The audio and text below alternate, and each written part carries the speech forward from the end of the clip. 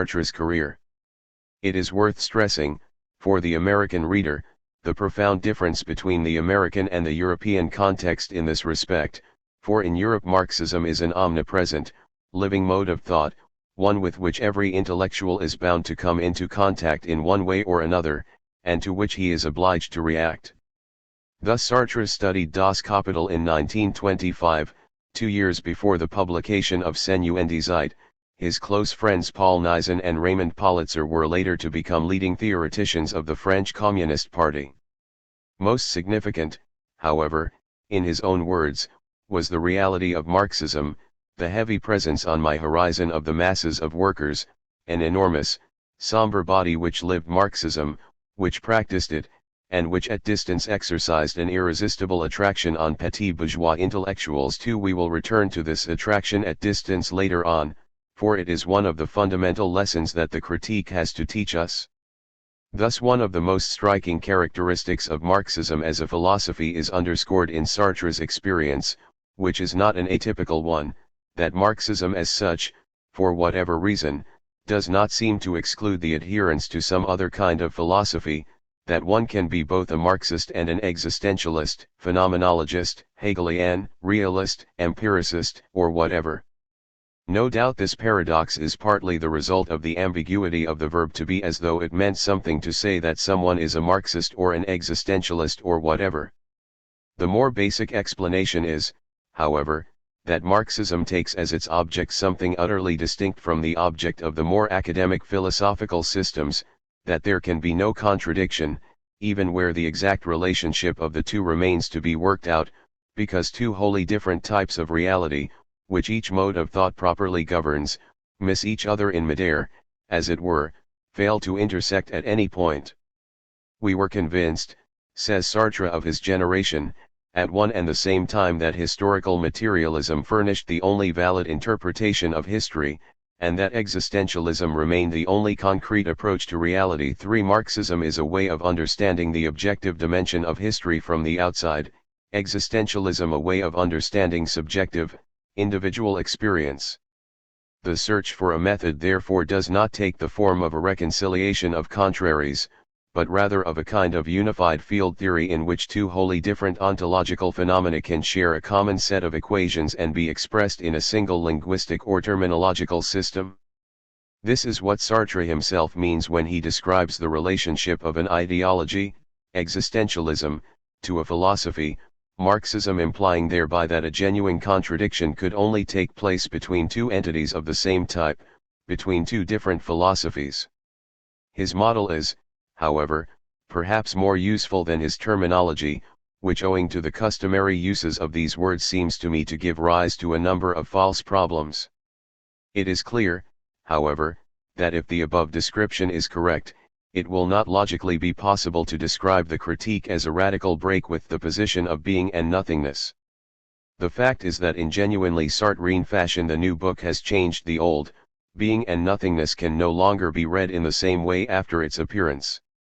The idea of logical inconsistencies between the two positions is a static one. It is more satisfactory to think that the critique comes to complete being and nothingness in certain basic areas where it remained abstract or insufficiently developed, and that this act of completion, lifting all the problems onto a higher dialectical plane, ends by utterly transforming the very appearance of the earlier system.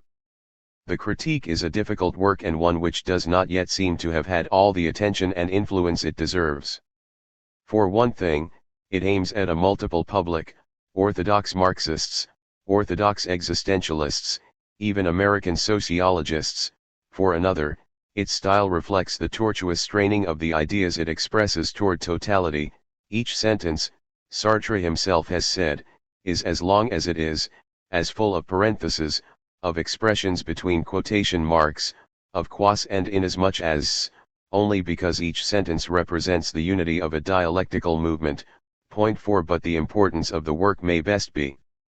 measured, perhaps, not in the realm of thought but in the realm of historical action itself, for the May events of 1968, coming some 8 years after the publication of the critique, fully bear out its conclusions and testify to its significance as an expression of some of the deepest tendencies of its historical period.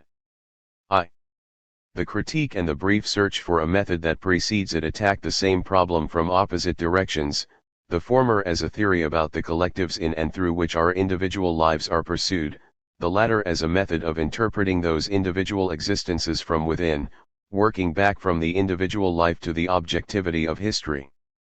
This pamphlet therefore completes the task Sartre had set for himself at the end of Being and Nothingness, that of laying the groundwork for a theory of existential psychoanalysis.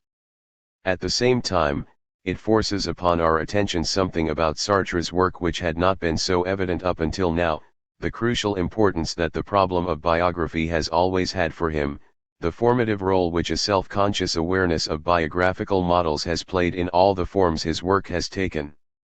For it is no accident that his first hero Roquentin should have been a biographer, with the peculiar anxiety caused by his own capricious power to arrange and rearrange the past. Did Roll-Eben take part in the assassination of Paul I or didn't he?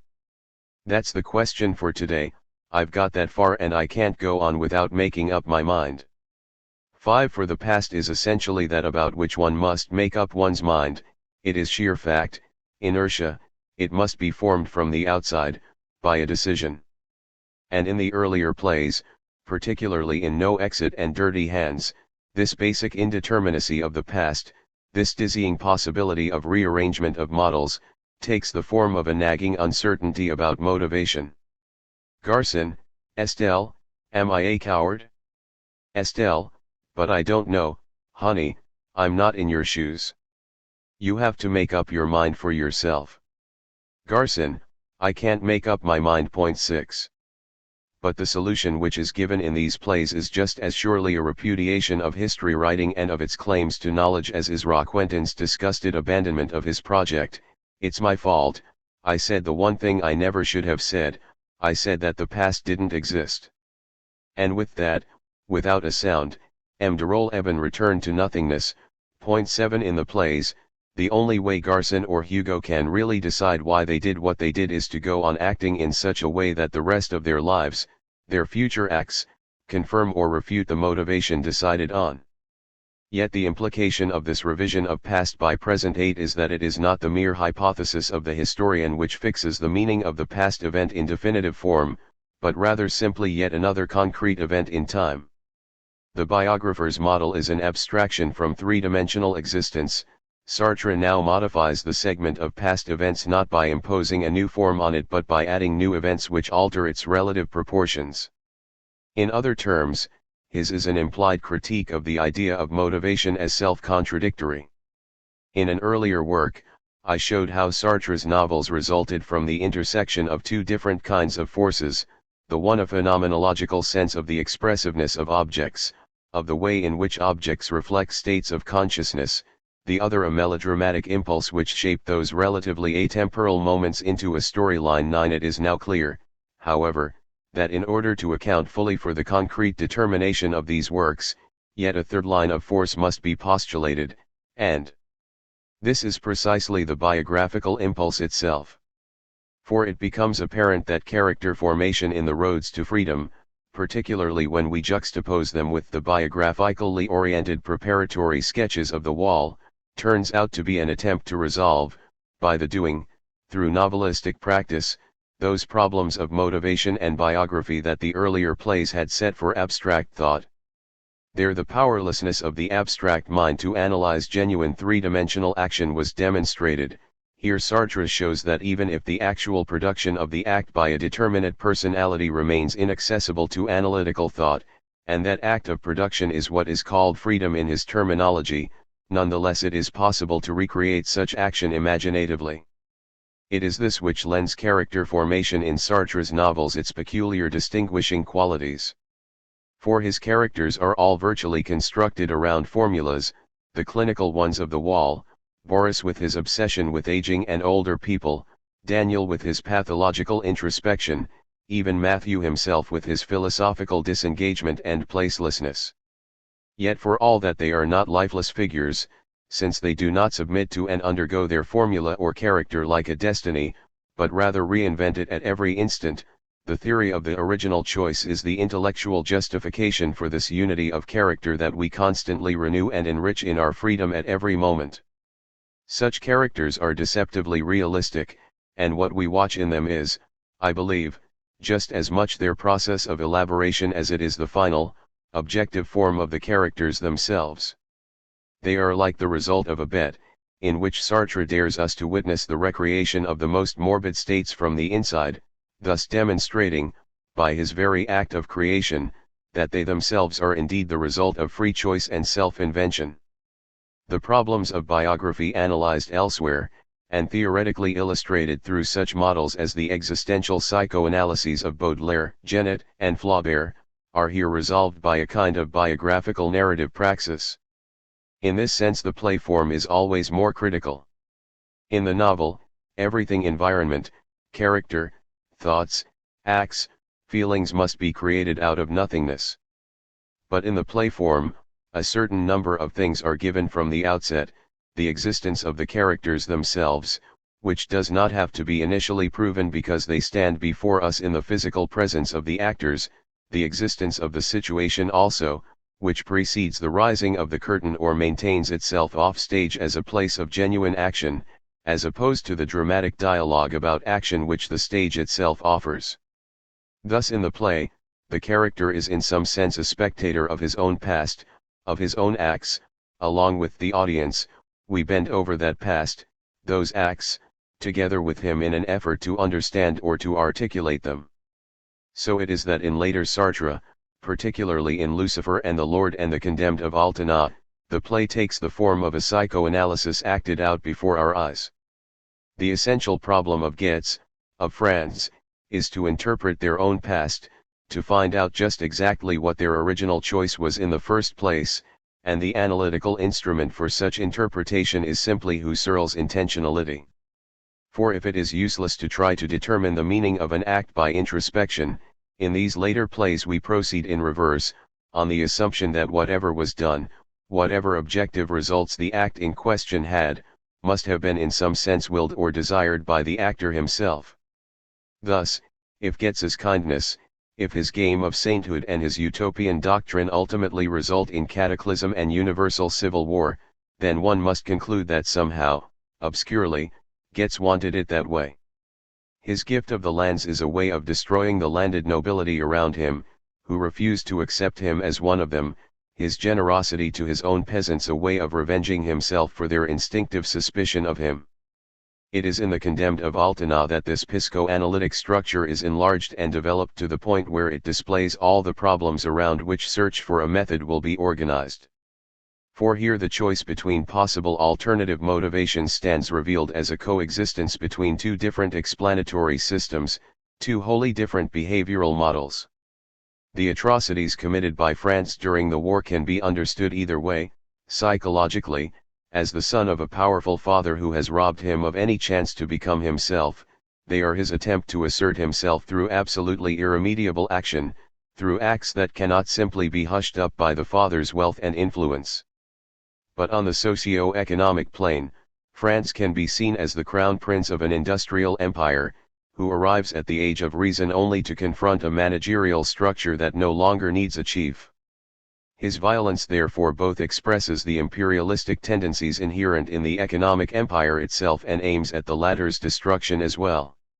If, therefore, there is any question of a reconciliation during this period of Sartre's thought, it rather takes the form of a reconciliation between Marxism and Freudianism, which are revealed in the Condemned to be at one, two codes or languages into which behavior may be alternately translated.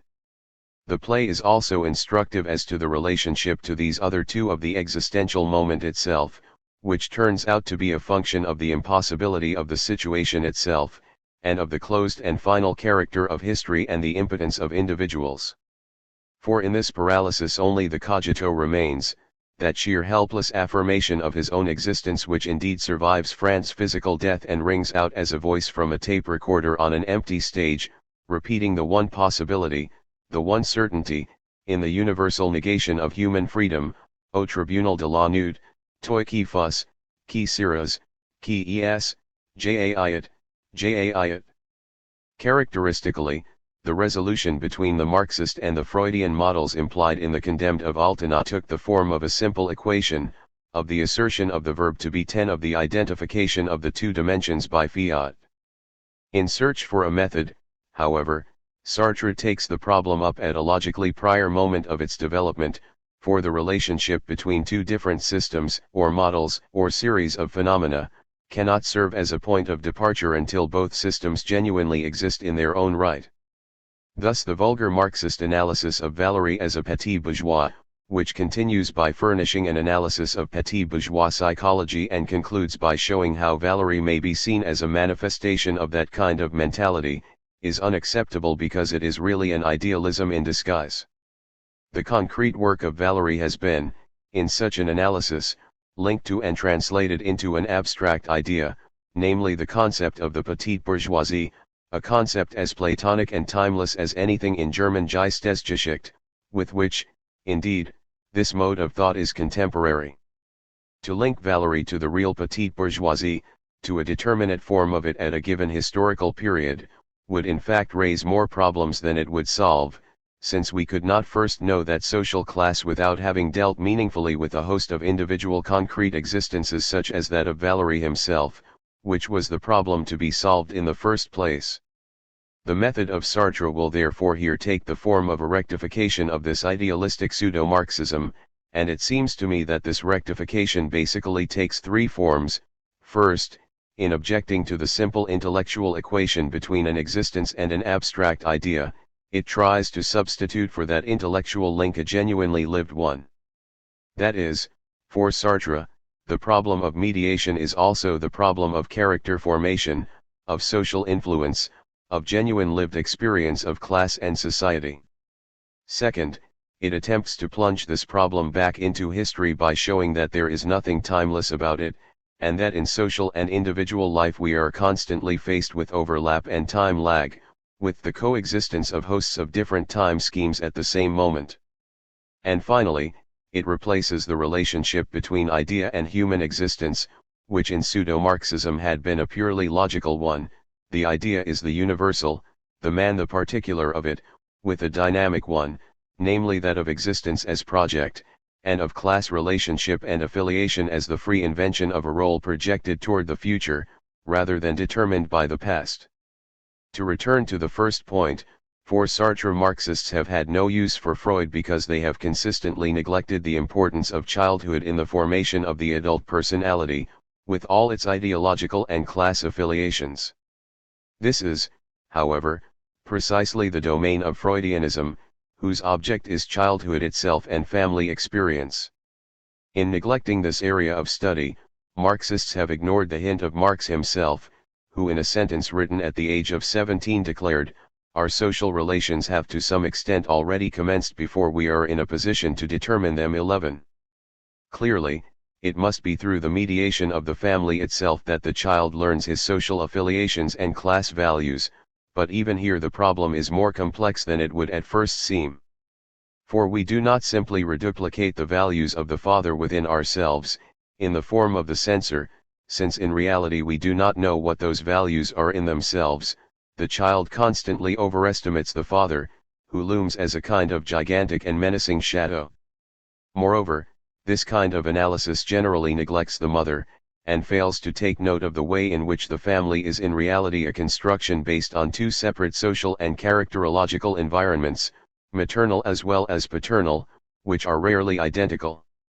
It is between these two complete alternatives of character that the child enjoys a measure of freedom, for the formation of his own personality results precisely from a choice between the alternate traits, or, what amounts to the same thing, between their opposites, their determinate negations, in the sense that the child can rebel against any one and convert it into its opposite. Thus the part of necessity inherent in the Sartrine model, which was prefigured in Simone de Beauvoir's account of her own childhood, where she showed how her own character, including her literary and philosophical ambitions, resulted from a conflict between a devout and prudish mother and a dilettantish, artistically inclined father, may be understood in analogy to the model of genetic inheritance, where the new organism has available to it two complete sets of genes and chromosomes from which to evolve its own particular pattern. Characteristically, this necessity is not determinism, but is rather an inherent and external limit on the system itself within which the free choices are being made. The child cannot know that any particular human component, trait, or experience is lacking in his closed world, in his family situation, precisely because he is inside it and because it is all he does know. Sartre's recent chapters on Flaubert offer us the most complex description of this process, in which the religion of art of the later Flaubert proves to have been a synthesis between the religious devotion of a mother of aristocratic origins and the analytical skepticism of a middle-class father only a generation away from the soil. In his case, this opposition is complicated by the presence of an older brother, who preempts the possibility of any absolute filial identification with the father by becoming a doctor himself, so that the second son is driven toward a more personal resolution which is at the same time a kind of social paralysis. Hence the contradictory character traits with which we are familiar in Flaubert, analytical skepticism derived from his father and beyond him from the 18th century Enlightenment, hatred of his own class insofar as it is both hatred of his father and hatred of himself as a kind of classless monster, mysticism of art which derives from the mother's devotion, femininity, particularly as revealed in the creation of Madame Bovary herself, Madame Bovary, c'est moi, as social passivity and inability to act, grossness and boorishness, le garçon, as interiorization of what he imagined to be his own class, i.e., himself, seen from the outside, etc. These contradictions are moments of a total movement which is the very process of inventing a solution to the problems of class conflict faced by Flaubert as a child in the family situation, under the guise of problems of a psychological order.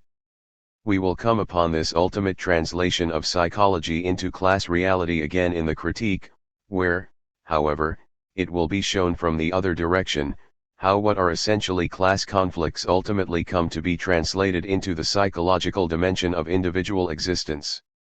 Already in this description we have been able to sense the presence of the second Sartrean principle, namely, the recognition that this invention is a temporal process, or, in different terminology, the reincorporation of the essentially timeless or synchronic model of pseudo-Marxism back into genuine diachrony itself. Clearly, the child is vitally absorbed in last year's social conflicts, his choice of self in the present takes place on the basis of the realities of the previous generation, namely those of his parents. Indeed, in some cases the institutional lag is even more striking, and of this there is no better illustration than the experience of Sartre himself as a child, described in words, who, having lost his father, and with a young and weak mother whom he essentially regarded as a sister rather than an authority figure, grew up in the world of a grandfather whose characteristic values and traits and ideology were formed in the 1840s. Hence, if one likes, the relatively distinctive nature of Sartre's own literary production, in which he was able to skip a whole generation of false problems and react in a wholly different fashion from contemporaries still struggling against the realities of 1890 and 1900. On the cultural level, this phenomenon takes the form of what Sartre calls perimated signs, that is, the inertia of the very language and ideas we use, which have in them, to anticipate the terminology of the critique, a kind of counter-finality of their own, and which alienate our own thoughts and works to the degree that our original intention is deflected by this resistance and this previous history of the material itself. Underlying all this, it seems to me, is an insistence on the existential fact of the absolute break between the generations of individual lives in history. In this sense also, pseudo-Marxism is really idealistic in character, because it insists on seeing history as a kind of continuity, whereas the only continuity in history, made up of ever-renewed waves of finite, individual lives, is that within the historian's mind as he thinks his way down the centuries.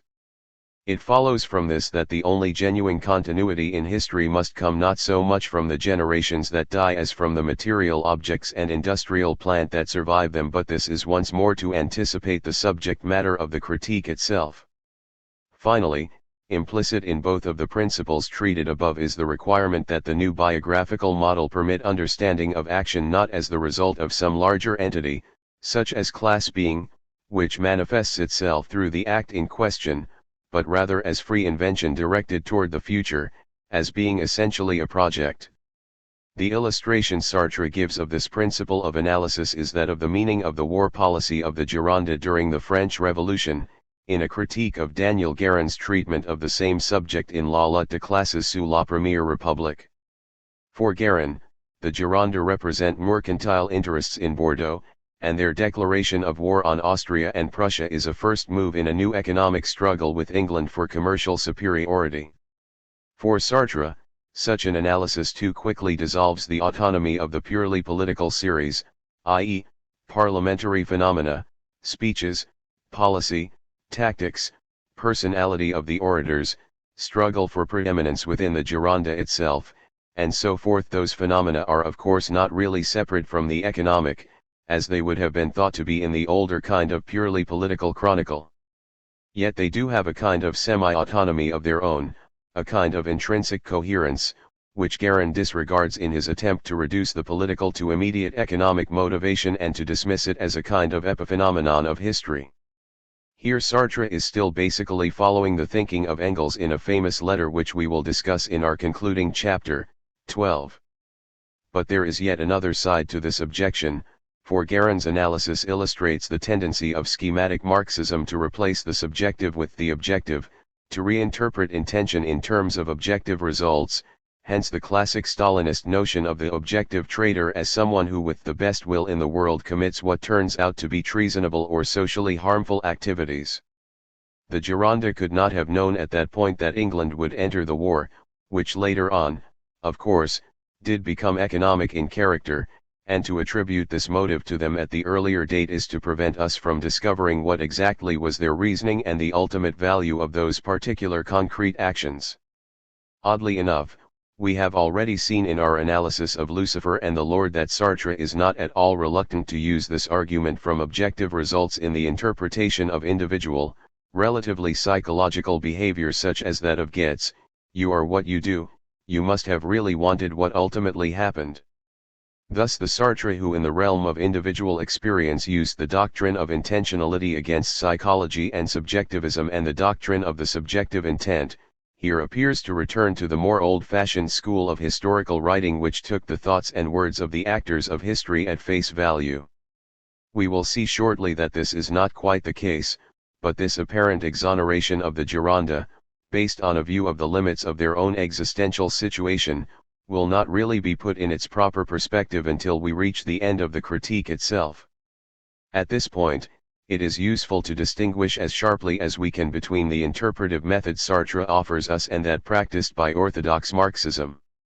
It would seem, indeed, that by reinserting between the act and its functional economic meaning a whole set of mediations and of semi-autonomous series, his method tends to restore the older historiography of intention and rational analysis. It amounts to a distinction between the conscious and the unconscious, for the faithfulness to lived experience which Sartre proposes amounts to a priority of the conscious thoughts and experiences of Brissot, Vergniaud, Guadet over that unconscious economic motivation which is the object of Marxist historiography. All this can be said in a much simpler way by observing that for Sartre orthodox Marxism practices a reduction of history and of experience. This, although true, tends to prejudice the argument somewhat. For it may be maintained that in a sense all understanding, all abstract thought is reductive, indeed, the very process of abstraction itself is in its very essence a reduction, through which we substitute for the four-dimensional density of reality itself simplified models, schematic abstract ideas, and thereby of necessity do violence to reality and to experience. On the other hand, it is difficult to see how we could understand or deal with reality in any other way than by such reduction. Insofar as existentialism is in its very origins a reaction against this process of abstraction, we must also observe that it depends on it as a prior moment, no return to things, no return to lived experience, unless we have first abandoned them in the process of abstraction. It will be objected that the basic thrust of the existential critique of such reduction is directed against the notion of causality, but I do not really think this is so. In effect, causality is the empty form of the reduction itself, or if you prefer, it is the pretext for that mental operation which for the psychological, anecdotal, parliamentary reality of the Girondins substitutes the simplified economic and commercial model. That this is so can be judged from the fact that Sartre's polemic is addressed indifferently to either Marxism or structuralism, for structuralism is just as much a reductive mode of thought as the orthodox Marxism in question here. Only for the Marxist terminology of economic motivation or determination, structuralism substitutes the notion of the sign, in which the initial surface phenomenon is a signifier, signifiant, that stands for or represents some deeper underlying signified, signify, and where the process of understanding is precisely the translation or reduction of the one into the other. Indeed, this basic similarity of the reductive process in both Marxism and structuralism explains how the latter can have assimilated the former as one version of itself. To return to Guérin's book, it seems to me that its reader cannot but be impressed by the sense which such reductive thinking makes of history, and the way in which a mass of data and detail falls into place when the socio-economic model is taken as the guide to interpretation. Indeed, it is precisely this feeling of events falling into place which is what we mean by understanding history. It is precisely this feeling of the most disparate facts ordering themselves around a model that is meant by the claim that history has a meaning. I would therefore propose that this reductive model of thought be considered a historical trope in the sense in which we have earlier used this term, as a type of rhetorical figure or form in time, thus avoiding epistemological polemics and underlining the temporal process itself by which the mind confronts and deals with reality. It now remains to determine the structure of that quite different historical or rhetorical figure which Sartre opposes to the reductive one. I have already described elsewhere 13 the process by which, throughout Sartre's works, abstraction is evoked only to be resolved back into what is essentially a novelistic vision, and this is, I believe, essentially the process at work here.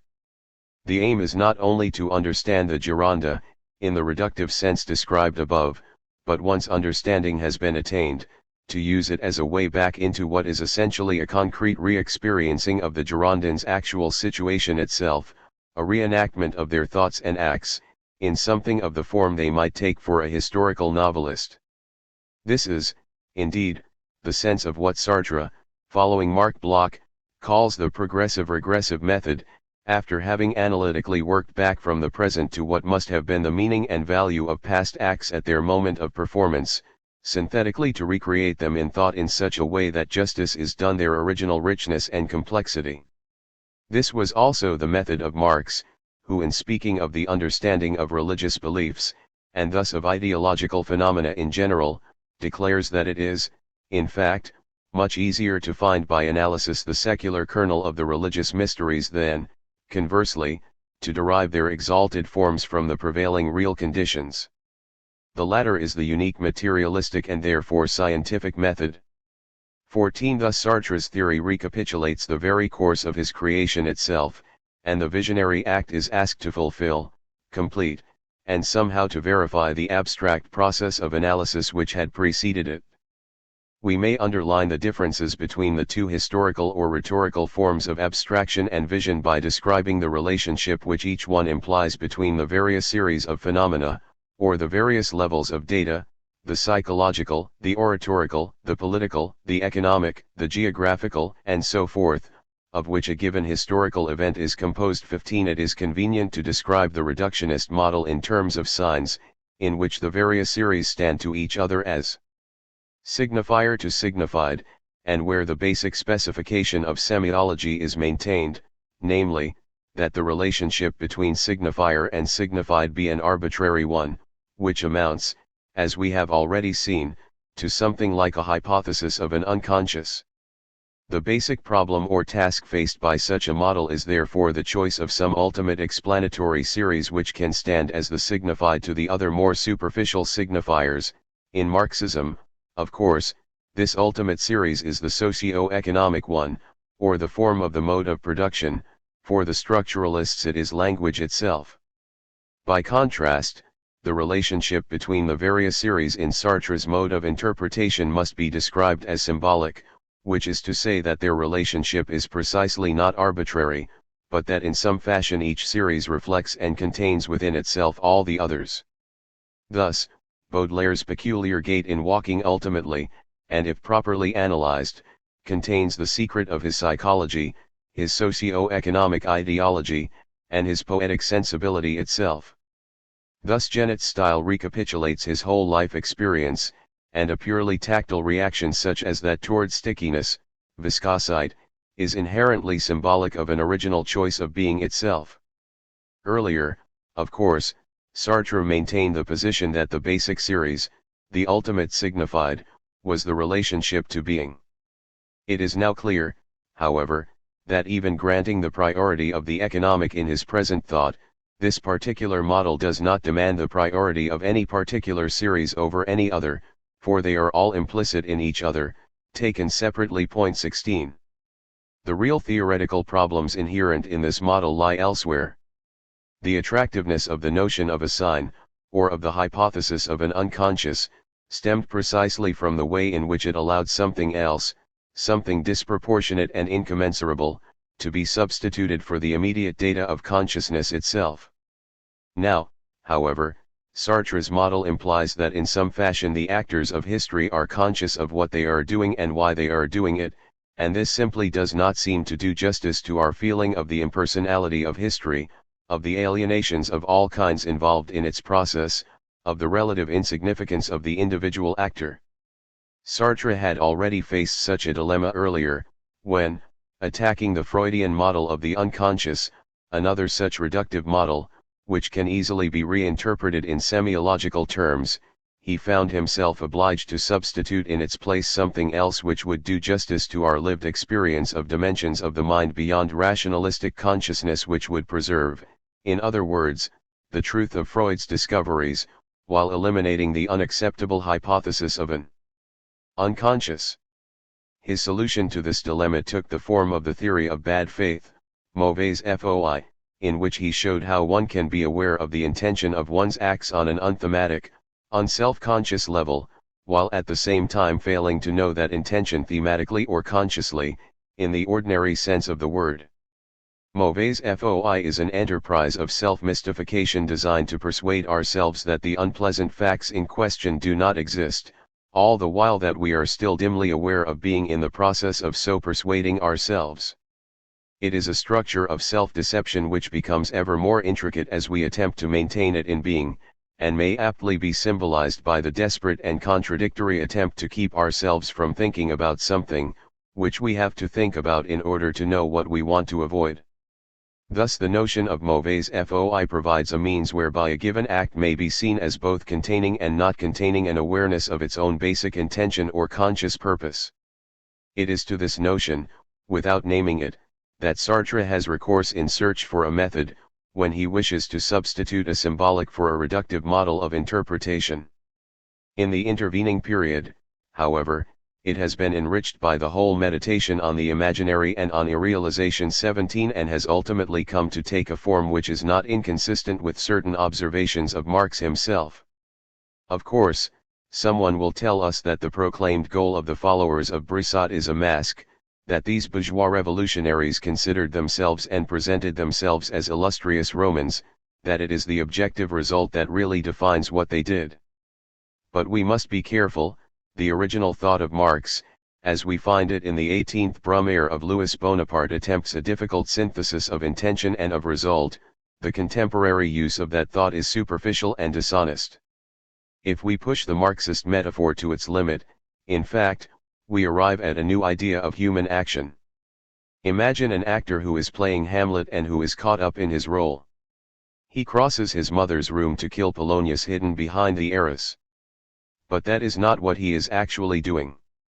He is crossing a stage before an audience and passing from courtside to garden side in order to earn his living, to win fame, and this real activity defines his position in society.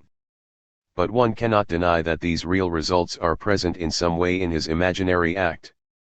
One cannot deny that the movement of the imaginary prince expresses in a certain indirect and refracted manner the actor's real movement, nor that the very way in which he takes himself for Hamlet is his own way of knowing himself as an actor. To return to our Romans of 1789, their way of calling themselves Cato is their way of making themselves bourgeois, members of a class which discovers history and which already wants to stop it, which claims to be universal and which establishes the proud individualism of its members upon a competitive economy, in short, the heirs of a classical culture. Everything is there. It is one and the same thing to declare oneself Roman and to want to stop the revolution. Or rather, the better one can pose as Brutus or Cato, the better one will be able to stop the revolution. This thought, obscure even to itself, sets up mystical ends which enclose the confused awareness of its objective ends. Thus we may speak simultaneously of a subjective drama, the simple play of appearances which hides nothing, which contains no unconscious element, and of an objective, intentional organization of real means with a view to achieving real ends without any organization of all this by a consciousness or a premeditated will. Very simply, the truth of the imaginary praxis is in the real praxis, and the real, to the extent that it takes itself as merely imaginary, includes implicit references to the imaginary praxis as to its interpretation. The bourgeois of 1789 does not pretend to be Cato in order to stop the revolution by denying history and by substituting virtue for politics, neither does he tell himself that he resembles Brutus in order to give himself a mythical comprehension of an action which he carries out but which escapes him. He does both at the same time. And it is precisely the synthesis which allows us to discover an imaginary action in each one as a doublet and at the same time the matrix of real, objective action. But if that is what is meant, then the followers of Broussard, at the very core of their ignorance, must be the responsible authors of the economic war. This external, stratified responsibility must have been internalized as a certain obscure awareness of their political drama. 18. This crucial passage may stand as the essential theory of Sartre's later biographical practice, and indeed, of his vision of history itself, insofar as we see it from the inside out, through the actions of individuals. It should be noted that, far from being a revisionistic weakening of historical interpretation, in fact this analysis only serves to intensify the personal responsibility of the Girondins for their own actions. Moreover, the emphasis on their own complex intentions and imaginary self-justifications has the further effect of re-emphasizing, rather than explaining away, the alienation and distortion undergone by those individual intentions as they enter the field of history itself. If there remains anything problematical about this ultimate version of the Sartrine model, it has to do with the nature of the judgments passed on the Gironde. To describe them as a certain type of bourgeois revolutionary is to categorize them from the outside, to evaluate them in a larger context with which they themselves could not have been familiar. Even to the degree that they knew themselves in some such fashion, in the obscure kind of self-awareness Sartre is describing here, such self-knowledge could only have resulted from some previous judgment on them from the outside, by enemies who saw them in a certain light, who stamped them with a certain label and a certain accusation, which they themselves then attempted to recuperate and to interiorize, to justify.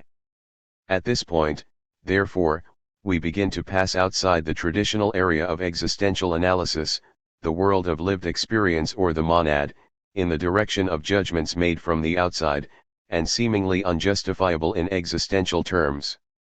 It will be the ultimate purpose of the critique itself to found such judgments, and in doing so, to replace the relativism inherent in an intrinsic analysis of any given historical moment, such as the Gironde, in and for itself with a more absolute sense of the ultimate meaning of history itself. 2. The initial difficulties in reading the critique come from the fact that its opening chapters deal not so much with genuine social experience as with the abstract structures underlying such experience. As the title suggests, the work is an attempt to lay a philosophical foundation for research that has already been done, analyses that have already been made. In this sense, Sartre's book takes for granted the validity of Marxist analyses of history, just as Kant took for granted the validity of the physical sciences of his time. It therefore asks the question, what preconditions are necessary, what must the structure of human existence be, in order for history thus to prove dialectical in its movement? It seems useful to discuss this groundwork under three general groupings: praxis or totalization, negation, and reciprocity, or in other terms, dialectical action as such, and then the two poles into which it seems to resolve itself, our relationship to objects on the one hand, and that with other people on the other. 1. The word dialectical already governs several different kinds of objects. It may refer to history or to individual action, or it may refer to the kind of thinking which can apprehend either of those types of events. The advantage for Sartre of the word totalization is that it can apply indifferently to any of these three types of dialectical phenomena. The term clearly corresponds to what in Being and Nothingness was called the project, for the latter also passes through a collection of objects, unifying them as it does so, on its way toward a determinate end. My project thus totalizes my environment, in that it causes it to order itself around me, and to reveal its own inertia, its own coefficient of adversity, by resisting my future end. Thus the desert, as I try to survive it, is revealed as an inhuman landscape. Thus the open freeway redoubles my own speed, and the ski slope lends itself to my downward flight. The project then leaves behind it these aggregates of matter in the form of totalities, or husks of dead projects, traces of human action which has long since vanished. In this sense, our cities are sedimentations of such totalities, like a sitting room whose owner has died.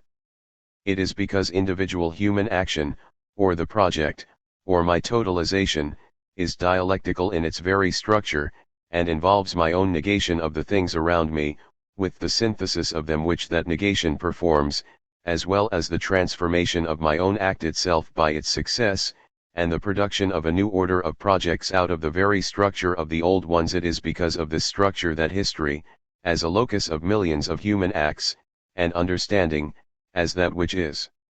born of my experience of action and only later becomes specialized as a purely intellectual process, can both be dialectical also. But the word totalization, thus applied, begins to have consequences which transcend the suggestions of the word project, for now it begins to imply a kind of hierarchy among the projects themselves, some clearly more total and more totalizing than others. In history, then, such totalizations will increasingly involve greater numbers of people, and be more profoundly implicated in the most minute details of the socio-economic structures of their lives. In this sense the revolution of 1789 was obviously something far vaster and more all-embracing than, say, a jacquerie or a civil war in a medieval Italian city-state.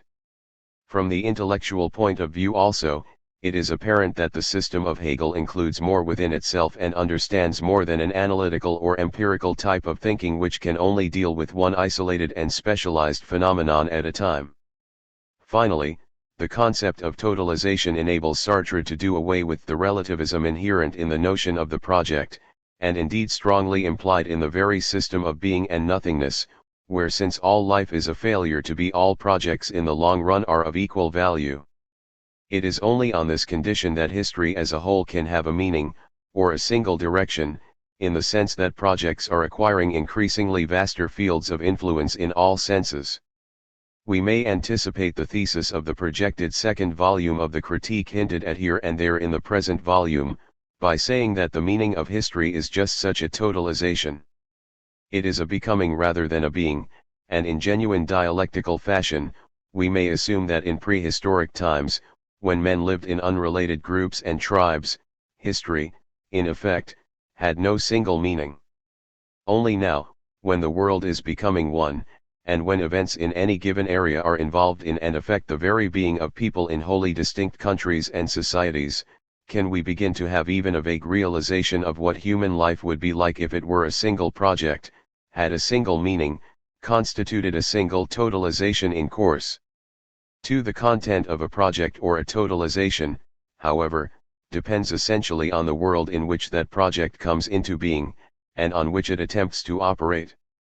It is instructive to compare the new version to that of Being and Nothingness, where the very origin of action, as nothingness in a domain of pure being, i.e., of objects, was found in the structure of the human being as lack, as ontological privation, attempting to satisfy itself, to fulfill itself, and thereby to arrive at some definitive state of being. The new term for this process is need, which is little more than a translation of the ontological terminology into a relatively more socio-economic kind. Both are, of course, Hegelian in origin, not only is the notion of human action, work, experience as a negation of existing being characteristic of Hegel, but for him the very history of self-consciousness begins precisely with desire, Begierde, which functions, however, in much the same way as Sartre's idea of need.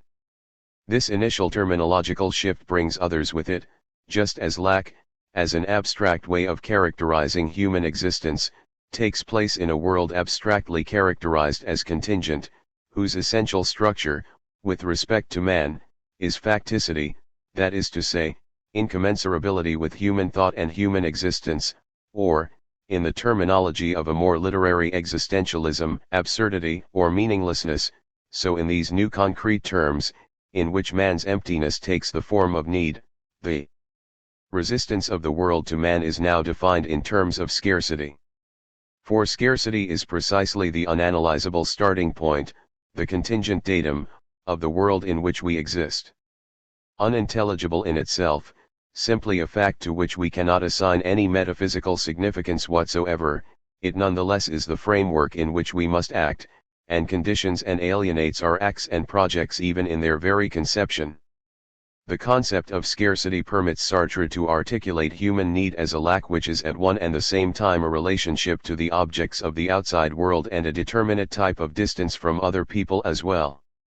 Just as the fact of scarcity forces each individual to search desperately for the objects of his need, laboriously to create them out of unfavorable materials and under difficult conditions, so also each object which I can consume is one implicitly wrested from my neighbor, and in a more general way, my very existence, in a world of scarcity, is a threat to my neighbor's existence, as is his for me. Thus Manichaeanism and violence have their source in the very contingent structure of the world of matter itself, and it is with the accents of an older rhetoric, the homo homini lupus, that Sartre evokes this absolute otherness imposed on human life by scarcity. The century would have been a good one, had not man's cruel, immemorial enemy lain in wait for him, that carnivorous species that has sworn his destruction, that hairless, malignant beast, man himself. 19. It is worthwhile underlining another consequence of this notion, which will be crucial for the development of the whole argument of the critique as well as for its ultimate evaluation.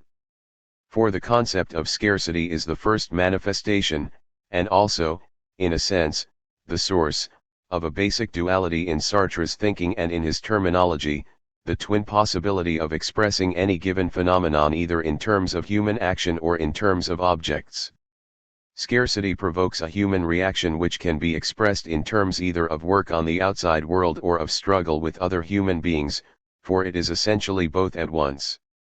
Thus we have at our disposal two languages or codes in which to formulate events or experiences. What look like static physical objects can be translated into the human relationships of which they are the disguise, or what look like direct, face-to-face human relationships can be seen to constitute mere reflections of inert objects and material systems of things. The results of this duality will be obvious later. Here it is enough to say that as a perception of reality, and even as a philosophical notion, it is not a new but rather a very old component in Sartre's work, and derives, indeed, not so much from anything in Marx, as from Heidegger. For the latter distinguished in Senuendizeit between two essential modes of the perception of objects, as Vorhanden, simply there, inert and disconnected, and as Zuhanden, or as action latent, tools and instruments lying ready to hand in case of need. 20. And for Heidegger, as later on for Sartre, it is this second dimension which is ontologically prior. We apprehend things first and foremost as tools and only thereafter as the static objects of contemplative or scientific knowledge. Hence things may stand as shorthand for human actions, and such a point of view forms the very basis for the Sartrean evocation of the outside world as a network of frozen imperatives or a hodological space, as objects filled with implicit life and feelings swarming about us as so many objective modes through which being is revealed. 21. The idea of scarcity has struck many critics, however, as being more Malthusian and Darwinian than Marxist, just as the Manichaeanism of otherness and the struggle for existence has reminded readers of Hobbes rather than of the Communist Manifesto. Such categorization is of course not real philosophical argument, but it is at least worth pointing out the complexities of Sartre's position on this first moment of social life, or work on matter, which he sees as involving not one but two separate negations. Work is of course in itself a negation of matter, yet it is a determinate negation, a negation of a particular sector of materiality with the aim of transforming it into a determinate object of need, into some specific product. Thus Sartre insists on the priority of some earlier and more fundamental global negation of the world of being itself, for without some initial global negation, the world as such in the phenomenological sense could not come into being over against man, and there would be no total field to serve as a background against which local and determinate zones could be perceived. Thus, need is what causes the entire inert sphere of external being to organize itself into a unified field 22 which is world or nature itself, and it is only on this basis that the more specific and determinate negations which are the various forms of toil and work can take place. Work is therefore a negation of a negation, and in the sense in which this expresses a rather value-charged rhythm in traditional Marxist thought, we may observe that it has the result of putting the accent on work and activity, rather than consumption and satisfaction. It has other consequences as well, however, and they are far from being as abstract as the whole problem would at first seem to suggest. First of all, the idea of an initial, global negation of the world permits Sartre to preserve the idea of total responsibility which had been presented in Being and Nothingness. There, it was because I could never experience facticity face to face, because there was no such thing as a direct experience of pure contingency which had not already passed through a human consciousness or a human project, that every perception of the world represented an assumption of facticity on my part, or in other words, a negation of the initial contingency of being. It was in this sense that, in the context of Being and Nothingness, everyone was in some way responsible for their own moment of time and for the whole world around them. The war that faces me is my war, if only in the sense that I have to interiorize it somehow and react to it, that I am not free not to make it my own by some kind of reaction. This global responsibility, which more than anything else was responsible for Sartre's characterization as Jansenistic by some of his critics, was, however, a relatively ahistorical concept. In the new context of scarcity, need, work, and history, it takes a quite different form. For here the initial negation by which man causes the world and nature to come into being over against him is in a sense the enabling act that lends matter its human power, and invests what otherwise would have been sheer inertia and externality with that malignant and destructive power which matter uses against men and which Sartre will call counter-finality, or the practico-inert. Thus man is still responsible for what destroys him, but in the new, collective, historical context, this responsibility falls apart into two different moments, one in which man, by his action and his work, confers on matter a kind of surplus value or stored human energy, and the second, in which that energy awakens and returns against him in a form he cannot comprehend and which he takes to be matter or nature acting on its own. The second consequence of this scheme of the two negations is that through them man not only works on the outside world, but on himself as well. He makes himself an object in order to work on objects, he makes himself inertia in order to overcome inertia, just as one converts one's hands and arms into tools in order to use tools. Thus initially man's ultimate possibility of being alienated or dehumanized is given in this first basic structure of his relationship to matter. Perhaps this is the moment to discuss the whole question of whether Sartre is here reinventing idealism, as several critics have maintained, and whether, beyond that, his notion of alienation is consistent with that of Marx. It does seem that you would not use language of this kind, which describes man making himself inert, making himself matter, in order to work on matter, unless you somehow initially thought of him, perhaps in spite of yourself, as something else, and thought of his entry into the world of matter as a kind of primal fall. And there can be no question but that for Sartre matter is somehow the source of evil. We have seen this already, insofar as the structure of matter is scarcity. But this is true in another sense also, where matter is read as the equivalent of exteriority and consequently of multiplicity and number as well. Thus, for Sartre, the peculiar alienation of human action by sheer numbers of other human actions which we will examine shortly is basically simply the result of the interiorization of exteriority, which is to say the contingent fact that there are many human beings, rather than just one. 23. From another point of view, this Manichaean, and indeed in some ways pre-Socratic evaluation of matter is merely the result of the insistence, already basic in being and nothingness, on what we might call an arrested dialectic, on the absolute irreducibility of the contingent, of facticity, of what here is called matter. Indeed, Sartre's most perceptive philosophical critic, Pietro Ciotti, has diagnosed the ultimate failure of the critique as a result of the idea of the project, which, contrary to Heidegger's practice, has always been conceived by Sartre in Cartesian fashion as a linking of subject and object poles. From this untenable distinction comes the overestimation of matter, as a hypostasis of the object pole, as well as the confusion between alienation and objectification which, for Ciotti, ultimately stamps Sartre's thought as un-Marxist.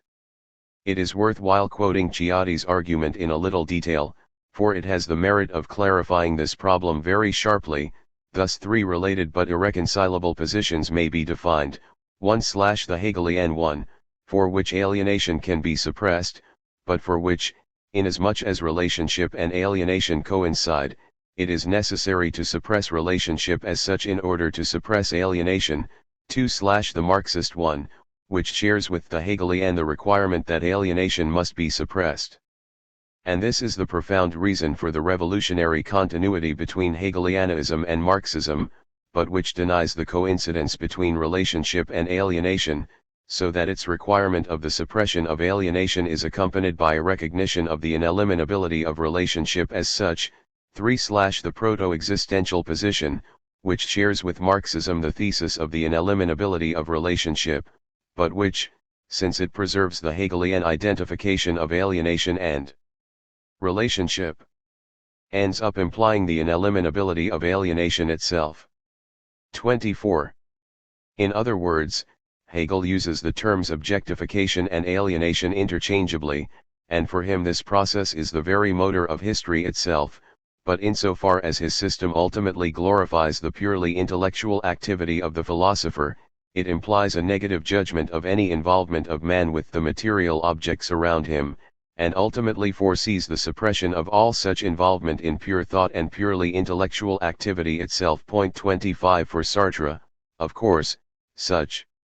suppression is as inconceivable as it is for Marx. But what seems suspect in his point of view is his continuing insistence, carried over from being and nothingness, on the manner in which all action, all projects, involve a loss of self and an alienation of consciousness in objects and in the realization of work, on the manner in which consciousness objectifies itself and deposits itself in its work in the form of being, and in which its work returns to it unrecognizable and profoundly other. But if this is so, and it seems to me, particularly judging from the kinds of examples that Sartre uses, that he has in mind a relatively literary model, the way a writer objectifies and alienates himself in language, then there is really no way to distinguish clearly between what we might call normal, human objectification, and what Marx sees as alienation caused by the socio-economic system. This objection, however, does not take into account the basic duality we have described above, for we must always remember that for Sartre any relationship to an object can be retranslated back into terms of human relationships. At that point, it becomes clear how we are to distinguish objectification from alienation. The first is a relationship to objects which in human terms translates into a generosity or a freedom with respect to other men, while the second translates into work for another man, and into a relationship of oppression by him. To return to the question of negativity, we may finally observe that its origin has implications for the reading of history as well, and for the problem of the beginnings of class society and of the division of labor. The interest of Marx and Engels for Morgan and for studies of the institution of primitive communism was an ambiguous one. Sometimes the fact of primitive communism was used simply to show that private property, as a legal category and a social institution, was not somehow eternal and thus natural. 26 At other times, however, particularly in Engels' hands, the fascination with primitive communal institutions results in a version of history which is unacceptable because it is, in disguise, simply the myth of the Garden of Eden and the fall of man. Such a myth is untenable, if for no other reason than that it has at its disposal no means of accounting for the origins of history, it cannot show how out of such a positive, a negative could be made to evolve. Sartre's initial negations, and the stress he lays on scarcity, have the advantage of restoring to primitive societies, no matter what their property system, that dimension of misery and toil, early death, ignorance, and earth-scraping desperation which we know to have been theirs, and of restoring to history its inhuman, nightmarish quality from which myths as such only serve to distract us. 3. Something of the same problem of logical and ontological priorities and initial structures reappears when we turn to the question of our basic relationship to other people as it is described in the critique. Sartre begins by insisting on the priority of some fundamental reciprocity between men which precedes any later and historical form of antagonism and conflict. At the same time, particularly in the light of being and nothingness, it would seem that the structure of that fundamental reciprocity is rather difficult to determine.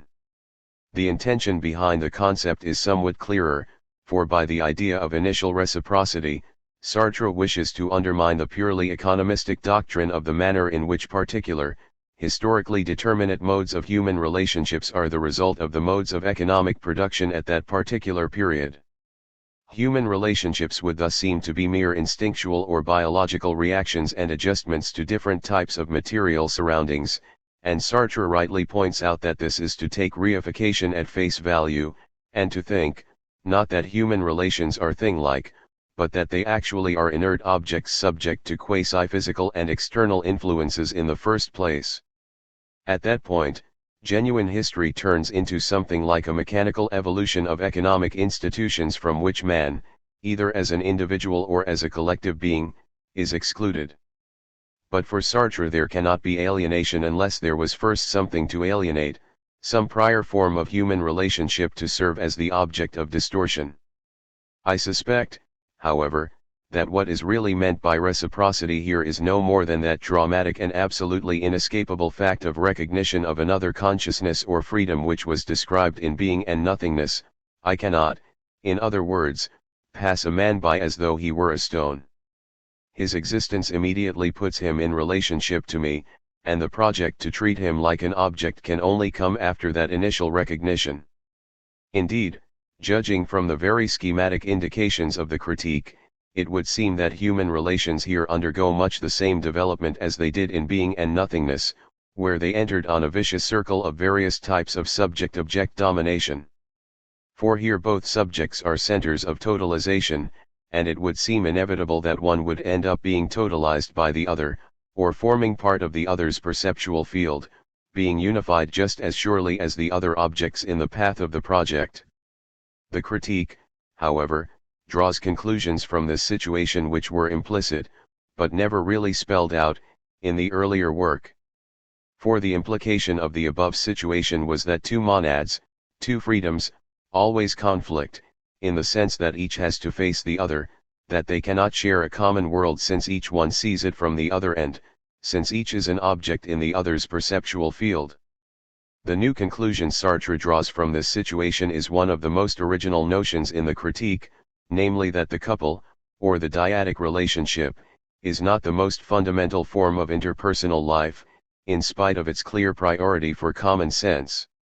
Since the couple cannot really be a unity, unification must be operated by a third party, by an outside observer or witness, and the crucial role thus played by the third confirms the priority of the triadic relationship over the dyad, which is a later phenomenon logically and ontologically. This notion is bound to strike the reader as paradoxical at the outset, and although it will eventually become clear just why Sartre needs this particular idea for the later development of his argument, that is not in itself an adequate defense either. Ultimately, a phenomenological analysis must appeal to lived experience, and we cannot really understand the justification for the idea of the third until we form some picture of the phenomenon it tries to name. For one thing, it tries to correct the common sense view of direct, face-to-face dyadic human relationships by showing that this view is secretly abstract. We never are all alone with each other. Every confrontation always takes place against the background of what is a little hastily called society, or at least against the background of swarms of other human relationships. In this light, the notion of the couple, and the resistance to the idea of the third, is a way of making room around ourselves, trying to persuade ourselves that our world is filled with empty spaces, and that there is such a thing as genuine solitude or genuine privacy. For we must never forget that in the Sartrean system the role of other people can provizorily be filled by objects, and frequently it is precisely objects as such which function as an absent or latent third to the apparently solitary dyad. Thus, the honeymooners are alone with their motel, which is to say, with the rest of middle-class American society. But there is a more subtle and fundamental way in which the third is necessarily implied in all dyadic contacts, and this is, so to speak, as a medium of exchange. For exchange as such is comprehensible only as a system devised by a third party. For the judgment of identity, the act of setting two different things in equivalence with each other, can only come from the outside. Thus, I exchange a sum of money for an amount of fish, but since these two objects are utterly incommensurate, and since each partner to the exchange sees only his own property, unless he puts himself in the position of a third, the parties to the exchange must of necessity have recourse to some external system of equivalence which fills the function of the third.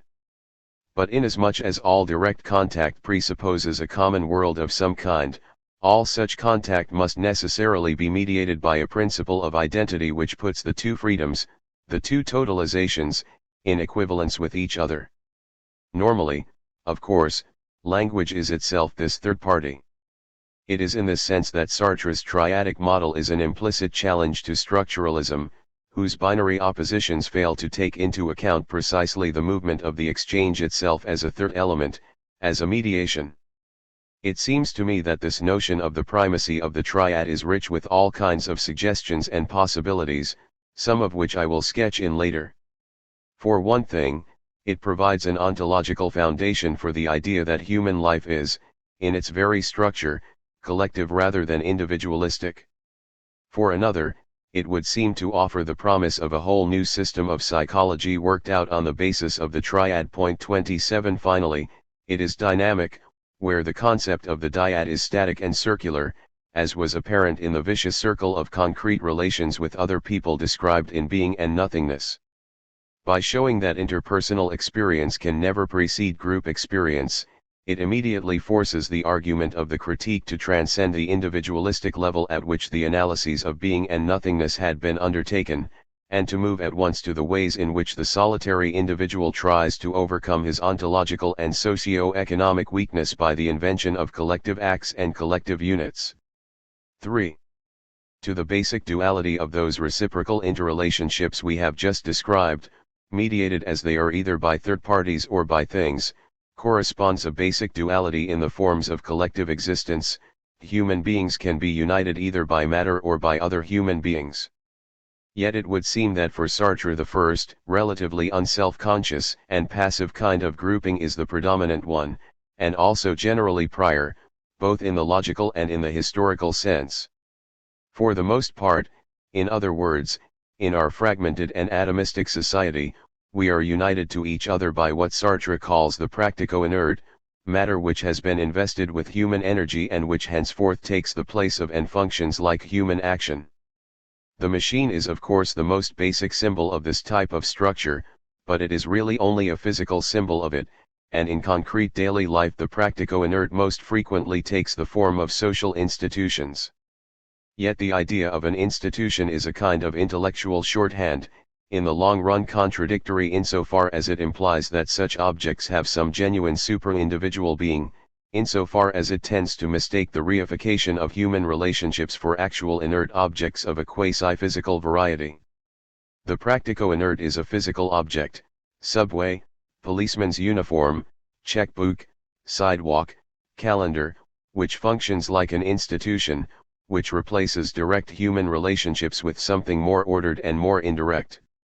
A heightened and intensified language goes into the evocation of these strange, parasitic, vampiristic objects, which draw their being from man and drain him of his own in return. In order to maintain the status of a lodging, a house has to be inhabited, in other words kept up, heated, swept out, whitewashed, etc., otherwise it goes to pot. This object vampire incessantly absorbs human action, lives on man's blood and finally lives in symbiosis with him. All of its physical characteristics, temperature included, come from human action, and for its inhabitants there is no difference between that passive activity that we might call the process of inhabiting and the pure reconstitutive praxis which shelters the house against the universe, or in other words serves as a mediation between exterior and interior. It is in this sense that one can speak of the Mediterranean as a real symbiosis between man and things, which tends to petrify man in order to animate matter. 28. This counterfinality inherent in the practico-inert is Sartre's way of solving the problem raised in the previous section in connection with Engels' notion of history, namely the production of a negative fact out of a positive one, i.e., the creation of a mining proletariat with its misery out of the pure positivity of a geographical area rich in coal, or out of the scientific invention of extractive processes. For in this profoundly dialectical reversal, every act by which man seems to progress further and further toward a control of nature or matter only results in increasing his dependency and putting him ever more deeply into the latter's power. It is important to distinguish between this process, which is one of alienation, and simple failure. In the latter, human action is annihilated, whereas in the former it continues to exist and operate as a freedom, but has secretly been stolen or volatilized from without, has become a kind of dead freedom, an exercise of dead possibilities. It is no accident that this description initially, in being and nothingness, applied to alienation through the look of other people, for it is precisely to interpersonal conflict that Sartre will appeal for an example to clarify the way in which worked matter alienates man. It is, he says, analogous to the struggle between two armies, where one is led into a tortuous ambush in which each military tactic is foreseen and reckoned into a higher plan by the other. In this example my freedom remains intact, but has been reversed and used against me, pages 292 to 293. So it is that matter is like an other, who welcomes my free exercise of my own praxis the more surely to draw me into its own power and to subjugate me. This alienation takes yet another form, owing to the identification already commented on between matter and sheer multiplicity or number, where the source of deflection is less some external object than it is simply the uncontrollable result of a host of collective actions and wills working together. Sartre's examples of this process are the deforestation of China and the inflation which took place in Renaissance Europe as a result of the influx of Spanish gold from the New World.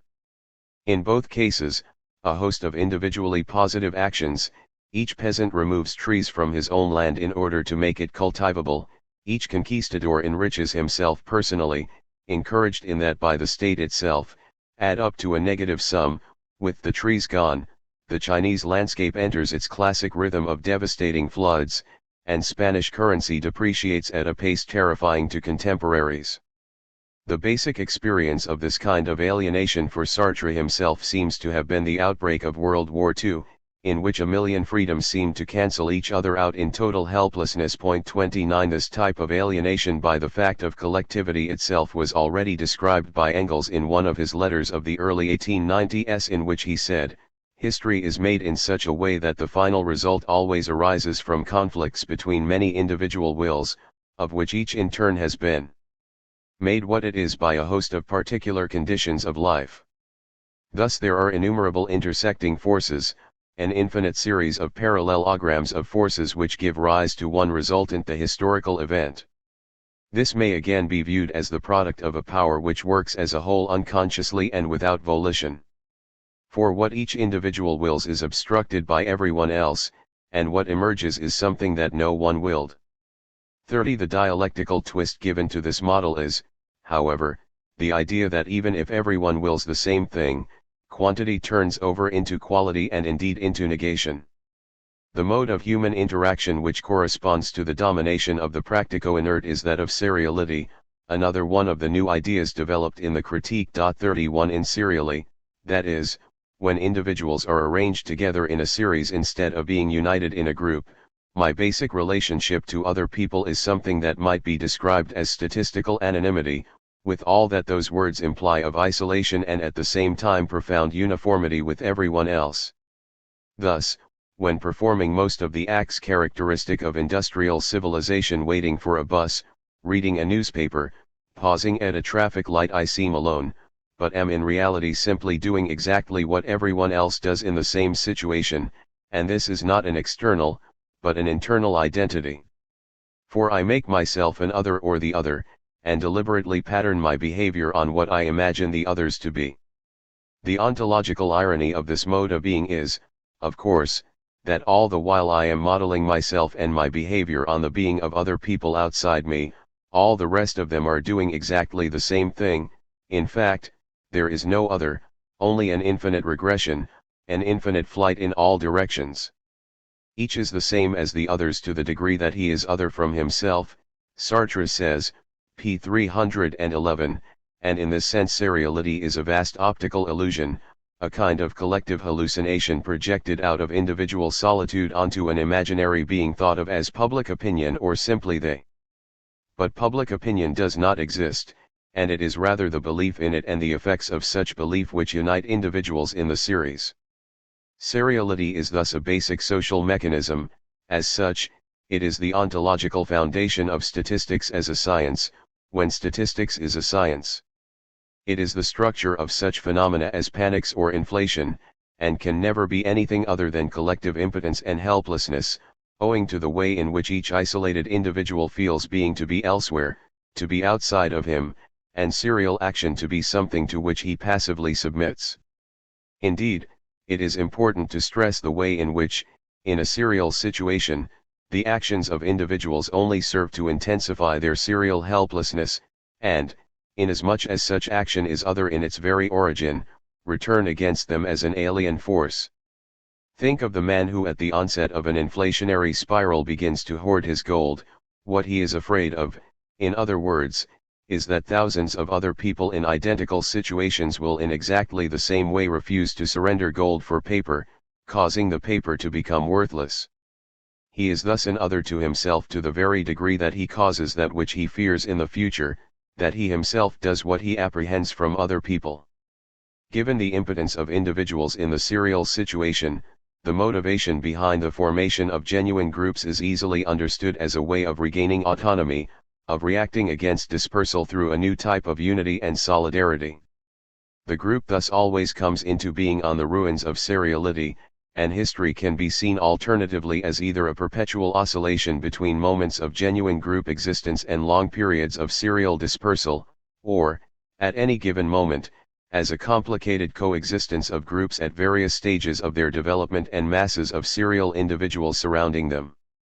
It is instructive to compare this basic opposition of series to group with its early form in Being and Nothingness, where the same phenomenon was described as the distinction between the we subject and the we object.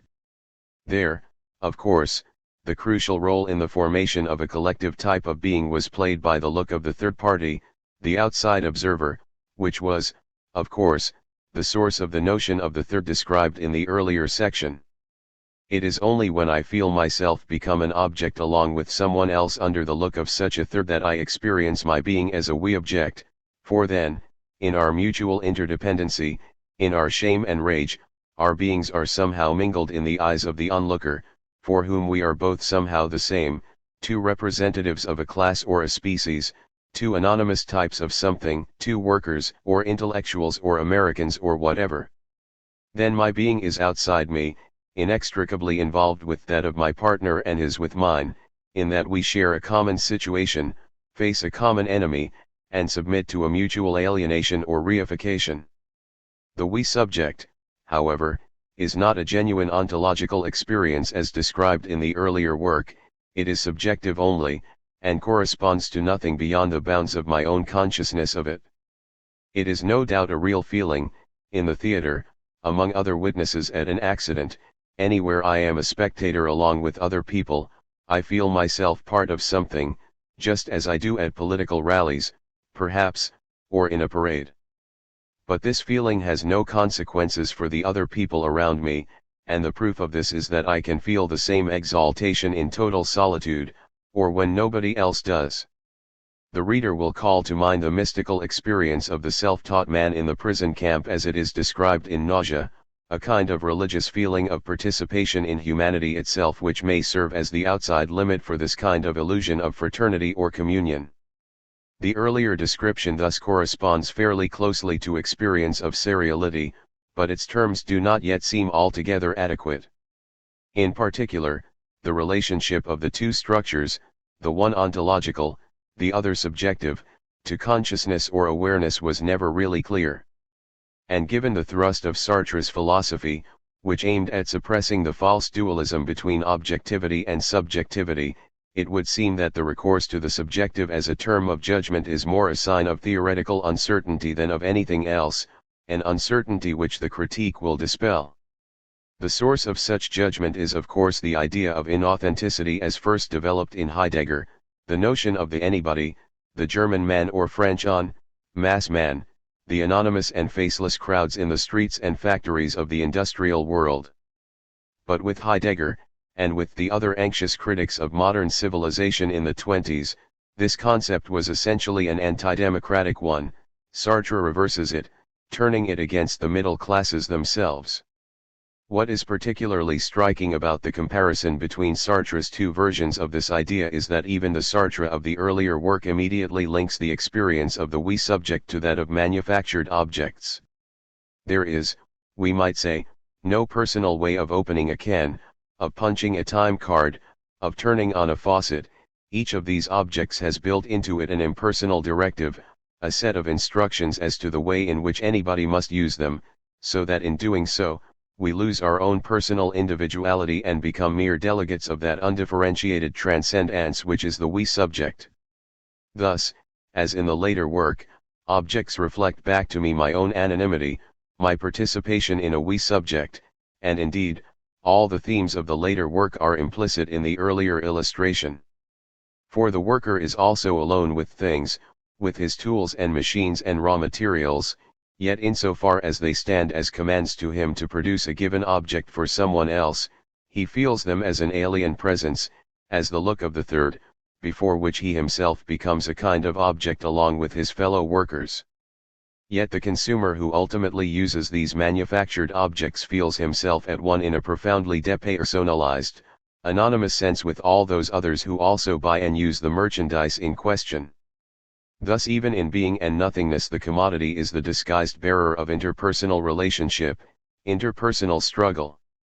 Yet in the scheme of being and nothingness the we relationships tended to be too rapidly assimilated to the vicious circle of the individual ones, and to be seen in cyclical and ultimately ahistorical fashion.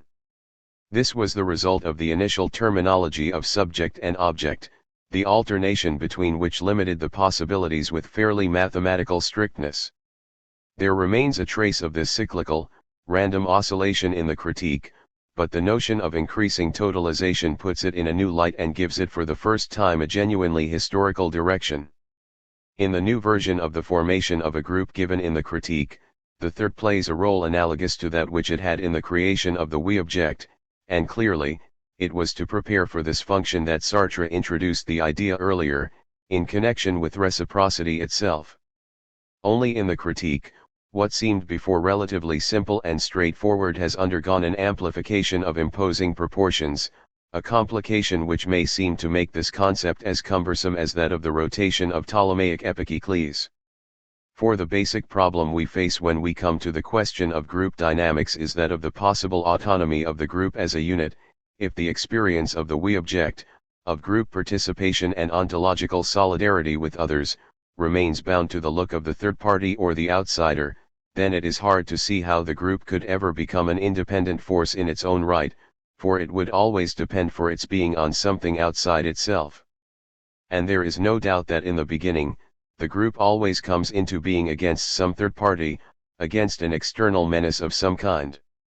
It is fear of possible repressive action by the royal troops arriving at the Tuileries, a move similar to that which had resulted in a massacre only 3 months earlier, that galvanizes the Faubourg Saint-Antoine out of its serial dispersal and unifies it into a group which will eventually seize the key stronghold of the Bastille, pages 391 to 393. Thus already in this first example, the external stimulus initially furnished by the third, the enemy, the troops of the Prince de Lambesc, is replaced by a new center or common object in the Bastille itself, around which the group organizes and disposes itself. Yet this new organization in itself is not enough either, for seriality was also defined as a disposition of people around some central, practico-inert, object. The group needs to interiorize its unity in some more basic way, and this is done by the interiorization of the formerly external third party. Now each member of the group becomes a third to all the rest, and this is to be understood not statically but dynamically. It is not a form fixed once and for all, but a process of rotating or revolving thirds, in which everyone in turn serves as the unifier of the other members. Now the group no longer has to depend on the look of the outsider or the enemy, a structure has been evolved such that the group carries its own source of being within itself, and moreover this structure is a profoundly democratic one, for in it there are no leaders, only agitators, in other words, thirds who attempt to verbalize the implicit feelings and aims of the group, and at this stage in the group's development everyone is equally a member, or third. Despite the complication of this model, I think that anyone with an existential experience of groups will judge that as a phenomenological account it is not a bad description of what groups actually feel like. It is certainly the case that in real group action, we are ourselves both observer and participant at the same time, in unequal proportions. We both feel the group as something larger than ourselves, which we are able to observe in the others from without, and here we are ourselves functioning as a third to them, and at the same time, particularly when we ourselves are involved in action, we feel ourselves so observed as making up the group in question. As for the crucial distinction between leaders and mere agitators, it ought to be evident in the way in which, at this stage, the suggested actions or watchwords must somehow correspond to and articulate the profound intentions of the group itself, for it is not the prestige of the leaders which brings about the adoption of this or that proposed course of action. Rather, the leaders enjoy respect precisely to the degree to which they are able to anticipate and give voice to the unformulated thinking of the group itself. Yet, particularly as the life of the group extends in time, the interiorization of the third is an insufficient guarantee of group autonomy, for the danger which it came into being to combat may disappear, or at least momentarily abate. The Bastille falls, the enemy beats a prudent retreat. Now, although the various members of the group may be intellectually aware that the danger is far from over and that the king's troops may return any minute in greater force, the enemy presence is no longer there to maintain the necessary sense of urgency, and the members of the group are tempted to drift back into the private life of serial dispersal. So at this point, reinforcing the system of revolving thirds, the group interiorizes the danger itself in the form of the oath. Its classic form and paradigm is of course the tennis court oath, its purpose to maintain by sheer internal determination that cohesion which had previously been little more than a response to external stimuli. The original oath, which pledged the members of the National Assembly to be never to separate and to reassemble wherever circumstances should require until such time as the Constitution shall be established and placed on solid foundations, has the additional interest of pointing beyond this hot moment of the group infusion toward a gradual cooling and institutionalization. What is not present in this wording, but is implied in the very nature of an oath, as a necessary corollary, is the terror, for it must include its own principle of enforcement, and implicitly each member pledges his own death should he in the future break the unity of the group and turn traitor to it. He therefore, in a sense, consents in advance to the terror. This component of the oath would seem at first glance to justify Merleau-Ponty's accusation of ultra-Bolshevism, leveled at Sartre not on the basis of the critique, which he only heard in lecture form, but of les communistes et la paix, for with it, as in the purge trials of the 1930s, the children of the revolution implicitly asked to be devoured by it, and justify their own elimination in advance. Yet as a phenomenological description, Sartre's theory is only designed to account for the empirical fact of the very real sense of life and death urgency which a group infusion confers on itself.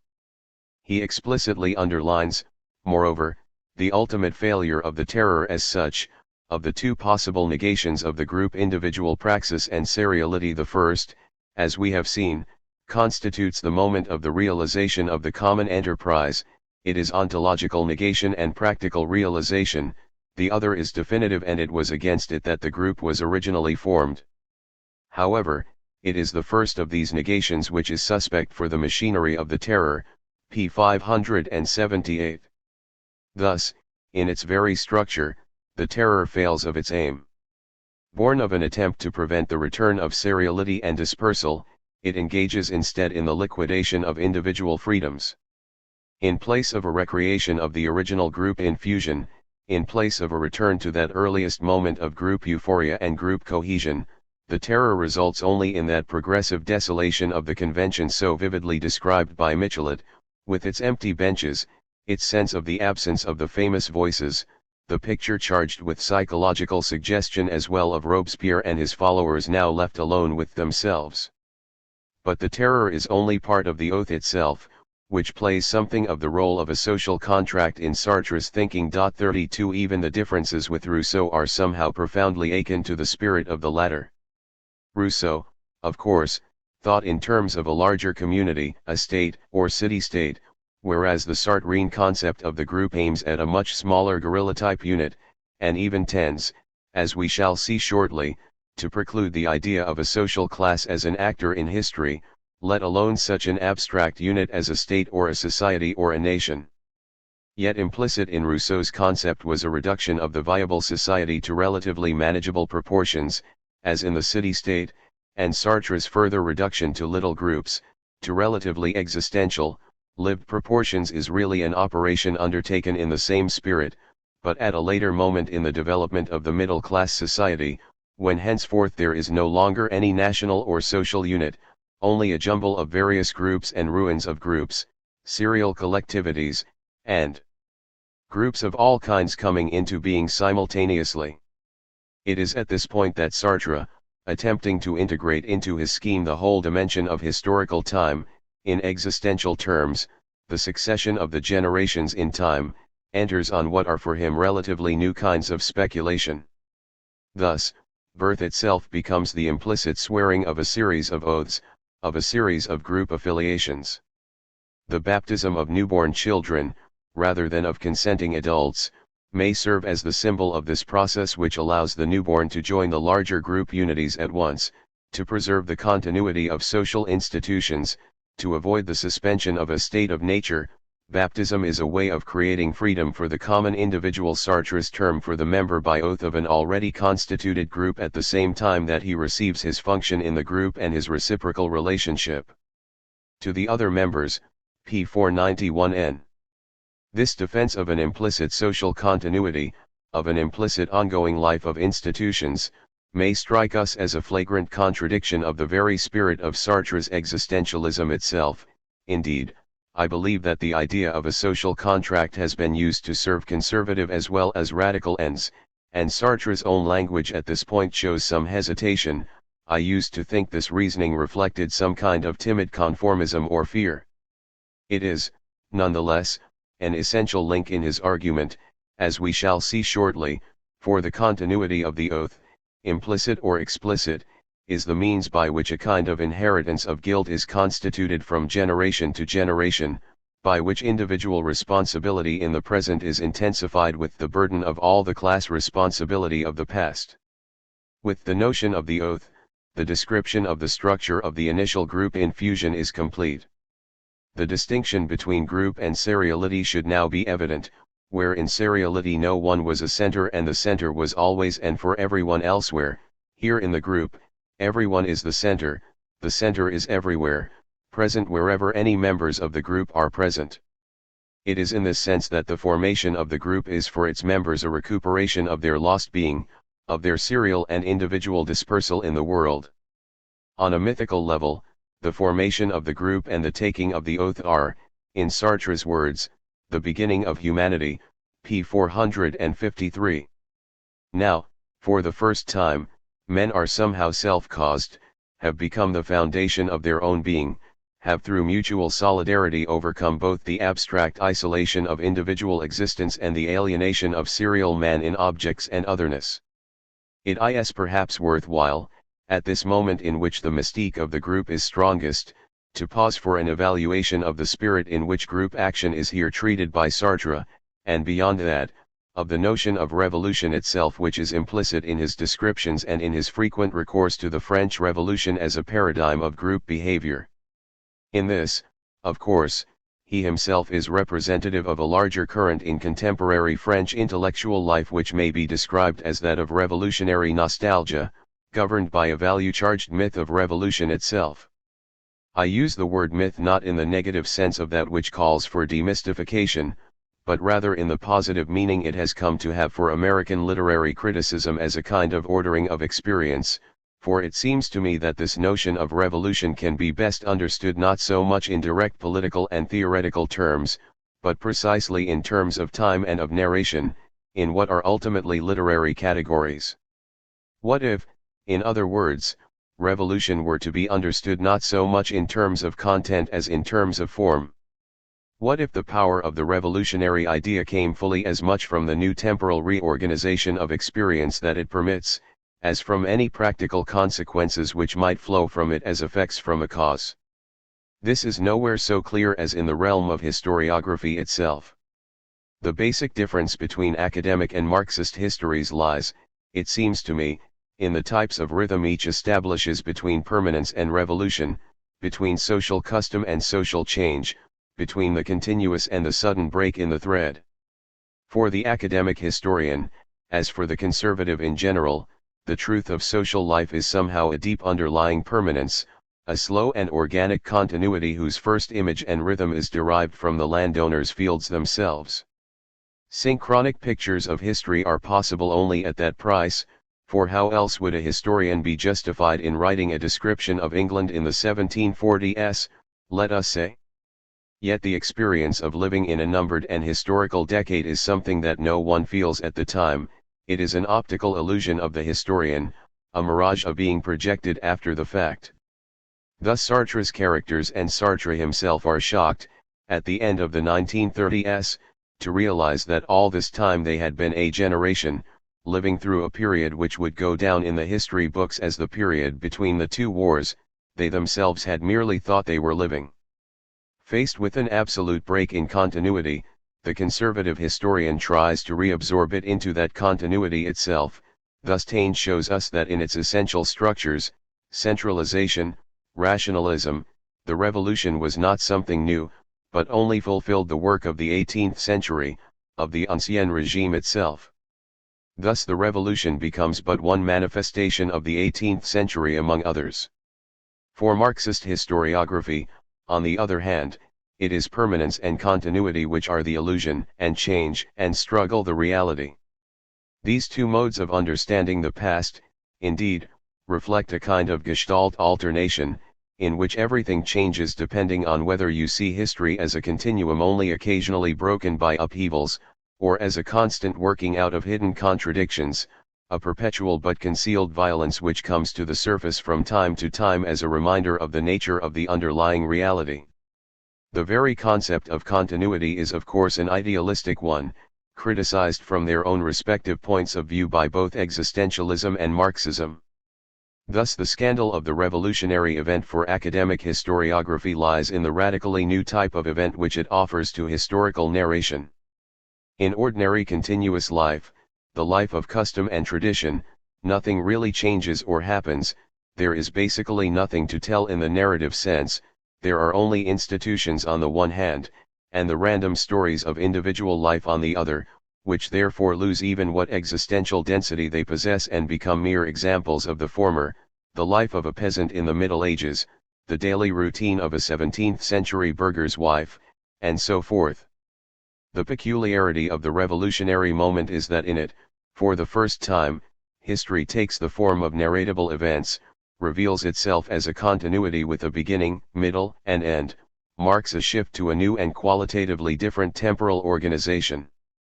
We have seen in an earlier chapter how for Lukács the novel was a means of salvaging and organizing the aimless, drifting, existential, time of the individual and giving it a kind of ritual meaning, albeit in imaginary fashion and in an imaginary mode.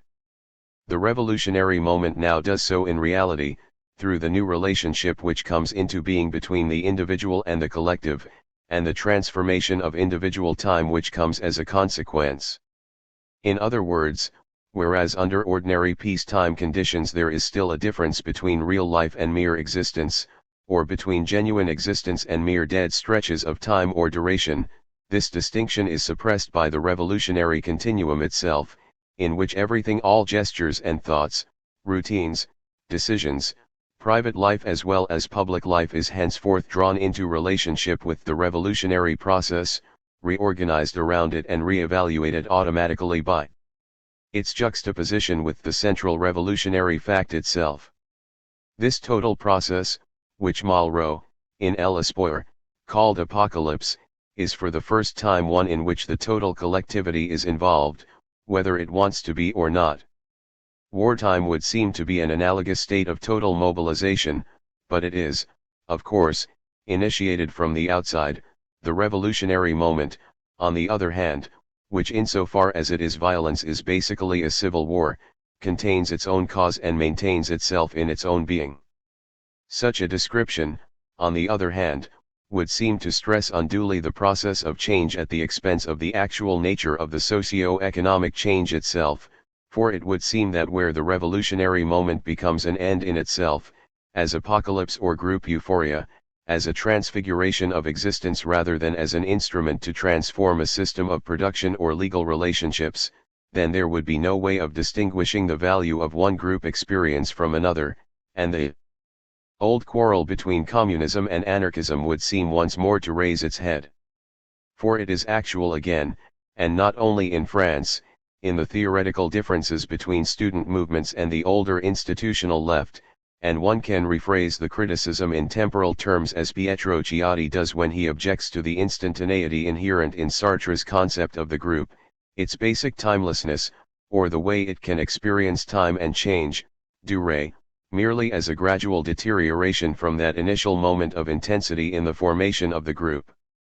We may say all this yet another way by pointing out that what is so fascinating about the French Revolution of 1789, what makes it so useful as a paradigm and seems patently to justify Sartre's use of it in his book, is precisely its bourgeois character, for this particular revolution took the form of a conquest of political power by the middle classes, and played itself out in parliamentary form.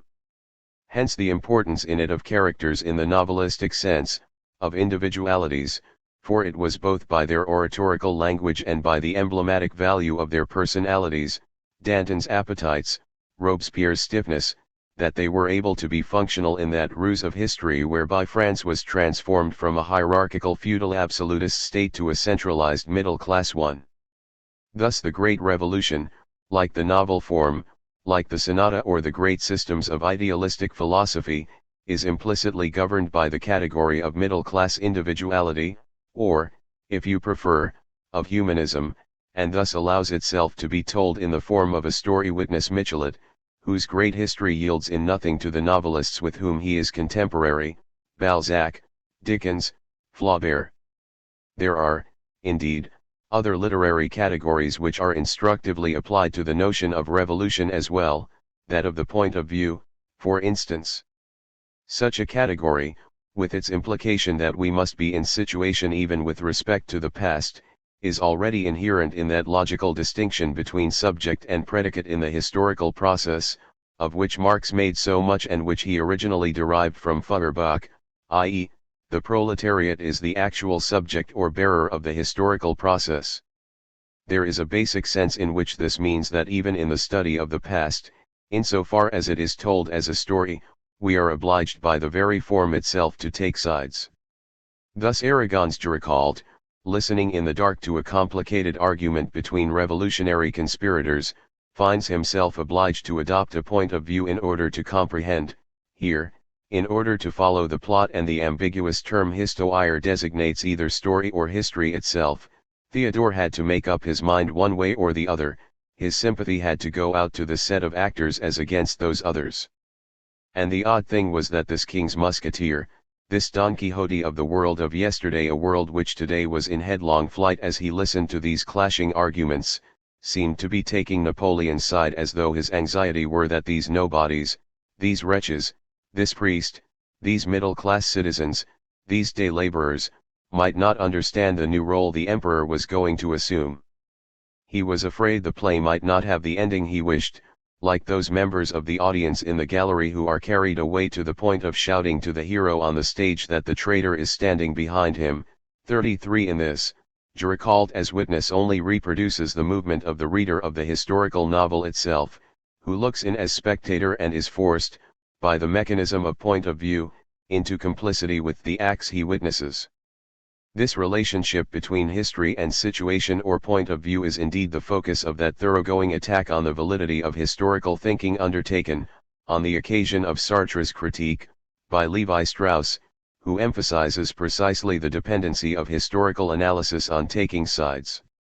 Yet inasmuch as these sides or alternative points of view are conceived of in terms of that modern spectrum of positions from extreme right to extreme left which the French Revolution exhaustively articulated for the first time, our possibilities of point of view and identification become uncontrollable as an event recedes further and further into the past.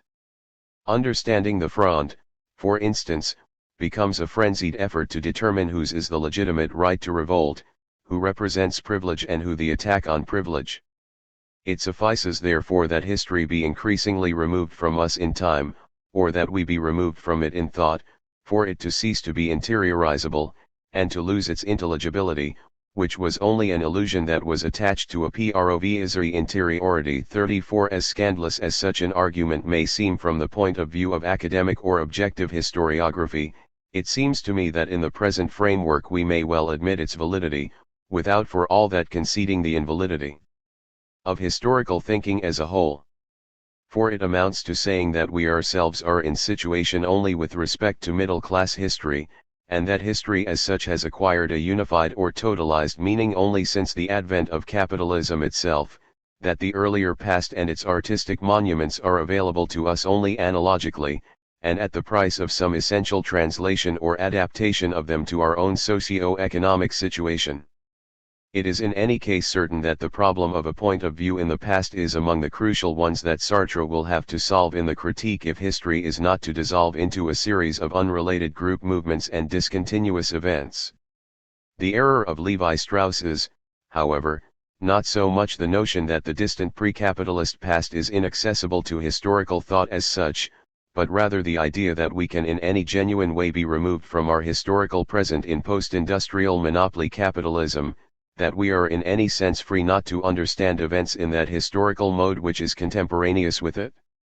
The argument may be put in perspective by juxtaposing it with Lukács' position in History and Class Consciousness, where he shows that the proletariat and the party of the proletariat are both practically and theoretically the bearers of history in the sense of the basic point of view. But it was Michelet who first sensed the scope of this problem and worked out the consequences in his historiographic practice. Like Balzac, Michelet anticipated the transformations necessary in the category of the point of view when it was raised from the story of individual life to that of the collectivity. Every history of the revolution up to now, he says in his conclusion, has been essentially monarchistic. This one in favor of Louis XVI, this one in favor of Robespierre. The present history is the first republican one, the first to break the idols and the gods. From first page to last, it has had but one hero, the people. 35 Michelet marks, therefore, the passage from individualism, with its implicit cult of the personality, to a new type of collective narration which, whatever the differences in historical content, People 1853, rather than Proletariat 1923, is formally identical with that proposed by Lukács. The result is that the portraits of individual characters, through whom we witness the events, undergo a relativization which is thoroughly modern in its literary character.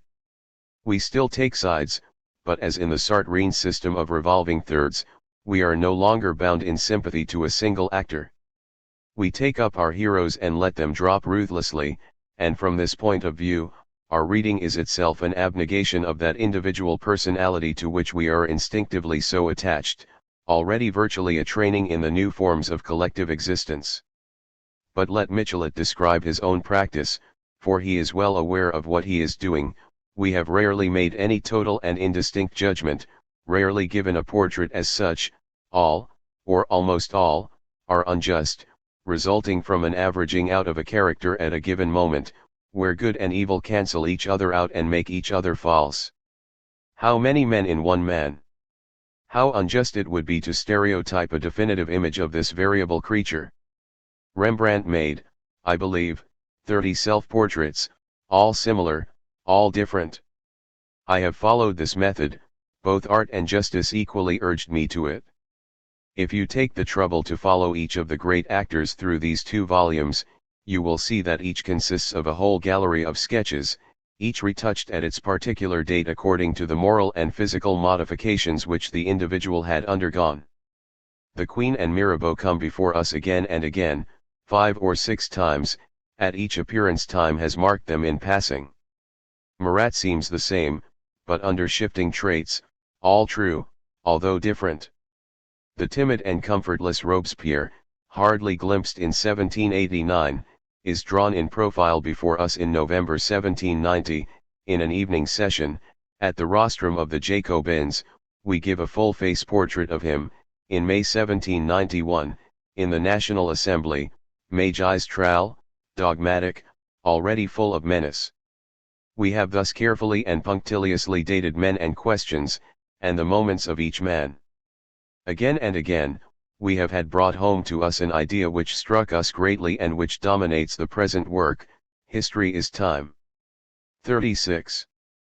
Point of view is, of course, not the only literary category of significance for the study of the revolutionary moment and of its possible historiography.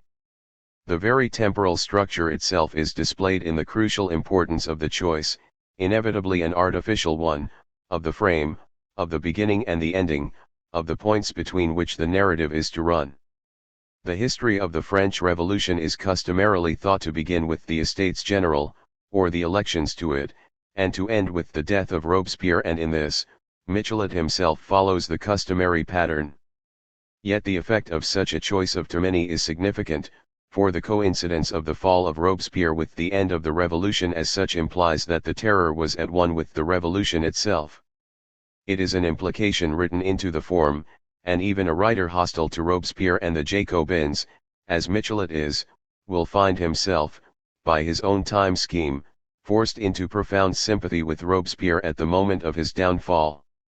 That this is something more than a literary question may be judged by a comparison with a history which chooses a wholly different temporal framework, such as that of Daniel Guérin mentioned above. La lutte de classes sous la Première République. The omission of the word revolution from the title is already a program in itself, begins with the ministry of the Gironde and ends not with the fall of Robespierre but with the execution of Babeuf. Essentially, Guérin has rewritten the classical schema of the Great Revolution along the lines of Marx's 18th Brumaire, as a kind of holding operation by the victorious middle classes. The functional purpose of Robespierre in this new reading of the Revolution was to eradicate whatever elements, whether counter-revolutionary or genuinely popular, remained to endanger the control of the middle classes, and when this was done, he himself was dispensable and could give way to that enjoyment of the fruits of the enterprise which was the Directory. Thus, his death is not the end to the basic process but only one of its moments, and the revolution itself does not really come to a halt until the failure of Babeuf's conspiracy eliminates the last progressive forces from the scene. This analysis has the merit of reminding us that the word revolution is in itself a very ambiguous one. On the one hand, all revolutions are akin in the new kind of temporal organization they offer, in the sudden outbursts of collective energy, in their relentless development toward the left. But what this generic similarity often causes us to forget is that a middle-class revolution is not really a revolution at all in the modern sense, so that one cannot take sides for the revolutionaries of the convention without contradiction, without confusing our whole reading of the past. That the Jacobins of 1793 were heroic, while those of 1848 were petty, should not blind us to the fact that both were middle class, and aimed essentially at the conquest of power by the middle classes. This is, I think, the gravest formal objection to Sartre's use, and he is not alone in this, of the French Revolution as a paradigm. It suffices to think of a modern socialist revolution to realize that there the whole temporal structure of the process is quite different. The actual revolution itself is only an instant the seizure of power by the Bolsheviks, the entry of Fidel into Havana, for it is no longer in terms of political control but of total economic transformation that the essential problems are posed. Such a process is a story whose beginning and ending is more difficult to determine, for it expresses itself not so much in terms of personalities at a revolutionary podium as in production statistics and collective enterprises. No doubt, the protagonists of the French Revolution also spoke of the need to continue the revolution or to end the revolution, but what they meant thereby was merely the definitive choice of a particular political form of government and the elaboration of a constitution. Whereas the continuation of the revolution in a socialist country has to do with a social and technological transformation which has no foreseeable end, and to which correspond rather such ideas as that of the permanent revolution in both Trotsky's and Jefferson's sense. It remains to be seen, however, what narrative or historiographic form can be devised to express the reality of this new mode of revolutionary time, and in that sense, Sartre's basic model of groups, although I do not think it seriously affects the outcome of his argument, risks misleading the reader into an overestimation of the moment of group formation, and into a mystique of apocalypse. Once the group has been formed, the question of its subsequent development cannot be worked out until some basic description of its being has been given. It is here that the continuity between the Sartre of being and nothingness and the Sartre of the critique is most striking, and I insist on the point both because it is crucial and because most studies of the critique seem to gloss over it. Just as the being of the individual is in reality a lack of being, an inability to be, to reach some ultimate and definitive stability and ontological plenitude, so also the group is characterized not as a substance or a hyper-organism, but as a set of individuals trying in vain to become a substance, straining towards some ultimate hyper-organic status which they can never attain. The group is not an organic community or collectivity, but a common project, and the formal sense of that common project is to become just such an organic community. But even in the case of the we object, the collective being which I shared with my fellows was that of my materiality, my objective quality, and not that of my subjectivity, a world soul. An interfusing of minds and subjectivities is clearly an impossible and contradictory notion. Thus, the group experience, like that of the individual consciousness in being and nothingness, is an ontological failure 37 in that it sacrifices itself in vain to become something which does not and cannot exist. But we cannot make an evaluation of this idea of a failure until we first see what concrete form it takes. Already the oath and the terror were implicit attempts on the part of the group itself to preserve itself in being from within, and to stave off an eventual collapse back into seriality. But as this danger increases, the group undergoes an even more decisive transformation and adaptation. It prolongs its life as a group primarily by developing an organization, and it is clear that the demarcation of separate responsibilities, the assignment of tasks of different orders, the division of labor, are ultimately inconsistent with the total democracy and equality of the revolving thirds. Where before anyone could fill any role, now little by little, in the differentiation of roles, the immediate reciprocity of the thirds to each other is replaced by a reciprocity mediated by the group structure. The term is significant, for it is at this point that Sartre raises in his system the whole problem of structure, particularly as it is formulated by Levi-Strauss for linguistically patterned, supra-individual structures such as those of kinship in primitive tribes. Such structures, which the followers of Levi-Strauss take as the object of their research, are here by Sartre subjected to a phenomenological analysis which reveals them to be a kind of optical illusion. They are, indeed, the optical illusion of the outsider, seeing the group not as praxis or action in course but as a type of being or constituted object.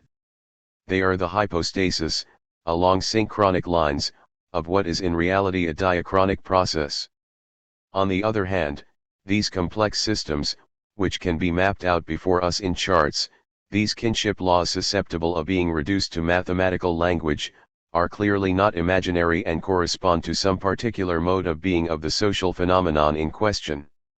It is precisely because the group has made itself inert, has given itself an inner, resistant, material structure, that this aspect of it is henceforth accessible to statistical and mathematical analysis. Structure is not a timeless characteristic of all groups, but rather a phenomenon characteristic of a single moment of a group's historical development. It is, in this sense, the reverse of the practico-inert, where their man had to make himself inert in order to work on the objects around him, where he lost himself as freedom in order to fulfill the requirements of the object. Here the group gives itself objective being from the inside, in order to be able to work on itself. Thus structure enables the group to become not only self-causing, but self-repairing, in its persistence of being, that is, in its renewed adaptation to changing situations, but at the same time, of course, it marks the ultimate, implicit limits of that development and that adjustment. Now, with structure or organization, the group becomes itself a grouping of subgroups, and in psychological terms the problem of maintaining group unity may be stated as the difficulty of making every member of the specialized subgroups feel his place in the whole and realize the way in which his own perhaps limited technical responsibilities are on the contrary indispensable to the group effort and remain, as in the group infusion, an omnipresent center. Now slowly membership in the group comes to be felt not so much from the inside as from without, and I learn my group affiliation through the surrounding seriality, which identifies me as a group member, and thus as a symbol for the group as a whole. At this point, the relationship of thirds to each other becomes a more distant and indirect one. It is clear to them that the group is no longer transparent, no longer pure praxis, no longer immediately assimilable to their own actions. It has come to acquire its own opacity, its own inertia, and its members feel themselves at once both a part of it and external to it. This new distance, which Sartre calls quasi-sovereignty, is of course nothing more than a resolution of the third back into its original components, actor versus witness. But the term is chosen to underline the fact that a total return to seriality has not taken place. The sovereign still remains in some way a member of the group, p. 589, although his relationship to the group itself is quite different in character from the relationship of pure manipulation and oppression which he establishes with the outlying seriality. Yet it is part of the natural history of the group that as the rotation of the third slows down, as institution and organization begin to come into being, at length a single third finds himself in the dominant position in the now petrified group structure. In him, in his unity as a human organism, the group still tries to see an image of its own organic unity, p. 595. At this point, of course, the implicit frame of reference has been shifted from the French Revolution to the control of Stalin over the Soviet apparatus, and with this development the life, the vital evolution of the group has for all practical purposes ceased. This is not yet a dissolution back into seriality, which might indeed be the next stage in the group's history, if it can still be said to have one, for it is important to remember that along with the oath and the terror, along with structure and organization, the taking of a sovereign is something the group does to itself in order to remain in existence, in order precisely to ward off the increasingly insistent forces of seriality at work all around it. What confuses the issue perhaps is our tendency to think in terms of society as a whole as the ultimate unit of study, and it is important to remember that for Sartre the group does not, and can never, correspond to society as a whole, or to the nation as such, pages 608 to 610. Thus, the concept of a society or a nation is an artificial one, which tends to mask the reality of social life as a complicated interrelationship of groups and series, in which groups use and manipulate through extero-conditioning the various series dependent on them, pages 614, 621. Sartre's theory is not for all that a return to microsociology, or to a form of nominalism of the various types of groups, for the dialectical result of this refusal of the national categories is precisely to throw the problems of group formation open on a worldwide basis, as is appropriate in a situation where both the market system and the movement of liberation opposed to it have ceased to be national and have become international phenomena. As with the life of the organism, so in the life of the group there is a temporal irreversibility, once having grown rigid in its structures, having given itself a sovereign, the group cannot swim back up the river of time to its heroic moment of formation. However, as with other apparently pessimistic aspects of Sartre's thinking which we will examine shortly, it is important to draw the right practical consequences from this situation before judging the theory out of hand. Clearly, it has something to tell us about reform from above, and about all attempts to revivify group praxis and to restore more genuine revolutionary feeling from the hierarchy on down. The bureaucracy, Sartre seems to warn us, cannot transform itself back into a guerrilla unit, the ossified group cannot be renewed, it can only be replaced, by a new thrust of group formation. The relevancy of these analyses becomes evident when we think, for instance, of the Chinese Cultural Revolution. Whatever may have seemed confusing in that period of social upheaval now takes on the clarity of a textbook demonstration, a deliberate attempt, not to revive the party apparatus, but to provoke a new and fresh wave of group formation and revolutionary cohesiveness to take the place of the older, ossified groups, an attempt to put the notion of the permanent revolution into practice.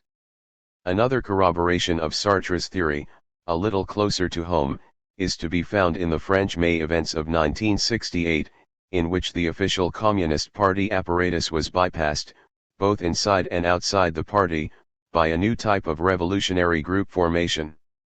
Yet it is necessary to underscore the fact that the existing group institutions are not wholly without function, for they are, as we have seen, the material inertia, the structural, quasi-mathematical remnants of what was formerly genuine group action, and as such they function a little like reminders. Thus, for instance, it seems clear that it was the party apparatus in France which by its very existence kept the idea of revolution alive through its cellular organization, through manifestations, through the various types of revolutionary education and training, through the dissemination of Marxist culture and the commemoration of the past history of the labor movement. The fact that the new revolutionary moment was obliged to express itself structurally in the formation of new groups does not mean that it could have succeeded in doing so without this institutionalized reminder, this mnemonic device, as it were, holding the place in the pages of history. In a more general way, it is clear that objections to the pessimism of the critique only recapitulate in different language those leveled against being and nothingness some 20 years earlier, for both essentially aim at undermining the central doctrine of the lack of being of individual consciousness, or of groups. Thus, the implication of Sartre's new work would seem to be that in some sense the revolution must always fail, since the inevitable perspective of groups is bureaucracy or Stalinist dictatorship, ultimate loss of spontaneity to rigid forms. Sartre's political system would therefore seem to be a defeatist one. What this criticism fails to note is that it is precisely the anti-organic bias of Sartre's group theory which renders it unserviceable for right-wing group mystiques, whether of the people, the nation, the army, or whatever. For the effects of mass hypnotism and mystification would not seem possible without the firm illusion of some organic communion to which the individual surrenders himself. As for the notion of an inevitable petrification of groups, I believe that what is objected to here is not the forecast as such, but in reality time itself. For to say that consciousness or human life is a lack of being, an emptiness striving toward stasis and plenitude, toward being itself, is only in effect to give a definition of time. Thus, Sartre's description of the failure, échec, of group action, like that of the failure of the individual human relationships, is to be understood in ontological rather than empirical terms. When Sartre says in Being and Nothingness that the project to love is an ontological failure, this means neither that there is really no such thing as love, as a lived experience, nor that love cannot last, but merely that love as such never succeeds in fulfilling the ontological function it sets for itself, namely to bring about some ultimate plenitude, or in other words, to achieve the very end of time itself.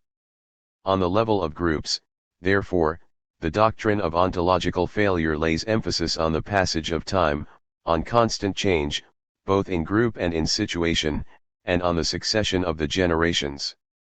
As in being and nothingness it has what is essentially an ethical function, it aims at dispelling the illusions of an ethic of being, and at reconciling us to our life in time. On the collective level, we can still find traces of those illusions everywhere when we think about the future in political or economic terms, where Marx saw utopia as the beginning of genuine history itself, and contemptuously described our own history as prehistory. Most of us tend instinctively to think of it as the point at which history stops. These are the remnants of idealism, of the thought modes of the illusion of being, which the existential component of the critique attempts in its severity to dispel. 4. Before discussing the conclusion of the critique, it therefore seems useful to pause and to review Sartre's earlier ethical positions, in order to see to what degree the critique completes that earlier development, and in what sense it can be said that the later work corresponds to the ethics promised on the last page of Being and Nothingness and never forthcoming. In reality, there never was a problem about the ethical position of being and nothingness where the isolated individual was concerned. The question was not one of the nature of authenticity as an individual lifestyle or mode of living, but rather of its implications for the collectivity, and the relations it implies or fails to imply with other people. As we have already indicated, the ethical thrust of being and nothingness aimed at dispelling the substantialist illusion, the illusion of possible being, in all its forms. Insofar as it is an instrument of demystification, therefore, this ethic will take as many forms as the initial mystification itself. Thus we find a relatively conventional version of it toward the end of the work, where the inevitable failure to be provides a standard by which the various original choices, the various lifestyles, can be judged and ranked in a hierarchical system of evaluation. The lowest, and most base, of the original choices will be those which confuse being and matter, which take matter as a substitute for being, and long to find an ultimate stability in the possession or enjoyment of material objects. It is therefore logical that above these passions should be ranked those which involve increasing spiritualization of their object, which conceive of being in less tangible and material terms. This would be, for example, the situation of the writer who attempts to objectify himself and to realize his being in a work of art, which, as language, and as appeal to the other, no longer has anything material about it.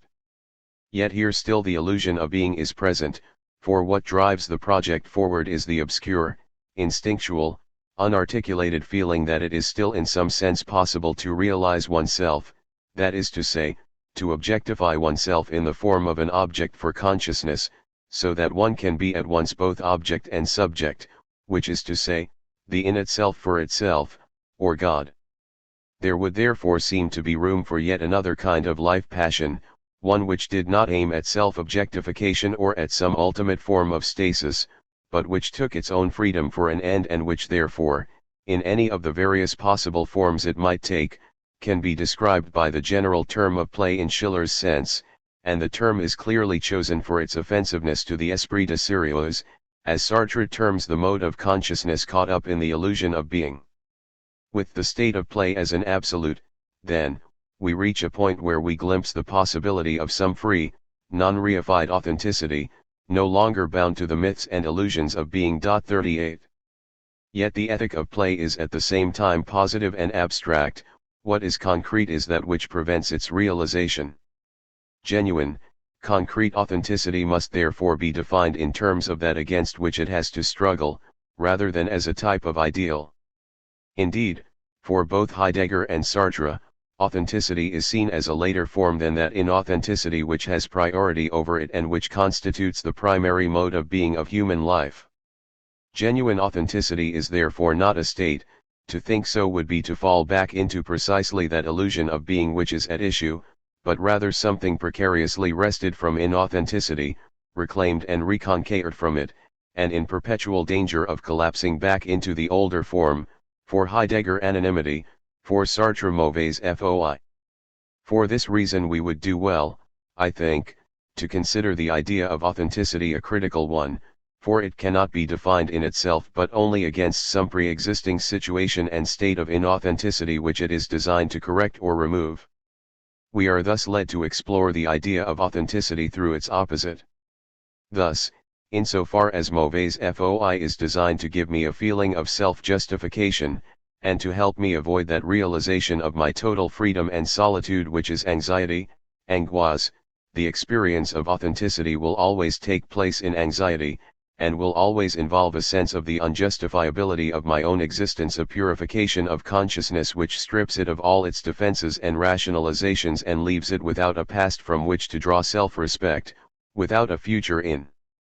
which to put blind faith. Even so, this remains a relatively psychological or formal description of authenticity, its apprehension as an experience. The peculiar force of Sartre's dramatization of the problem comes from his instinctive feeling for the form which the illusion of being takes for the middle class, namely, regret and remorse, or perhaps even more than regret, the fear of regret and remorse. This cuts both ways, for remorse dissociates me from my own past actions, whereas the fear of remorse prevents me from taking any binding step in the future that I might be sorry about. This complex of fears has a positive version in the notion of availability, disponibilité, where in the attempt to keep myself free for anything that might come along, I hoard my present like a miser, fearing to squander it, in case I should need it in the future. Images of this stubborn clinging to the self, this terror at the thought of abandoning that inner middle-class privacy and elbow room which is known as the personality, are familiar to every reader of Sartre's works, Clytemnestra, and after her Electra, disowning their crimes, in The Flies, Matthew, in The Age of Reason, hesitating to do anything that might deprive him of his future freedom. But a scene in Peer Gynt offers perhaps an even more striking dramatization of this situation. Peer, in the kingdom of the trolls, and about to acquire eternal luxury through his marriage to the daughter of the troll king, must first fulfill one condition, that he allow his face to be mutilated, so that he will be as ugly as the trolls themselves and have no desire to return to the land of human beings in the future. Peer is horrified at the thought of being thus marked for good, irreparably, but the genuine Sartrine heroes are those who, like Orestes, long for the irreparable, the act by which they will become once and for all marked men. The Flies, of course, ends at this point and is in any case a kind of parable. Indeed, I think that this is the moment at which one might invoke the notion of realism developed by Lukács, and maintain that the truth of such an ethical concept must be measured by the degree to which it can be realized in the concrete work of art, through the raw materials furnished by contemporary reality. Thus it is the series of the roads to freedom which must ultimately serve as the key to what is really meant by authenticity. 39. Matthew is able to be released from his self because he is already at distance from it. He is aware of examining his personality, his freedom, from the outside, and from there it is but a step to the abandonment of everything but his own present in time, to the realization that at every moment he is at one with his freedom. What is not so clear, however, is the enabling role of the historical situation in this process, for even at this point it would seem that it is because of the war and the mobilization, it is because he has already become a serial number and a statistic, that it is so easy for Matthew to free himself of his individualism and of the past that went with it. The process involved, a kind of purification and disintoxication which we witness elsewhere in Sartre's works, in The Flies, in Lucifer and the Lord, in Words itself, can be described in psychological terms as the destruction of the ego, or in religious terms as the cruel and long drawn-out enterprise of atheism. 40. It requires the remorseless extirpation of every form of belief in transcendence, whether open or disguised, of history, Brunet and Franz, external values, Matthew, posterity. Sartre, the audience, Keane, as well as God, gets. Later on, in the unfinished fourth volume, when Matthew joins the resistance, when he is tortured and dies, it is clear that his authenticity consists in this absolute fidelity to the present and to the immediate situation of the present, this total disregard for the future and for his own death imminent in it, which has come to be known by the term engagement or commitment, and which is thus an ethical category long before it is a political one. Yet once again the historical ambiguity presents itself, and we may emphasize it most clearly by returning to the work of art itself and to the aesthetic of the extreme situation on which it is constructed. For it is all one to say that without the war Matthew could not have become authentic, and to say that without an extreme situation, that is, one involving death, one cannot dramatize the notion of authenticity. It is here, perhaps, that Sartre is closest to Heidegger, whose notion of the being unto death, whose mystique of the death anxiety, he does not share. If authenticity is dependent on crisis, in other words, then ultimately it is dependent on history itself and on contingent historical circumstances, and with this, ethics already abolishes itself and makes way for the overtly political perspective of the critique. There is, however, still another aspect of this problem which accounts for the historical direction that Sartre's later thought has taken, and that is the private quality which authenticity still seems to have in this series of novels. To put this dilemma in its sharpest form, we may ask what there is to distinguish Matthew's salvation, as it is presented here, with its consent to time and death, from an ethic of heroic fascism, with its own cult of death and action, intensity of experience, with its analogous distaste for middle-class individuality. At this point, it is obviously not Sartre's own political sympathies which are in question, but rather the adequacy of his ethical formula as such. Is there anything built into that formula which necessarily implies a particular mode of being with others and a sympathy with oppressed rather than oppressing groups? The only solution Sartre seems to have devised during this period 41 is the classic Kantian one, that I cannot realize my own freedom unless I realize that of others as well, that I cannot take my own freedom as an end unless I so take that of others as well. This position is disappointing, not because it is false, but because it is ahistorical, based upon a judgment from the outside and from above, rather than on the inner conditions of the concrete situation itself. The new thrust forward in Sartre's ethics follows on the elaboration of his idea of the imaginary 42 and is contemporaneous with what has been called his political conversion, that is, the writing of Les Communistes et la Paix. It represents a radical reversal and interiorization of the Kantian position described above. Now, in place of the abstract recommendation that the attitude toward others should be the same as that held toward the self, it is shown that in a psychological sense it is the attitude toward the self that conditions our attitudes toward other people. Thus the bad faith of Goethe, in Lucifer and the Lord, his frenzied attempt to justify his own existence either through evil in the absolute, he will be a greater criminal, a greater monster, than anyone else, or through good in the absolute, he will be holier, more saintly, more humble, than anyone else, is shown to be at one with the defense of privilege, both on the psychological and the socio-economic levels. His final conversion to humanity, his ultimate death to self thus involves an abandonment of the special pleading of the ego. The new psychological anonymity and impersonality that he wins thereby allows him not only to love for the first time, but also for the first time to accept his own position as a complete man, made up of everybody else and worth any of them, but no better than any of them either, to recall the closing language of words as it describes Sartre's own development.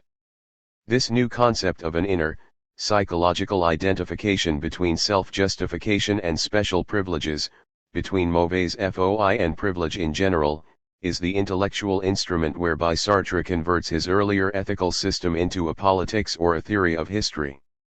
There cannot, therefore, be a fascist authenticity, for the fascist point of view always involves the defense of some form of privilege, and is the sign that some dank corner of the soul still clings to its own unjustifiable feelings of status and of innate superiority. The final step in the argument is a relatively empirical one: what is to ensure the continuity between the psychological disposition and the actual political choice? One may presumably renounce privilege and still be uncertain as to the exact composition of those privilege-defending groups to which one is then bound to be hostile. In aesthetic terms, we may once again recall that Lucifer and the Lord is simplified historical pageant, and that a model which articulates peasants, nobles, and burghers in conflict is far from having the statistical complexity of the politics of the modern world. For one thing, it offers a pre-capitalist situation. It is at this point that the critique takes its place in the working out of the solution to the problem. v. J'y-vous à la bourgeoisie un haine qui en finira avec moi. Merleau-Ponty vivant. The final section of the critique is devoted to a lengthy historical and phenomenological analysis of the lifestyles and mentalities of both worker and colonial subject and bourgeois as they were formed in the course of the 19th and early 20th century. 43 It is here, therefore, that we re-emerge from the abstract structures of isolated individual and group action studied in the first 500 pages of the book back out into the level of the concrete, the place of history itself. p. 632. This re-emergence is both a fact of our reading and a significant conclusion to the argument, for it annuls whatever objections might have been made to the previous chapters on the basis of their abstractness, and confirms the presence of the earlier structures within that dense existential reality which we recognize as history itself. Indeed, this conclusion of the book, which many readers are perhaps too fatigued to reach or at least to consider with the intellectual alertness they may have been willing to devote to the earlier chapters, is as indispensable to an understanding of Sartre's position as its ending to a novel that one ought, in an ideal world, to read at a single sitting. For it is at this point, with the prodigious whirring of dialectical machinery in which quantity turns around into quality, that the earlier, self-contradictory impressions of revisionism and Stalinism are wholly cancelled out and replaced by the first genuinely political writing in the critique, which, with its passion, intransigence, and attachment to the lived fact, matches the Sartre already familiar to us from Les Communistes et la Paix and the political articles in Les Temps modernes. For the ideal groups we have been considering up to now are as abstract as the isolated individuals with which we began. There are revolutionary idols about the group which are the collective counterpart of the Robinsonade. p. 643. When, however, we attain the concrete reality of social class as such, we find that it is a complex of both serial and group structures. On the one hand, class is serial, both to the degree that it can never completely be transformed into a group, and in the sense that it originates as a serial structure. It is qualified and determined by exigencies of the practico-inert, the first, negative relationship of the worker to the machine, non-possession, the mystification of the free contract and work becoming a force hostile to the worker himself, beginning with the salary system and the capitalist process. All these things are realized in the context of serial dispersion and antagonistic reciprocity on the work market. p. 644.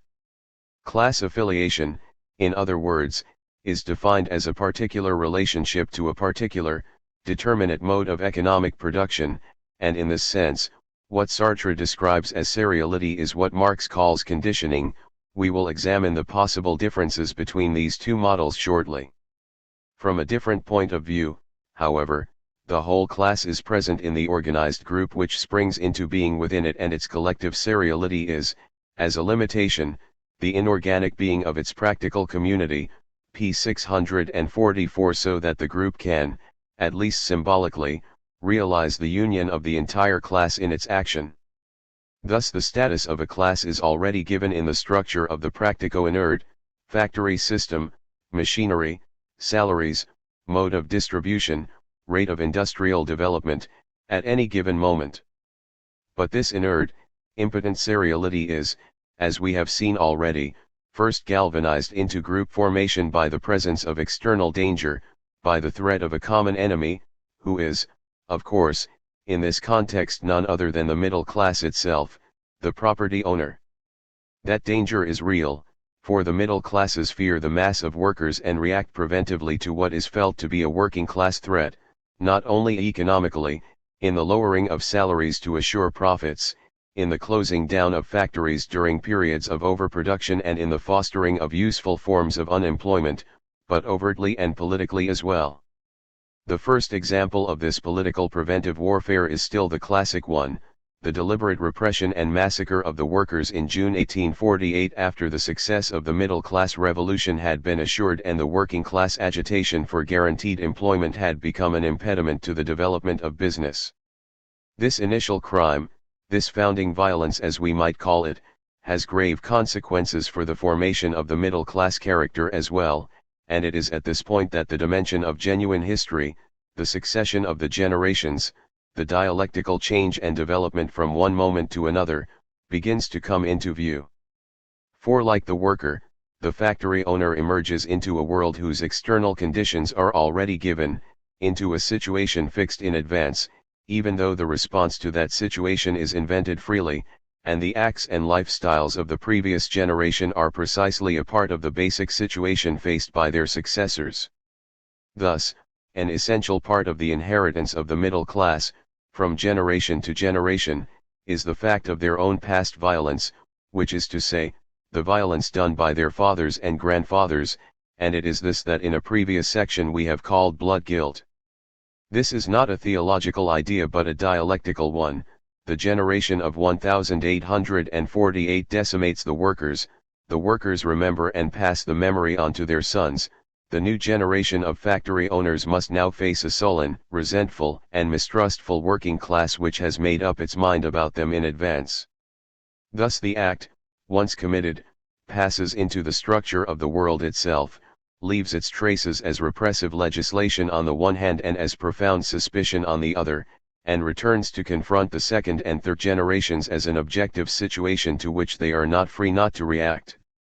No matter how cultivated these later generations have become, inasmuch as they owe their new polish and sophistication both to the act of past violence and its fruits on the one hand, and to the increasing sophistication of the repressive apparatus on the other, we may say that they have interiorized the earlier violence in the form of an implicit oath of allegiance to their class and have thus taken on themselves responsibility for the actions of their predecessors.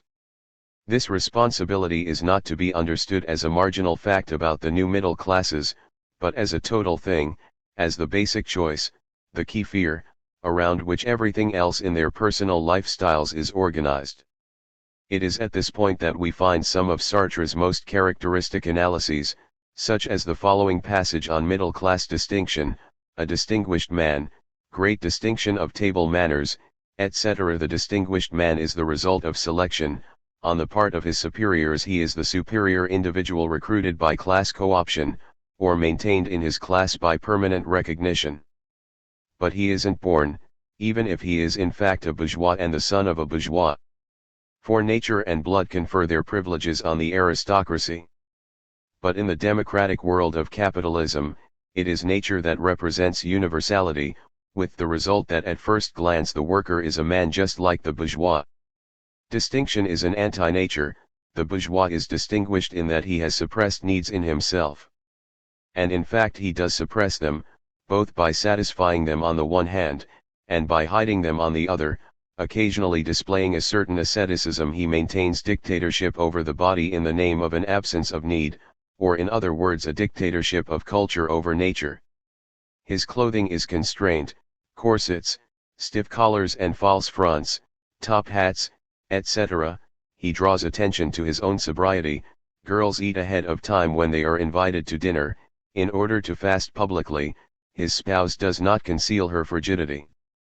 This violence permanently exercised against the body, it is real or a pretense depending on cases. The important thing about it is that it be public, seeks to crush and negate it insofar as it the body is universality, insofar, in other words, through the biological laws that control its development and above all by the needs that characterize it, as it is the presence within the oppressor of the oppressed in person, p. 717.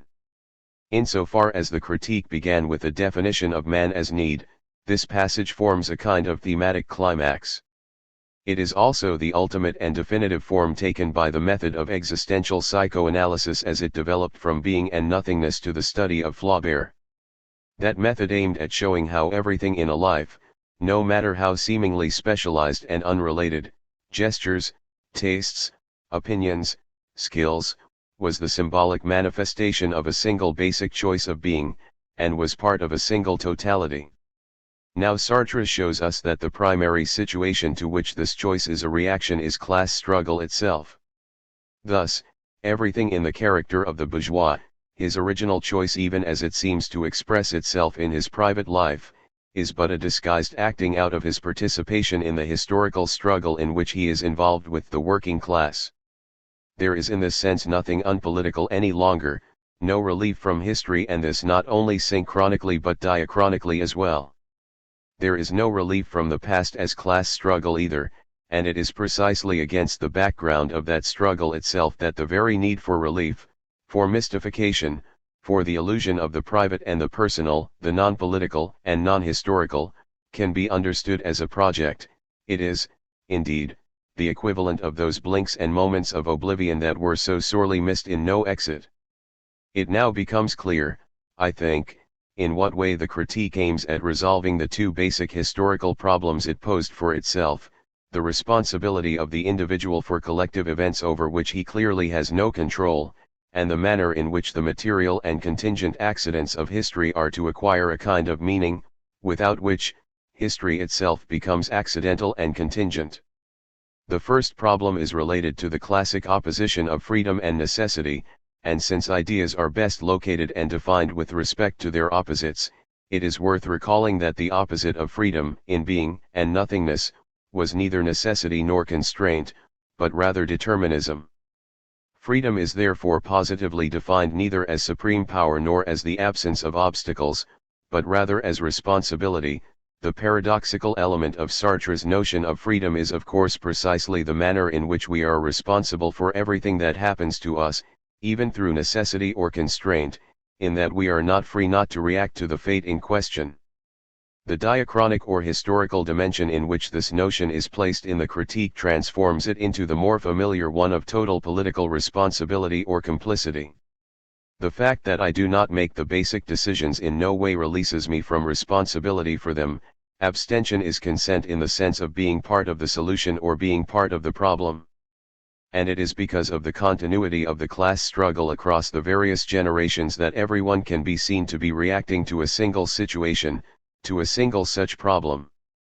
We have already dealt with the way in which men, by the mere fact of their needs and their work, humanize the inert, material world around them and invest it with a human meaning as well as with the destructive possibilities of counter-finality. Now, as we begin to see how this relatively technological history looks when it is translated into terms of class antagonism, it is perhaps the right time to confront this ultimate picture of the Sartrean system with the view presented by orthodox Marxism. I will reserve the whole problem of the relationship between idealism and materialism for a concluding chapter. Here we will compare the positions of both models with respect to the determinant role of the economic in history. For there can be no doubt that they offer us pictures of history which, if they are not inconsistent, are at least quite different from each other. The classical Marxist picture shows history as a relatively autonomous development and unfolding of economic institutions themselves, a development which is of course not linear or organic, but rather bound up with the working out of internal contradictions and the creation, out of the system itself, of the ever-fresh problems which it will have to face and to which it will be called on to adapt, the emergence of capitalism from the sporadic commerce of the Middle Ages, the landless serfs, driven into the cities by enclosure and adding their life force and labor power to the primitive accumulation of capital realized by merchants and entrepreneurs through whose individual passions, through whose greed and thrift history works as by a ruse, making of them the instruments of its own self-development. Whereas in the critique, although it does not of course call into question the above linear description as an account of the facts, the picture of lived history that emerges strikes us as being far more markedly cyclical, a kind of alternation between moments of group formation and moments of group decay, an almost Baconian recurrence of the fixed stages of seriality, group infusion, institutionalization, and the ultimate fall back into seriality itself. In fact, however, we may understand the difference in emphasis inherent in these models by seeing the Marxist one as relatively more diachronic, in the way in which it evaluates each moment with respect to its position on the curve of developing capitalism over a long period, while the Sartrean analysis is more synchronic in the manner in which it permits any given moment to be resolved back into the lived reality of the class struggle. It is perhaps in this context that the vexing problem of the reflection theory of ideology is best posed, for the very notion of a reflection presupposes a preliminary separation between the two phenomena that reflect each other. When these phenomena are diachronic in nature and extend over a long period of time, reflection is fairly imperceptibly translated into simple parallelism. Thus, the development of the character of the bourgeois, from its early Protestant origins to the various modern national varieties, forms a kind of general parallel to the development of the economy, and this parallelism allows room for whatever incidental time lags or premature developments, whatever asymmetries and irregularities between the systems prove empirically to have been present. The further the particular sphere which we are investigating is removed from the economic sphere and approaches that of pure abstract ideology, the more shall we find it exhibiting accidents in its development, the more will its curve run zigzag. But if you plot the average axis of the curve, you will find that this axis will run more and more nearly parallel to the axis of economic development the longer the period considered and the wider the field dealt with. 44. Now whenever Sartre deals with the relationship of character or ideology to a given moment of historical development, his analyses are not inconsistent with the above model. Thus in describing the evolution of working-class organizations he shows how the type of machine used, in the particular case studied, the universal machine, like the lathe, and the economic organization to which it corresponds elect a proletariat divided into skilled and unskilled labor, so that the anarcho-syndicalism characteristic of this period is in reality the ideology of a skilled proletariat and is as such an idea latent in the machine itself, the thought of the machine, which changes when it changes in the last years of the 19th century, pages 292 to 297. Paradoxically, however, it is the diachronic Marxist model that proves to be synchronic in the analysis of any given moment, while it is the relatively more synchronic Sartrean model that articulates such moments into diachronic steps. Thus, where for classical Marxism such ideology formation is a determination of a conditioning by, a reflection of, the mode of production, in other words, where the superstructure and the infrastructure are somehow simply corresponding units of the same phenomenon, for Sartre the former must be seen as a reaction to the situation which the latter constitutes. The economic base is therefore inert matter which is transformed by human action, and which, in the act of transformation, leaves its traces within the new act as a kind of inert structure or skeleton. In other terms, it may be seen as the past, passé, transcended, dépassé, by the act of the historical agent. The Sartrean model is therefore closer to the original Hegelian one of a datum which is both negated and sublated, aufgehoben, or preserved, and this re-articulation of the reflection model into two consecutive moments, into situation and freely invented response, gives a more realistic content to the idea of alienation itself, as something which circumstances force us to do to ourselves, and that without clearly knowing it. This is the spirit of a henceforth classic passage of the Critique. In the early period of semi-automatic machines, interviews have shown that the girls involved in this specialized work drifted into specifically sexual daydreams while working, recalled their room, their bed, the night, the most private details about the couple in its solitude. But in reality it was the machine that dreamed through them about erotic experience, for the type of attention required in that particular kind of work allowed neither for complete distraction, thinking of something else entirely, nor complete concentration, thinking interferes with physical operation. The machine thus requires and creates in the human being an inverted semi-automatism in order to complete itself, an explosive mixture of unconscious vigilance. The mind is absorbed without being used, involved in a kind of lateral control, while the body functions mechanically under a kind of surveillance. Conscious life overflows the task assigned it. It has to live these minutes of artificial distraction one by one. It has to live them at a lower level of concentration, refusing any attention to detail as well as any genuine systematic thought, in order not to interfere with the lateral control mechanism, in order not to slow down the operation. Thus an abandonment to passivity is an appropriate response. In analogous situations, men have nowhere near the same tendency to sexual daydreaming, but they're the first sex, the active sex. If they thought about possession, their work would suffer, and inversely their work, absorbing their total activity, leaves no room for sexuality. The working girl, however, dreams of sexual surrender because the machine requires of her that she live her conscious life passively in order to maintain a flexible, preventive state of alertness without ever allowing it to become active thought. The truth is that through the attempt to escape her situation, the working girl has found an indirect way to make herself what she is. The vague feeling of desire which she maintains and which is limited by the incessant operation of the machine and of her own body is a means of preventing thought from reforming, a means of holding consciousness back, absorbing it in the body, while keeping it available.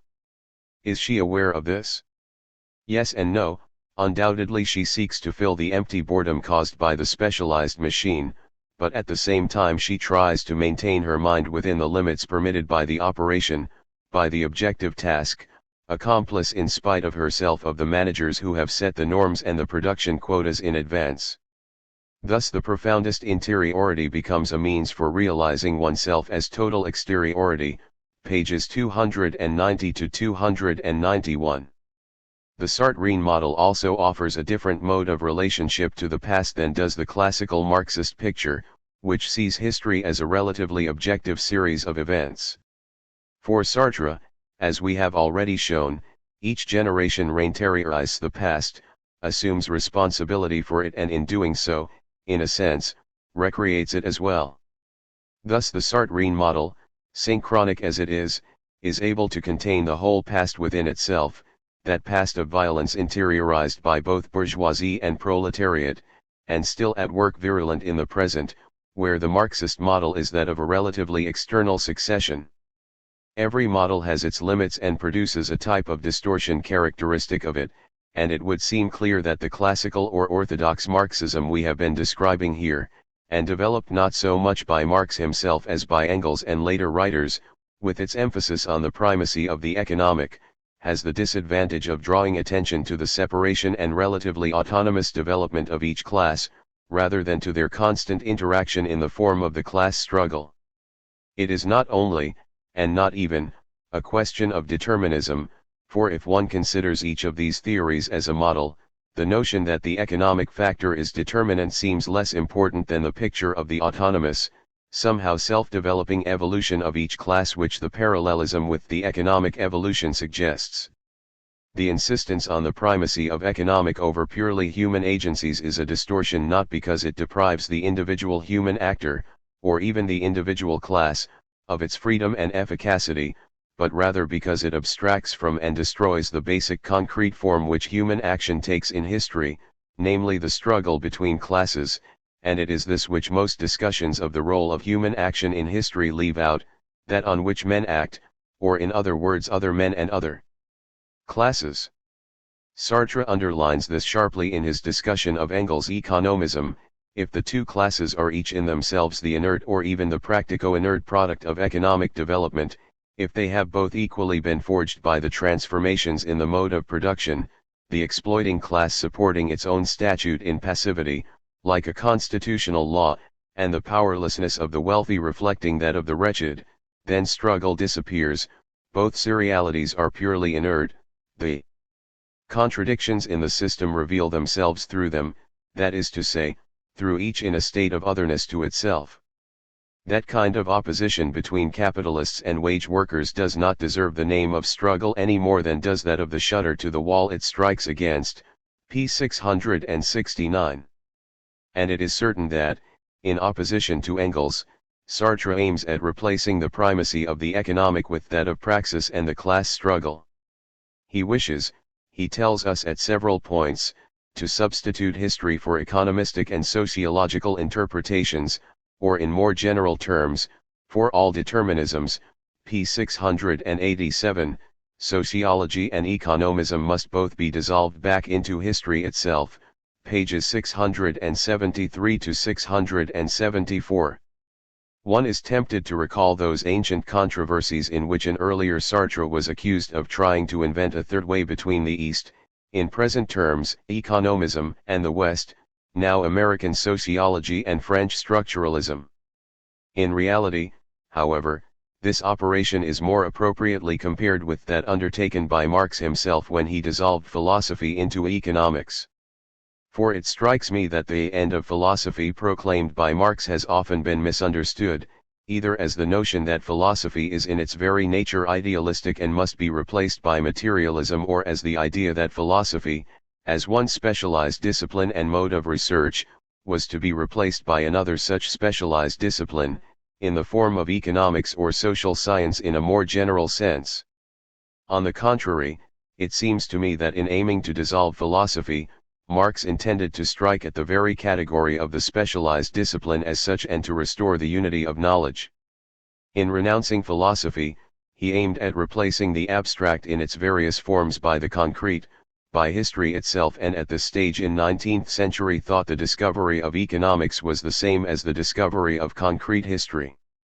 In Sartre's time, where economics has become itself an abstraction and a mode of specialization, a return to the concrete in history is bound to involve a partial dissolution of the economic as well as the other abstract disciplines, and ironically enough, it was Engels himself, the father of economism, who in his old age became increasingly apprehensive about the crude isolation of the economic factor practiced by some of his followers. It is important to add, however, that Sartre presupposes the existence of the economic and of economic research as that which is to be dissolved. In other words, his method, as we have shown before, is a secondary rather than a primary one, an ideology in the special sense Sartre has given this word. In reality, the two tendencies we have been describing are themselves but signs and symptoms of a profound ambivalence in Marxism, in the thought of Marx himself, or, more precisely still, in the historical reality which Marx studied and analyzed. The concept of fetishism is an attempt to fix this ambivalent reality, where things behave like people and people like things, in tangible form before our eyes, and it is described thus in a famous page of Das Kapital: a commodity is a mysterious thing, simply because in it the social character of men's labor appears to them as an objective character stamped upon the product of that labor, because the relation of the producers to the sum total of their own labor is presented to them as a social relation, existing not between themselves, but between the products of their labor.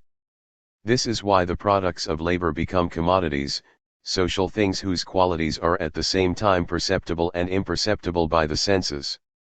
In the same way, the light from an object is perceived by us not as the subjective excitation of our optic nerve, but as the objective form of something outside the eye itself.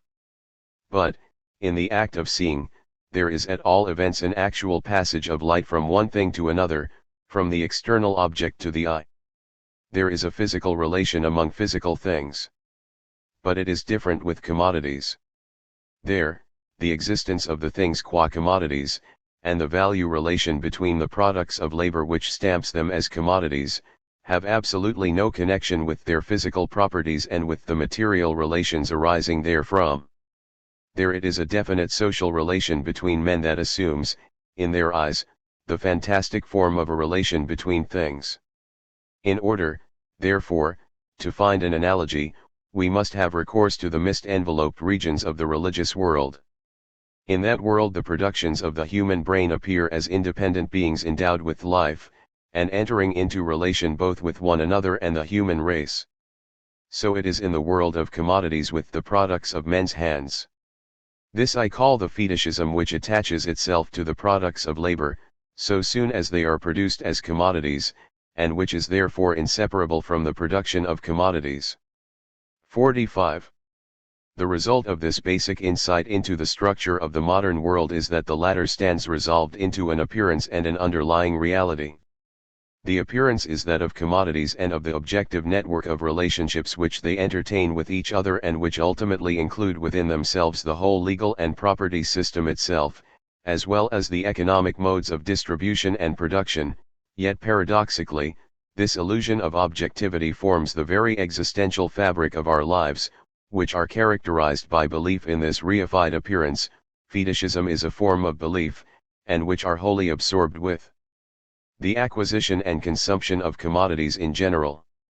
The reality of social life, on the other hand, lies in the labor process itself, in the transparency of human work and action which is ultimately responsible both for the commodities produced and for the very social mode in which commodities form the principal category of production. But in our own society, this truth of social life is concealed, and can be made visible only mediately through critical analysis, and it seems clear that only in a more rationally organized society would objects and production relations once more become transparent, the illusion of reification dissolved back into the reality of human action, the social relations of the individual producers, with regard both to their labor and to its products, would be in this case perfectly simple and intelligible, and that with regard not only to production but also to distribution. 46. This is to say that Marxism, owing to the peculiar reality of its object of study, has at its disposal two alternate languages, or codes, to use the structuralist term, in which any given phenomenon can be described.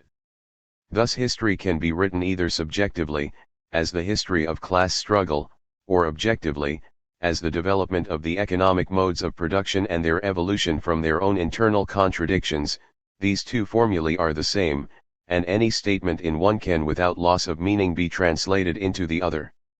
The notion of class is problematical precisely because it is the mediator between these two different notational systems, for class is population articulated according to economic function, but it is also that which permits us to translate data about machinery and the operations of production back into human and interpersonal terms.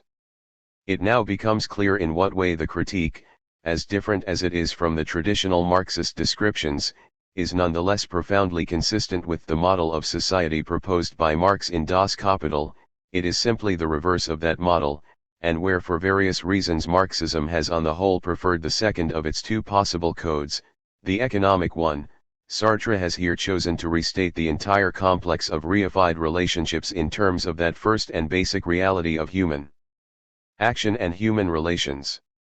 This accounts, for one thing, for the apparent discrepancy between linear historical development and the more cyclical one implied by the theory of groups.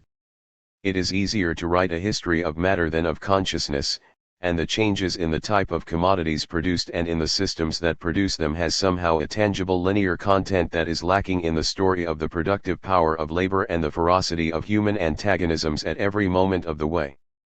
The notion of two codes also clarifies the question of basic or primary realities involved in each description, for this now becomes what I would like to call a question of rhetorical form and effect, and depends very much on the type of illusion a given description is called on to dispel.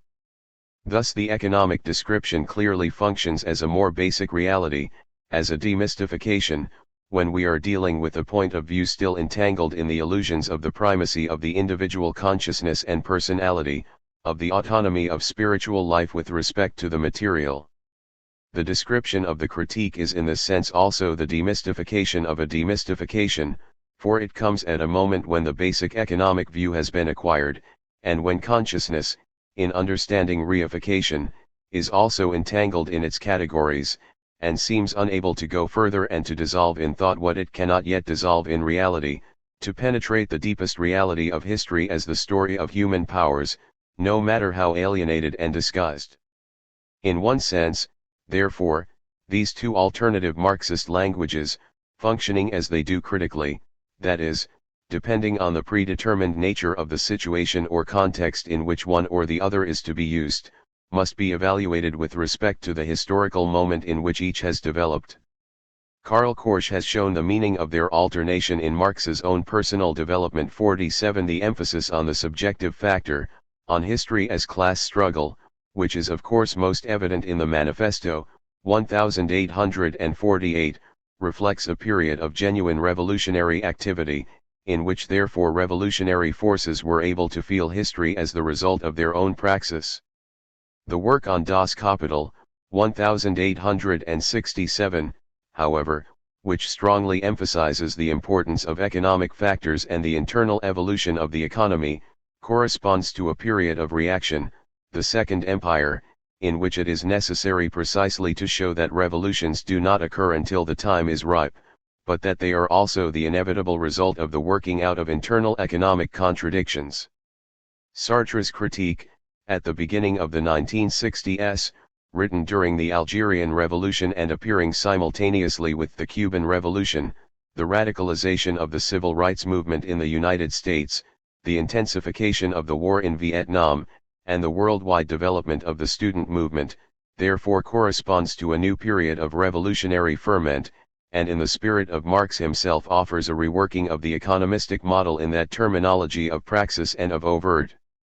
class conflict which seems now most consistent with the day-to-day lived experience of this period. It is a little like having the sound turned back on. That Sartre should have come to his reformulation not through any initial stimulus from Marx but rather through Heidegger, that it should have been his own poetic sensitivity for the double valences of objects and of feelings about objects that provided him with the intellectual instruments with which to perform such a translation. Such an eventuality is not at all surprising, particularly when we consider that Heidegger's perception itself corresponds to the commodity structure of modern society and is a direct reflection of it. In the long run, it is not so much the differences as the similarities between Sartre and Marx which are striking.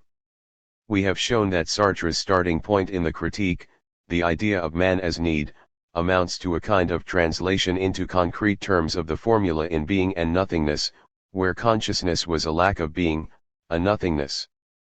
But the new formula is also an application of concepts developed in the Third Economic and Philosophic Manuscript of 1844, the critique of Hegel's doctrine of the absolute idea, where Marx describes his point of view, in contradistinction to the mechanical materialism of the 18th century, as naturalism, meaning thereby to underline the dynamic and organic process by which man learns that he is an object precisely because he needs other objects to live, and thus has his being outside himself. 48. The description corresponds almost exactly to that of being and nothingness. This new type of materialism, based on organic need, does not yet have the historical dimension enunciated in the Theses on Feuerbach and worked out in the German ideology in 1845 to 1846, but being and nothingness was ahistorical in a similar fashion, providing both a larger theoretical context for the later, more specialized work and a stimulus for the working out of that historical dimension without which it would have remained incomplete. The parallel even extends to the relationship between earlier and later works and to the problem of whether the later Marx remained a humanist, whether the Sartre of the Critique has completely broken with the existential positions of being and nothingness. Yet there is one essential section of being and nothingness to which we have not yet, or only fleetingly, made reference. It is that which deals with the look, with the trauma of the existence of the other, that contingent and yet irreparable experience that confers on me an outside and an objectivity, at the same time that it converts all of my actions in the world into a struggle with other people which I am not free not to enter into. For my relationship with other people is struggle in its very structure, and it is against the background of this permanent, ontological struggle with the other that all particular, empirical struggles arise and disappear. For it is the mere existence of the other that calls my existence in question in its very being and that constitutes struggle. This was the sense, as we have seen, of what Sartre calls reciprocity in the Critique, this charged electrical tension of a coexistence that precedes any concrete steps of antagonism or cooperation. We have only to translate this description of interpersonal struggle onto the plane of group relations to seize the final dimension of the Critique. For the class struggle, in history, recapitulates the basic moments of the earlier interpersonal dialectic, each class passing from object to subject in succession, through its own look objectifying the other class, conferring on the latter an exterior, a face. The other class reacts in its turn in an attempt to recuperate this being which is beyond its reach, outside it, in the eyes and judgment of its adversary, and just as I learn myself through the mediation of other people, both from their judgments and from an attempt to parry their judgments, so each class learns to see itself because it is seen from the outside. It comes to define itself against the other, by interiorizing the other's look, and transforming what initially was experienced in shame into a sense of pride or identity, what on the level of class is known as class consciousness.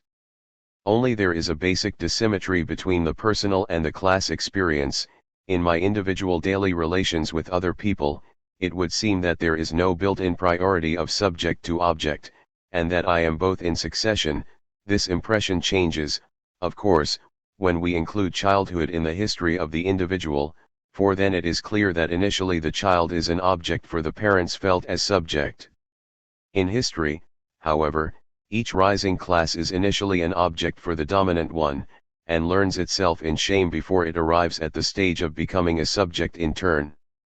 Thus, the bourgeoisie initially defined itself through its humiliations before the nobility, the proletariat through those suffered at the hands of the bourgeoisie. Only then does the proletariat begin to see the bourgeoisie in its turn, and to furnish the latter with yet a new image of self to live in guilt and fear. Historically, it is this look of the oppressed which is ontologically the more fundamental one, and this is what Sartre had already tried to get across with imperfect means in Being and Nothingness, when he distinguished between the we subject and the we object. To be sure, the we object cannot come into being until it is looked at by the we subject, but paradoxically, the latter does not itself have any genuine being. Thus the we subject is the cause or pretext for the emergence of the we object, yet it finds its own identity and begins to define itself only in reaction against the latter, through a kind of defense mechanism. Yet the look is of course not to be understood as involving actual physical presence, it is a more fundamental, implicit structure of our being, and it seems to me that the present work makes concrete a certain number of analyses which in Being and Nothingness still had an abstract, paradoxical air about them. Thus in discussing the de facto limits which the existence of my neighbor sets on my own freedom, Sartre had described the host of floating, objective, but implicit, and irrealizable, judgments on me which make up my life in society. It is not only the Jew who is one other people consider as a Jew. 49 I am made to submit to a great quantity of categories which strike me as being quite abstract until the concrete situation of judgment by the other from which they arise is in some existential fashion realized for me. Thus I am an American, not only in the positivistic sense of being within the United States as within a container, having American citizenship and so forth, but more particularly because it is about me, as one anonymous member of a faceless, multiple, unimaginable collectivity, that foreigners think when they think about America. The label derives its ontological justification from this concrete situation of judgment, of concrete interpersonal relationship that I may never be aware I am involved in. Thus, if I never leave the country, the notion that I am an American may strike me as rather abstract, purely formal one, and it is only when I realize in my own person the hatred and suspicion, the resentment, or on the other hand the condescension or the fawning sense of complicity, with which Americans in general and America in particular are received by people of other countries, that with a kind of scandalized reaction I begin to understand the concrete situation of struggle and judgment, in which I am always implicitly engaged. The sense of scandal comes, of course, from the fact that I am not personally responsible for what America does, and that it is unjust to condemn the guilty and the innocent alike, but this distance between myself, felt from the inside, and the judgment passed on my objective being from the outside, is what characterizes all forms of this alienation through other people, in the Sartrean sense, this basic struggle with the other in which we are always engaged, and in which I am always responsible, I am always guilty, if only on the grounds of my sheer existence itself. In the context of the critique, it seems to me that such analyses shed the abstract quality that they previously had, where they seem to imply hyper-organic personal relations between countries, the friendship of the United States and Germany, the hostility between China and America, and are justified anew by the vision of history itself as perpetual struggle between others on a collective scale. The look of a distant foreigner unknown to me precisely envelopes me in its judgment, inasmuch as it forms one of the numerous class and group struggles within whose context my life takes place. Now, it seems to me, we are in a little better position to evaluate that action at distance of the workers which Sartre described as an influence on his intellectual development and which we evoked at the beginning of this essay, this almost gravitational influence, which the workers exercise through the mere fact of their existence even before any concrete historical contact has taken place. What is it essentially but the look itself? Those petits bourgeois intellectuals, of whom Sartre describes himself as one, were bound to react to the existence of the workers as a class because they were themselves implicitly seen and judged by that other class, because that look constituted for them an objective, external being which they had to attempt to recuperate in some fashion, either by refusing it on the grounds of their own superiority, or by assimilating it and attempting to take the point of view of the workers on themselves. But they were not free not to react to this look, and it is this politicization, it seems to me, that characterizes any period in which a massive oppressed collectivity, whether workers in France or blacks in the United States, makes itself felt as a new consciousness of its oppressor, as a look in its turn, fascinating for the oppressors, attractive or terrifying by turns, in any case exercising a profound ontological magnetism, that which puts me into question in my very being, and with which, in one way or another, I must come to terms. Now the very project of the critique itself can be seen in a new light. It is Sartre's own attempt to see himself, to see his own class from the outside, to recuperate that external objectivity of both which is granted only through the judgment and look of the other upon them, or in other words through the concrete class antagonisms of history itself. So, in the closing pages of the critique, working his way down through the layers of ideological mystification, through the substrata of fetishized cultural institutions, he attains the ultimate and determining reality of social being itself. Thus completed, his critique takes its place alongside such works as Mao Zedong's On Contradiction, in which culture and logic are shown to be the reflexes of social conflict, or alongside those luminous pages in which Gramsci expresses his sense of the ultimate shaping power of social groups. Yet it works within the specificity of its own historical and cultural context, and it is within the confines of the middle-class Western world that we are thus asked to dissolve the illusions of solitude all around us, both in the present and in history as well, until what looked like a dead past reveals itself to us as a host of looks remembered, staring at us in irreparable judgment, until the abstract future becomes visible, as in the Condemned of Altona, as the burning judgment of some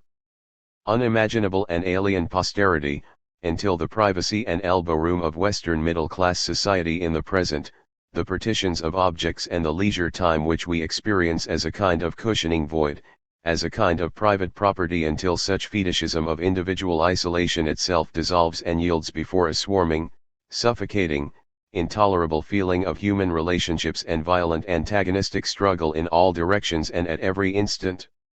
History, said Joyce's Stephen, is a nightmare from which I am trying to awake. But one cannot awake until one has first measured the extent and the intensity of the nightmare. Chapter 5.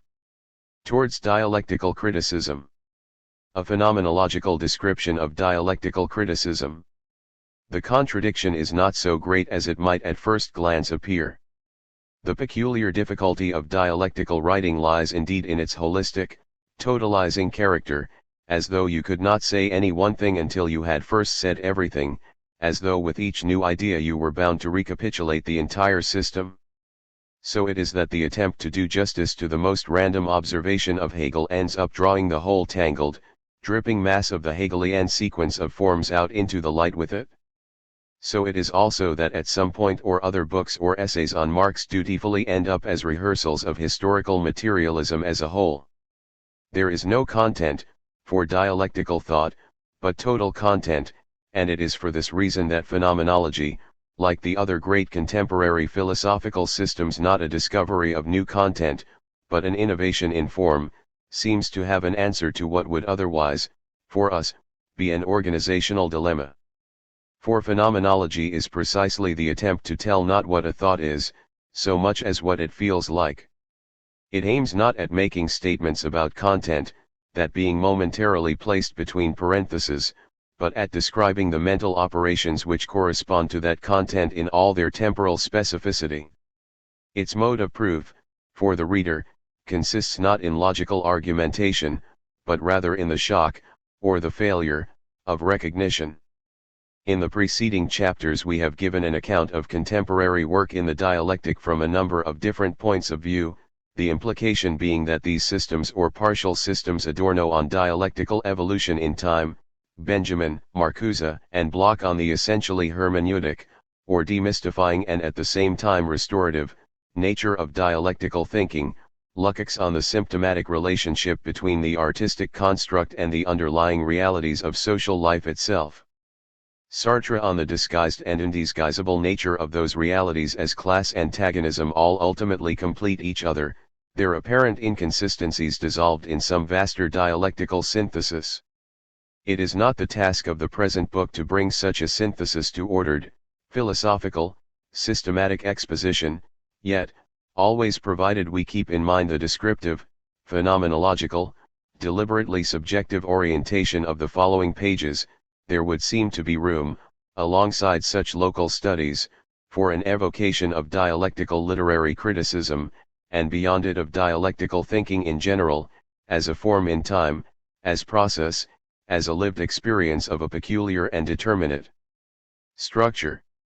It is, of course, thought to the second power, an intensification of the normal thought processes such that a renewal of light washes over the object of their exasperation, as though in the midst of its immediate perplexities the mind had attempted, by willpower, by fiat, to lift itself mightily up by its own bootstraps.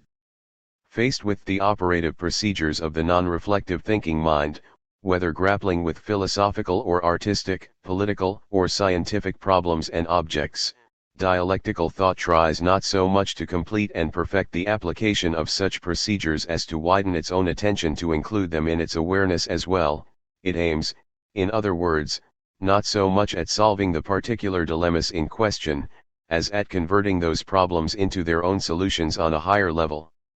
and making the fact and the existence of the problem itself the starting point for new research. This is indeed the most sensitive moment in the dialectical process, that in which an entire complex of thought is hoisted through a kind of inner leverage one floor higher, in which the mind, in a kind of shifting of gears, now finds itself willing to take what had been a question for an answer, standing outside its previous exertions in such a way that it reckons itself into the problem, understanding the dilemma not as a resistance of the object alone, but also as the result of a subject pole deployed and disposed against it in a strategic fashion, in short, as the function of a determinate subject-object relationship. There is a breathlessness about this shift from the normal object-oriented activity of the mind to such dialectical self-consciousness, something of the sickening shudder we feel in an elevator's fall or in the sudden dip in an airliner, that recalls us to our bodies much as this recalls us to our mental positions as thinkers and observers.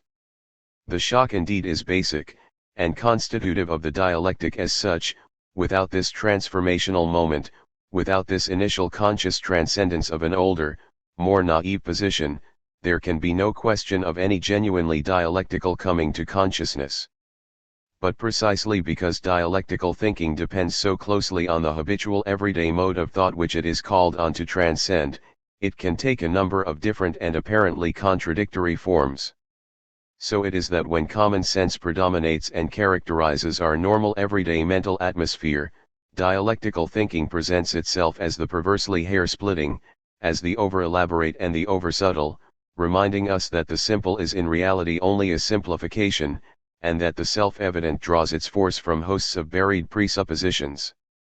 When, on the other hand, after the fashion of intellectuals, we begin to work our way up through a series of abstractions, each one progressively further and further away from the real itself, pervaded as we do so by an uneasy suspicion that the whole teetering construction stands as a monument not to new laws of nature, but rather to the rules of some private mental hobby, then dialectical thought comes as a brutal rupture, as a cutting of the knots that restores us suddenly to the grossest truths, to facts as unpleasantly common as common sense itself. Indeed, these two apparently antithetical effects of dialectical awareness largely correspond, as we shall see later, to the respective dialectics of Hegelianism and Marxism. What follows is a description of a few of the most characteristic features of dialectical thought, particularly as it grapples with the specific problems of literary form. The description cannot, of course, be complete, but will try to deal with the problem of completeness, and in another sense the ever-widening nets of the exposition, in which each topic seems to recapitulate the previous one in a different context and on a higher plane, should bring us closer and closer to that ultimate object of all dialectical thought which is the concrete itself. Hegelian literary criticism. The diachronic construct. The basic story which the dialectic has to tell is no doubt that of the dialectical reversal, that paradoxical turning around of a phenomenon into its opposite, of which the transformation of quantity into quality is only one of the better known manifestations. It can be described as a kind of leapfrogging affair in time, in which the drawbacks of a given historical situation turn out in reality to be its secret advantages, in which what looked like built-in superiorities suddenly prove to set the most ironclad limits on its future development. It is a matter, indeed, of the reversal of limits, of the transformation from negative to positive and from positive to negative, and is basically a diachronic process. To give a conveniently objective and external illustration, we may recall the technological situation at the end of World War II, when both the United States and the Soviet Union were the inheritors of German research in missile development. At that time, of course, the inequality was in the field of atomic power, and it was precisely toward reducing the size of the bomb and increasing its destructiveness that American experimentation aimed.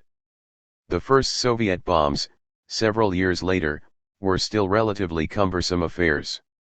Thus, in order to deliver these large and primitive devices, Soviet technology was obliged to develop missiles capable of orbiting enormous payloads, which were then used to put the first Sputniks aloft.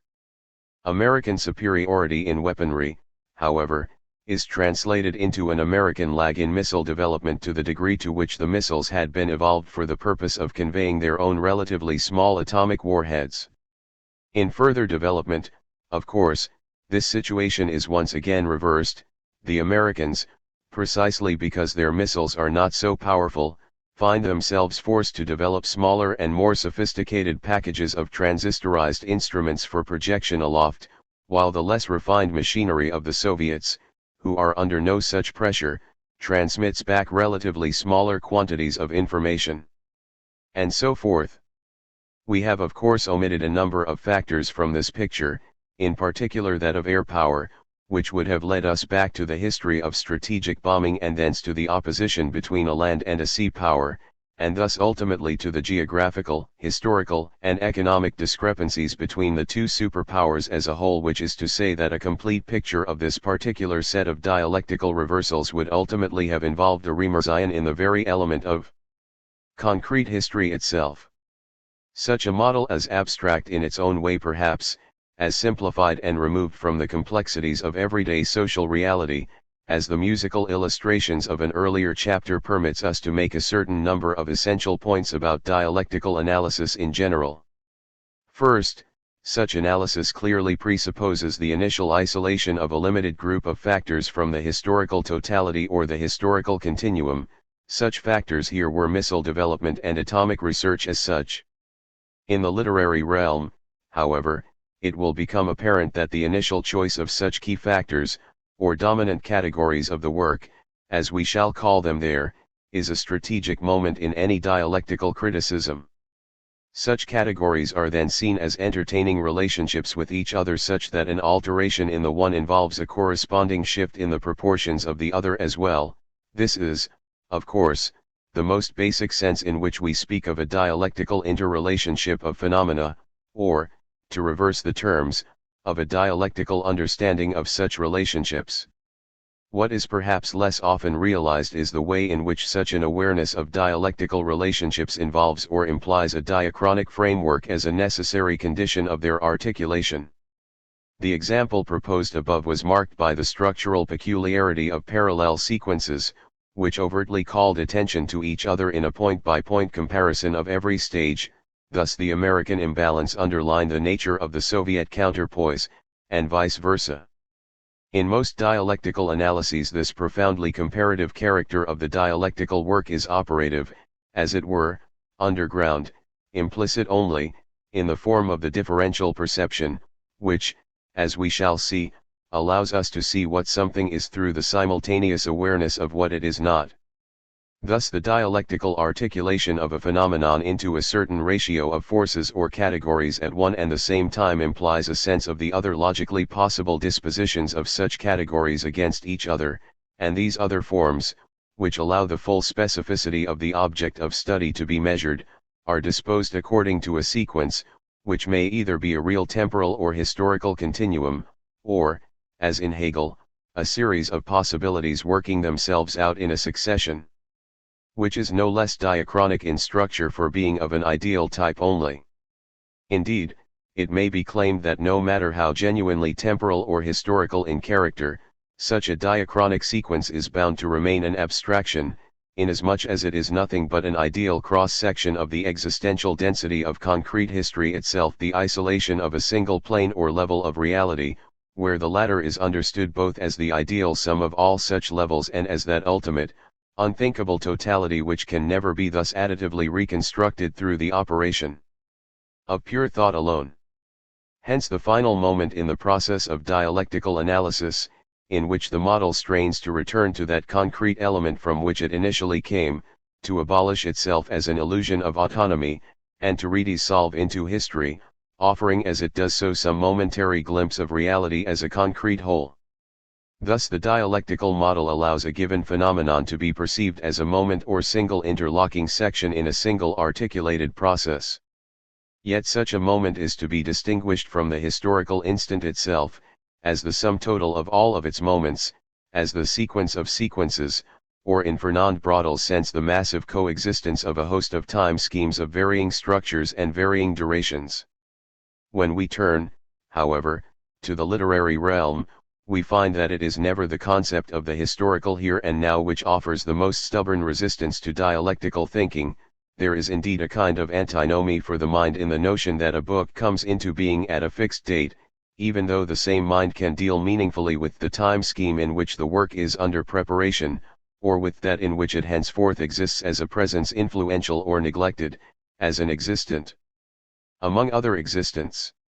Rather, it seems to me that the initial problem which a dialectical theory of literature has to face is that of the unity of the literary work itself, its existence as a complete thing, as an autonomous whole, which, indeed, resists assimilation to the totality of the historical here and now. In what sense can Ulysses be said to be part of the events which took place in 1922, just as stubbornly as it refuses dissolution in some supra-individual history of forms? And no doubt our first loyalty as critics is to the wholeness of the work itself, provided it is realized that that autonomy is itself a dialectical phenomenon. For the Russian formalists showed us that every work of art is perceived against a generic background, which may itself, to be sure, alter from moment to moment and generation to generation. It is read as work in a given form, or against a given form, in a context in which the various genres are felt to coexist at fixed distances from each other in relatively systematic complexes which can themselves form the object of study in their historical coexistence or succession. One, it is clear, therefore, that even the self-sufficiency of the work of art varies, depending on whether it deliberately invites comparison with the whole of what already exists in the form, as with the Renaissance sonnet or the Japanese haiku, or, like Ulysses and the Divine Comedy, aims at replacing all of culture by summing it up in a single book of the world, where, however, the idea of the book remains itself a fact of culture and an element in the generic background against which the work is perceived. The implicit model here is of course that of Gestalt psychology, with its dialectic of form and background, but it is not the only way in which to think of the relationship between the individual whole and the totality of the other literary works, let alone the other levels of historical and social reality with which it may be juxtaposed. The existing monuments, says T.S. Eliot in a well-known page, form an ideal order among themselves, which is modified by the introduction of the new, the really new, work of art among them. The existing order is complete before the new work arrives. For order to persist after the supervention of novelty, the whole existing order must be, if ever so slightly, altered, and so the relations, proportions, values of each work of art toward the whole are readjusted. 2. It is of course a profoundly dialectical concept. Indeed, the rhetorical seductiveness of the passage derives in large measure from the way in which the unnamed dialectical character of the notion is passed off on the reader as a new and more dynamic way of seeing things, nor is it any longer necessary at the present time, perhaps, to take inventory of the very precise functions both literary and ideological which it was designed to fulfill. For us, however, for whom the word order no longer has the value of a fetish, the concept of a global totality is not as methodologically useful as the smaller idea of limited sequences which are modified by the addition of a new term, itself perceived against the continuum of which it is a part. Such limited sequences furnished the context or framework for literary understanding at least as long ago as the Greek tragedians. In modern times we have only to think of Richardson, Fielding, and Sterne in the English novel, Balzac, Flaubert and Zola in the French, Baudelaire, Rimbaud and Mallarmé in the development of modern poetry, to realize the degree to which our understanding of any one of these authors is a function of a differential perception in which his position in the sequence determines the way in which his specificity is measured. That Flaubert is sui generis is to say nothing, but that he is no longer Balzac, that he is not yet Zola, and this in a host of determinate ways, is to articulate the structures inherent in and constitutive of the novel of Flaubert. The latter is not, of course, a host of other things as well, and to spell out those determinate negations, to show how Flaubert is not the English or Russian novelist of the same period, or how he rewrites and thus negates in his own manner Don Quixote or Candide, is to enrich our knowledge of Flaubert by seeing him as a term in wholly different types of diachronic sequences. Yet the comparative or differential mode of such literary perception remains a constant. The monographic study of an individual writer, no matter how adroitly pursued, imposes an inevitable falsification through its very structure, an optical illusion of totality projected by what is in reality only an artificial isolation. That modern writers have solicited this kind of isolation, this thoroughgoing conversion of the critic to their works as to a kind of world, is not an excuse for the critical procedure, but rather a phenomenon of interest to be studied in its own right. Such sequences, and such comparisons, largely transcend traditional questions of the personal influence of one writer upon another. We are, I think, for the most part agreed to see the individual writer as the locus or working out of a certain set of techniques, as the development and exhaustion of a certain limited set of possibilities inherent in the available raw material itself. Yet the word technique is a figure of speech. We will have occasion to reconsider the essentially artisanal model of production which it implies and presupposes. What interests us at the present moment is that gesture by which an element, call it technique or structure, component, or if you will category, is isolated from the work in question in order to set this work in a sequential relationship with others. This is the moment, in other words, of the choice of that around which we will construct a diachronic sequence, that of which we will write the history, that which is seen as having an internal development or dialectical history to tell.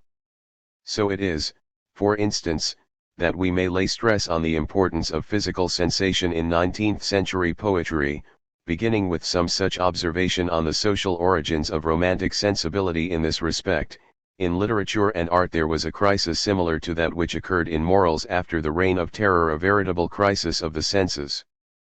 People had been living in a condition of perpetual fear.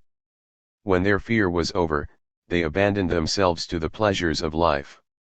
Their attention was entirely engrossed in external appearances, in outward forms. The blue heaven, the splendor of sunlight, the beauty of women, sumptuous velvets, iridescent silks, the sheen of gold, the sparkle of diamonds, these were the things that filled them with delight. People lived only with the eyes, and had given up thinking. 3. Yet to give up thinking is a more complex and contradictory undertaking than might at first appear. For a little closer examination shows that physical sensation, no matter how hypnotically or oppressively experienced, can never enter language in isolation. Hegel accounted for this when at the opening of the Phenomenology he showed how the most intense experience of the here and now emerges as the verbally abstract, as the emptiest of all genuine content. So it is that the most intense rendering of the physiological dimension is able to be registered only at the moment at which the entire sensory system sinks ominously toward oblivion, a drowsy numbness, pain/my sense. For taken individually, the various sensations collected by the Romantics fade and wither, and what was the freshest and most vivid in them, felt against the conventional rhetoric of 18th-century poetry, comes across the generations to us as the very epitome of the insipid, a dialectical reversal in which pure sensation turns around into its own opposite, its own absence. In this situation, it was the originality of Baudelaire to have conceived of a new way of articulating the various sensory experiences against each other. Ils de parfums frais comme de chairs d'enfants. Du comme les hautes bois, verts comme les prairies. Et d'autres, corrompus, riches et triomphants. Ayant l'expansion de choses infinies. Comme l'ambre, le musc, le benjoin et l'encens. Qui chantent les transports de l'esprit et de sens. For the point about synesthesia is that you cannot mingle the senses until they have first been clearly separated from each other, and disentangled each according to its own timbre and aroma. Indeed, synesthesia is in the present context not so much a way of mingling sensations as rather of distinguishing them. The lines from correspondences establish two simultaneous but different sets of oppositions, within the fresh, clear sensations, the various senses against each other, touch, sound, sight, each sense making the other stand out sharply by the contrast, then the larger opposition of clear sensation itself to that rich, mingled, corrupt sensory experience which is primarily odor and hallucinatory ecstasy. All of Baudelaire's work, on a thematic and ethical level, can be seen as the reduplication on ever higher planes of this initial and paradoxical mingling of contraries in order to distinguish them: dandyism, sadomasochism, blasphemy, so many attempts, on the psychological plane, to flee the insipidity of pastel, of harmonic consonance or sentimental effusion, by soiling it with its dialectical opposite. The work as a whole is generated out of a series of progressively enlarged identifications, thus the proposition, only the spiritually vile and debased can know what purity really is, derives its force from the initial premise that the pure sensation can only be rendered through a mingling with its opposites in language. After Baudelaire, this perceptual tension is taken as a sensation in its own right in Swinburne, with a kind of sensory monotony as a consequence. In Rimbaud the perceptual system splits apart into physical languor and debilitated yearning on the one hand, and a kind of disembodied hallucinatory phantasmagoria on the other. In surrealism, finally, the well-nigh physiological plenitude of dream fulfillment veers into the dialectical opposite of a purely verbal and what might be called paper decoration. The diachronic sequence or construct may of course be extended to whatever dimensions are desired. It may also be interpreted, and it is at this point that the relatively simplistic idea which we chose as a starting point may be corrected and more adequately grounded in concrete history. Here we might rightly begin to speak following hints of Sartre touched on in the previous chapter of the historically new and distinct attitude of middle-class man toward his own body and toward nature in its internal manifestation in the body itself, an attitude which serves ideologically as a weapon against feudal privilege, the superiority of blood and race, and which must then be readapted, in the complex fashion described by Sartre, as a defense mechanism against the new threat of the classes laborieuses, classes dangereuses of the 19th century factory universe, but which in any case projects a new sensory mode of being in the world. Here also we would replace the limited poetic phenomenon in question within the larger context of the reduction to the body in modern literature in general, a literary phenomenon which reflects the increasingly guilty conscience of middle-class groups after their assumption of power, but particularly after the revolt of June 1848, and the increasing anxiousness of writers to dissociate themselves from their publics as social institutions, substituting for the signs of social affiliation that deeper pre-social reality of the physiological itself, so that the reduction to the body takes its place alongside Barthes' white writing as an attempt on the level of literary form as such to flee the guilt and complicity of being in society. Such an interpretation would eventually have to come to terms with the immensely influential investigations of Bachelard into the role of sensory reverie, correcting them theoretically on the one hand by an account of the relationship between such raw material and the inner dialectics of literary language itself, and on the other by a more genuinely historical understanding of reverie as a psychic development of the middle-class world. Yet at this point the moment is at hand in which the diachronic sequence veers about under its own momentum, announcing its own ultimate abolition and its return to the concrete itself. Such an extended illustration should serve to underline the inseparable link between what we have called the isolation of the category, the definition of the object of study, whether it be image, style, point of view, character, or those more transitory and unnamed literary phenomena which are the very substance of modern literature itself, and that articulation into a succession of alternative structural realizations which we have called the diachronic sequence or construct, and which, always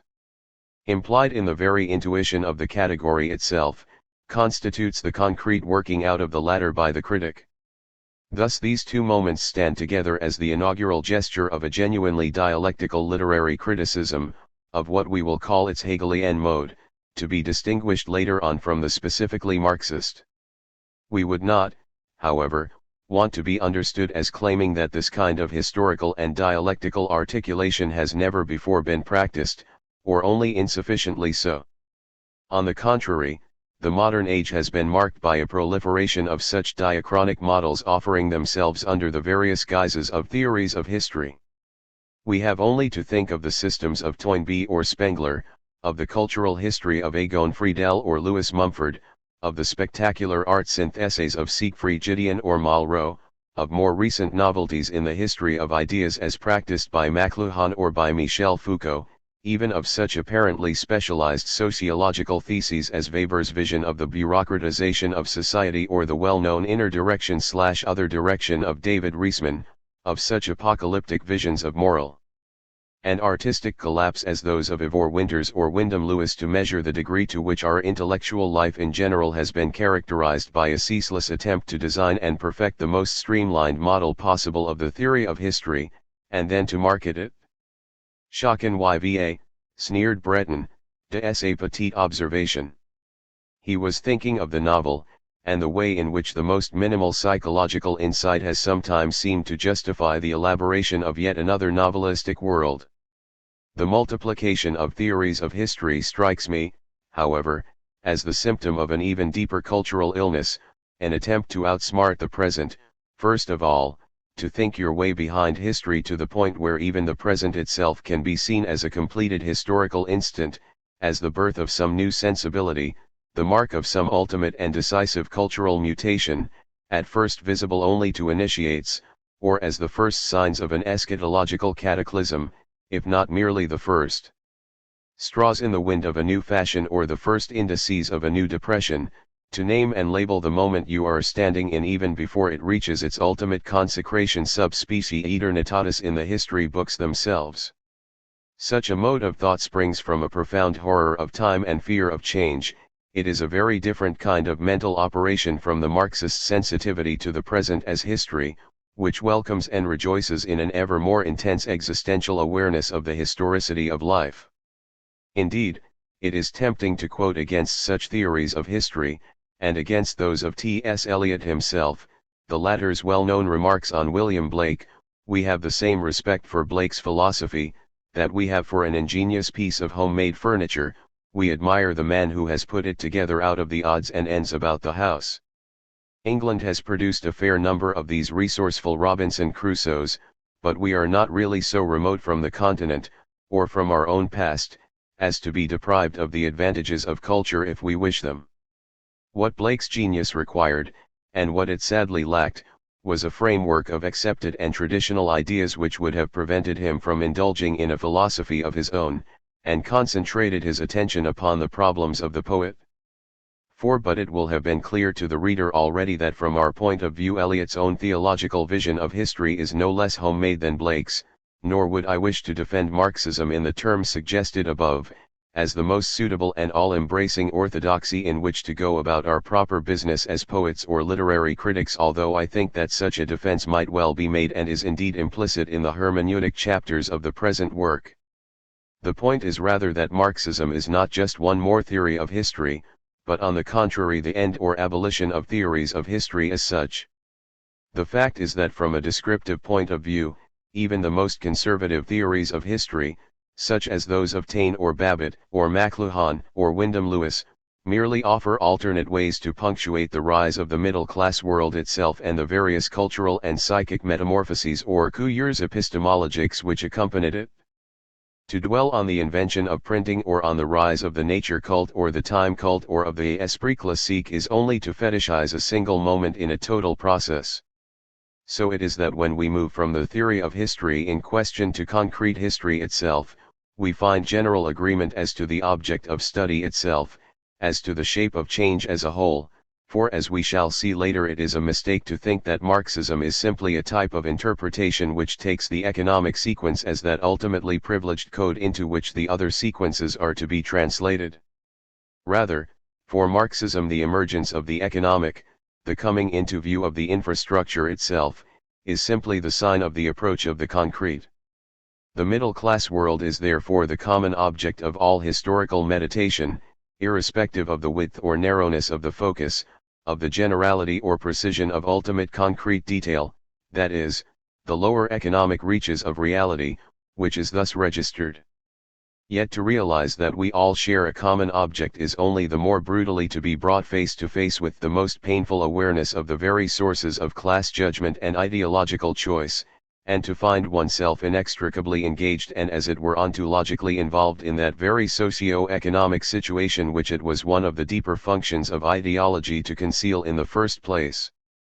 The characteristic strengths and weaknesses of the theory of history as such may perhaps be most clearly demonstrated where the latter deliberately limits itself to a single cultural sphere or level of the superstructure.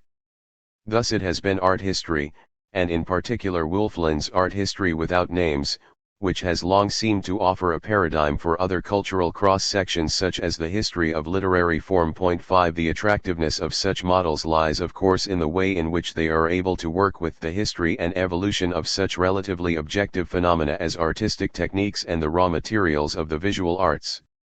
Media, theories of perspective, the relationship between line and color, iconography, such topics mark out a kind of lost innocence of purely formal content for which the literary critic, faced with the more ambiguous phenomena of linguistic significance and of forms in time, yearns in vain. The methodological limits of such models are equally symptomatic, for they stem in large part from those problems of punctuation evoked above. For what is it in the long run that is so profoundly problematical about the concept of the Baroque or of Mannerism, not to speak of the infinitely more elastic notion of the modern itself, if not the effort to locate real beginnings and endings in what can never be seized as anything but a continuity? Thus we may speak of a kind of ultimate vanity of art history which oppresses us whenever we feel too strongly that it is the art historian himself who wields a free shaping power over his historical data raw materials which, elements of the superstructure with no inner resistance or reality of their own, are at one with his own substance. Yet it is abundantly clear that the same process has gone on more or less unconsciously in the realm of literary criticism itself. Thus the new critics long thought by themselves as well as by others to be resolutely ahistorical in reality devoted significant energies to the construction of historical paradigms, the dissociation of sensibility from Donne to Shelley, the reconquest of style and image from Swinburne to Yeats. Such characteristic frameworks for analysis amount to Hegelian models of literary change, diachronic sequences of the type described above. Indeed, to the degree to which, as we have already demonstrated, the individual analysis inevitably projects its own diachronic framework, it could not have been otherwise. Only this model now tries to pass itself off as a theory of history in its own right, and at once the characteristic marks of pseudo-history reappear. The obsession with historical rise and decline, the never-ending search for the date of the fall and the name of the serpent. Was it Rousseau who was responsible, or his enemies the philosophes? The Romantics or the Positivists? Which was worse, Protestantism or the French Revolution? Such false problems arise from a misconception of what the diachronic sequence can do, but are in turn pressed into ideological service, in which an eschatological framework helps conservative politics masquerade as ethics in an ostensibly aesthetic enterprise. Such is the structure of what we might call the diachronic version of the theory of history, yet it has a synchronic manifestation as well, in what are perhaps the most impressive and influential productions of the species. I am referring to those works which, from Taine to Spengler, and with perhaps less boundless methodological self-assurance at the present day, aim at giving an account of the total style of a culture and of the profound unity of each of the moments of cultural history as they succeed each other. Such a model is suggestive to the degree that it can be applied either to individual or to social reality, and can serve as a means of unifying quantities of otherwise disparate materials, of linking otherwise discontinuous levels of being. Thus Taine's notion of the faculté matrice is that which unites and informs all the diverse qualities of a given author, a particular kind of taste and of talent, a particular mental or spiritual disposition, a particular complex of preferences and dislikes, of faculties and weaknesses, in short, a particular predominant and persistent psychological state which is that of its authors. 6. Yet the same unity exists in a culture, so that the spirit of classicism, for instance, is that style or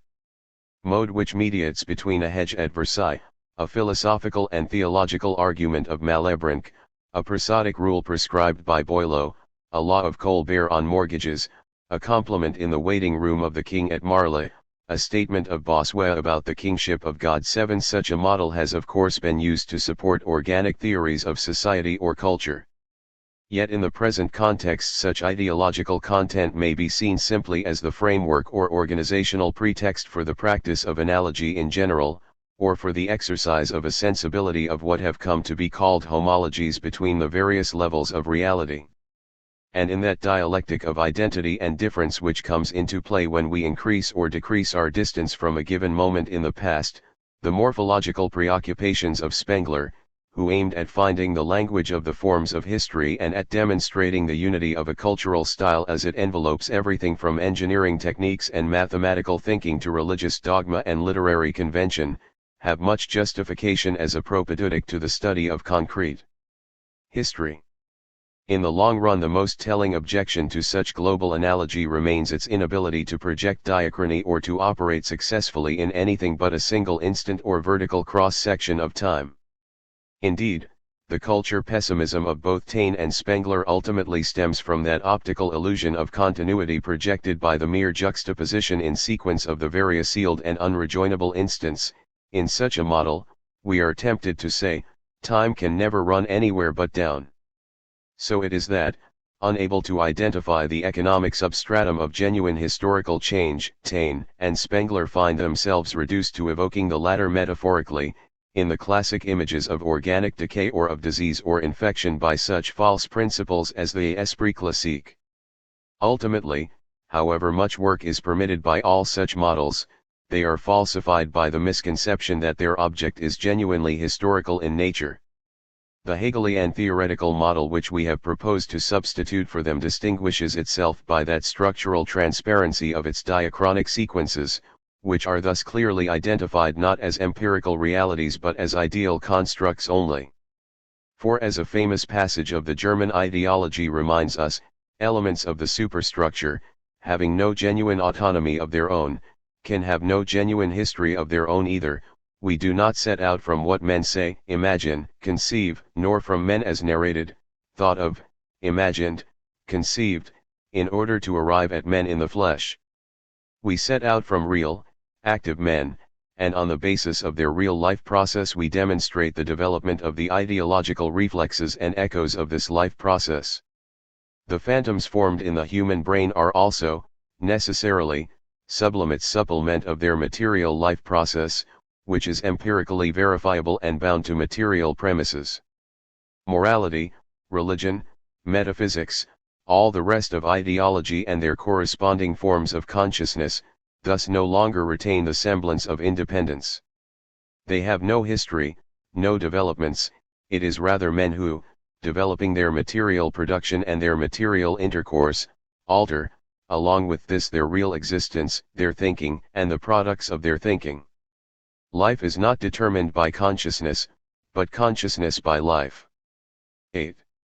Thus, as we have described it, the Hegelian sequence, while permitting work in time, is distinguished by that ultimate and inevitable, structurally inherent movement toward its own dissolution, in which it projects the Marxist model out of itself as its own concrete realization and fulfillment. 2 literary categories, the logic of content. This attitude on the part of Marx toward aesthetic values is clearly related to his discovery of commodity fetishism, as well as to his solution of the problem of the subjective and the objective in economic life. While working on Capital, Marx was interested in categories and forms bordering on the aesthetic because of their analogy to the contradictory vicissitudes of the categories of capitalist economy. Mikhail Lifshitz, The Philosophy of Art of Karl Marx. What we have examined above in terms of a temporal or diachronic sequence, we might also have expressed as a contradiction between a form and its content, for the new is to the old as latent content working its way to the surface to displace a form henceforth obsolete. This distinction, in which, among other things, the reader will recognize Marx's model of revolutionary change 9, is no doubt the central operative mechanism of both the Hegelian and Marxist dialectics, and in the long run the most momentous of Hegel's conceptual innovations. For the new opposition is to be sharply distinguished from that older idea of form which dominates philosophical thinking from Aristotle to Kant, and for which the conjugate term is not content but matter, inert materials, filling, the passive. Nor is the new Hegelian duality to be seen as simply one more version of the more primal dialectical reality of the relationship between subject and object. Rather, the distinction between form and content is precisely that which lends the notion of a subject-object relationship its secret dynamics, which permits Hegel to see the various logical combinations of the latter as an emergence, as a generation out of each other, and which permits him to construct a ladder of forms out of what would remain at any point a simple empirical measurement of an existing ratio of forces. Finally, it is this dynamic mechanism in dialectical thought which accounts for what we may call the predictive value of the latter, even though, as we shall see shortly, such predictions may be said to take place only after the fact. In the present context, what is most striking about the distinction between form and content is that despite the enormous range of phenomena to which it will be applied, the concept is essentially aesthetic in origin, for it was evolved from Hegel's studies in theology and in the history of philosophy, not to speak of art itself, or in other words from materials which belong essentially to the superstructure. This is, indeed, the secret of its enormous force in Marx's hands, for what is relatively transparent and demonstrable in the cultural realm, namely that change is essentially a function of content seeking its adequate expression in form, is precisely what is unclear in the reified world of political, social, and economic realities, where the notion that the underlying social or economic raw material develops according to a logic of its own comes with an explosive and liberating effect. History is a product of human labor just like the work of art itself, and obeys analogous dynamics. Such is the force of this metaphorical transfer, which at the same time goes a long way toward accounting for that profound affinity between literary criticism and dialectical thinking in general which we have underlined in the thought of Lukács. For dialectical thought may in this respect be seen as a reversal of the form-dominated, artisanally derived model developed by Aristotle. Here form is regarded not as the initial pattern or mold, as that from which we start, but rather as that with which we end up, as but the final articulation of the deeper logic of the content itself. It is the nature of the content, and that alone, which lives and progresses in philosophic cognition, and at the same time it is the inner reflection of the content which posits and originates its determinations. 10 These words of Hegel on the history of philosophy are no less valid for art itself, and may serve to underscore the profound impersonality of the logic of artistic content, for which the artist is himself merely an instrument, and which works itself out through him, using the accidents of his personal life as the very element of its own formal research, developing through him, as through his predecessors and successors, according to its own intrinsic laws. This is why our judgments on the individual work of art are ultimately social and historical in character. The adequation of content to form their realized, or not realized, or realized according to determinate proportions, is in the long run one of the most precious indices to its realization in the historical moment itself, and indeed form is itself but the working out of content in the realm of the superstructure. The insufficiency of a work of art is not at all to be seen as the result of individual clumsiness, Hegel tells us in the Aesthetics. Rather, the insufficiency of the form derives from the insufficiency of the content. Thus the Chinese, Hindus, Egyptians, in their forms, images of divinity, and idols, remained formless, or subject to bad and untrue formal determinations, and unable to master true beauty, because their mythological systems, the content and thought of their artworks, was indeterminate in itself or of poor determination, and not content absolute in itself. The more perfect works of art become in this sense, to that degree does their content and thought have deeper inner truth. This is, however, not only a question of the greater or lesser technical skill with which the images of nature, as they appear in external reality, have been observed and imitated.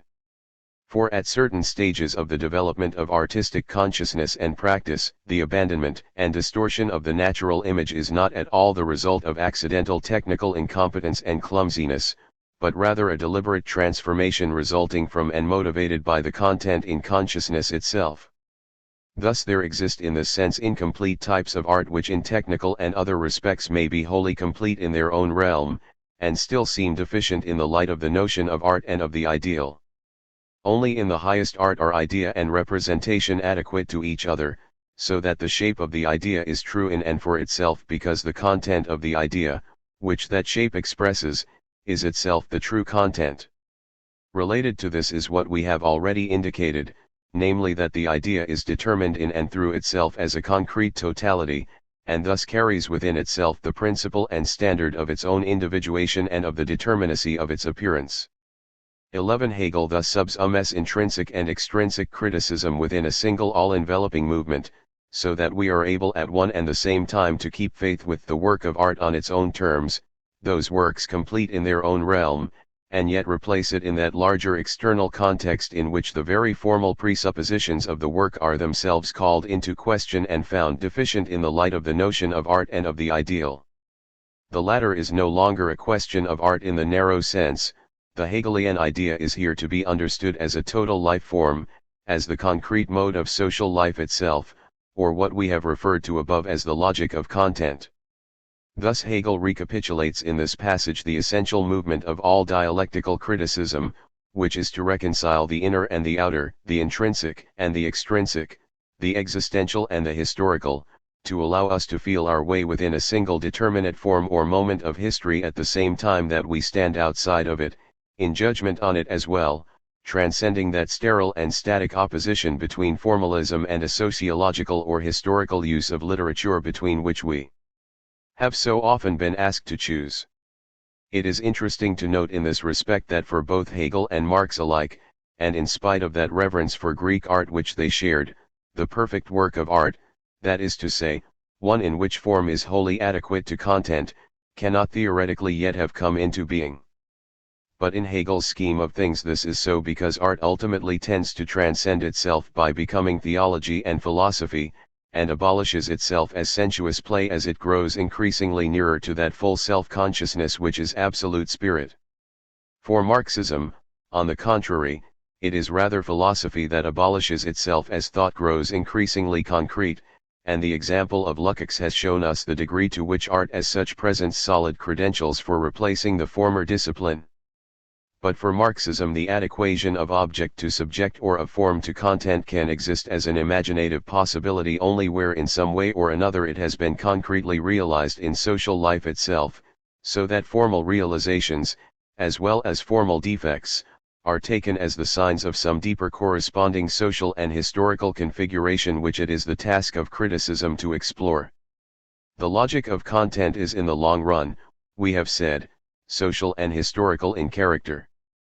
For it is clear that to articulate the relationship between the artistic fact as such and the larger social and historical reality to which it corresponds requires a gradual enlargement of critical focus, a widening of the scope of the critic's reflection, which not every critic is prepared to effect, nor is it indeed required for every job of critical analysis. Yet to omit this enlargement, this movement from the intrinsic to the extrinsic, is itself an ideological act, to the degree to which it encourages belief in some ahistorical essence of art and of cultural activity in general.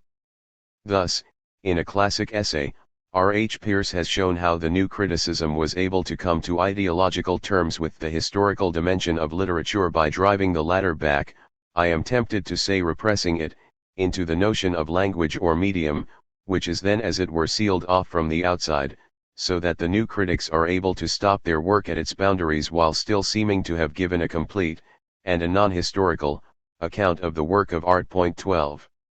For it is clear that the judgments of the new criticism, whether they isolate examples of stylistic failure as in Crashaw or Shelley or early Yeats, or moments of stylistic density as in Dante or the Elizabethans, involve a meditation on a relationship between form and content of the kind described here.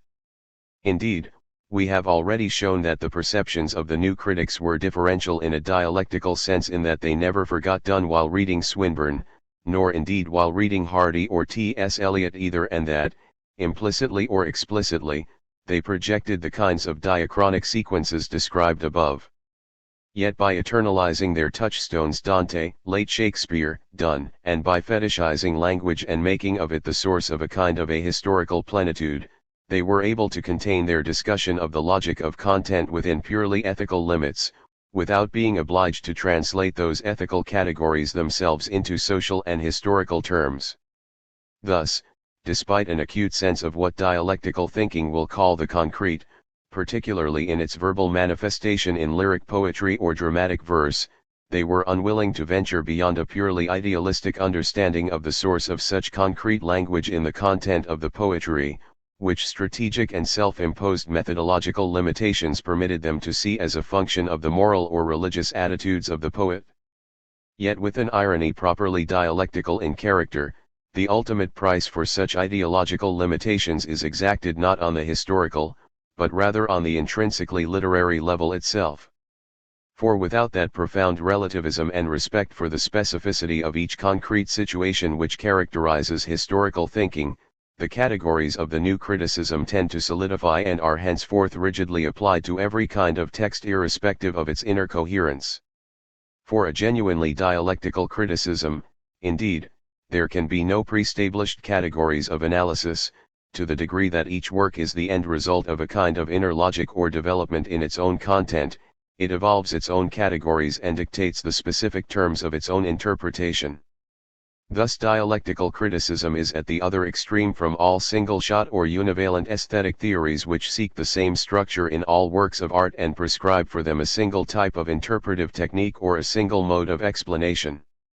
Nor can it be reconciled with the specialized disciplines which have been erected on such bases. Thus, for instance, from the dialectical point of view, the whole concept of stylistics as a separate field is a profoundly contradictory one, for it implies that style, or language perceived as style, is everywhere an essential and constitutive component of the literary work of art.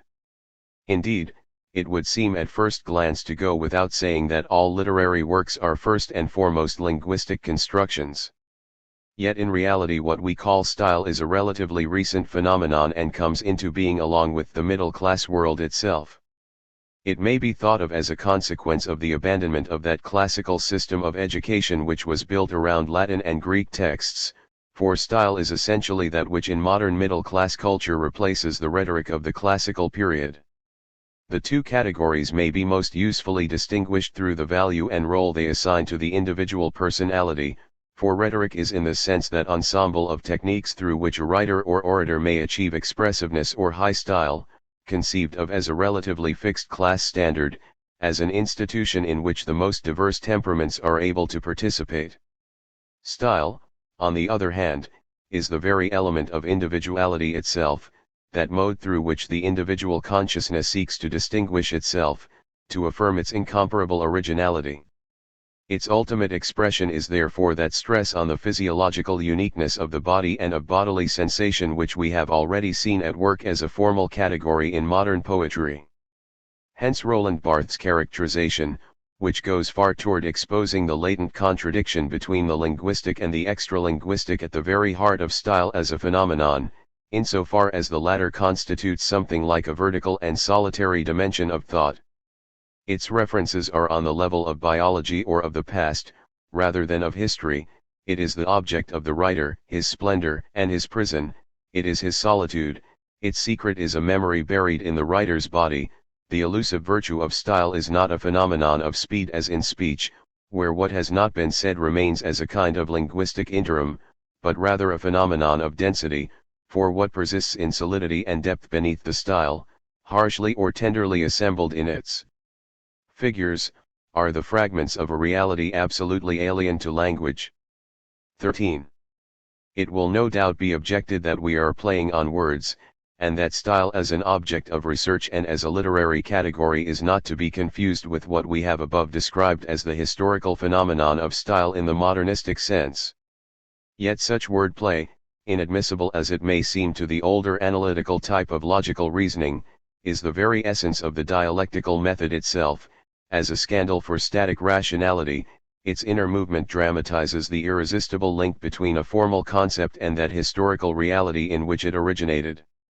Thus, the abstract idea of style in general retains traces of that concrete historical phenomenon of style in modern times which it was first designed to express, and it is because style is a historical phenomenon that an absolute science of style is impossible. We may put all this in another way by pointing out that works come into being at varying distances from the verbal, and that to say that a work is made of words is not the same as saying that style in the modern sense is one of its dominant categories.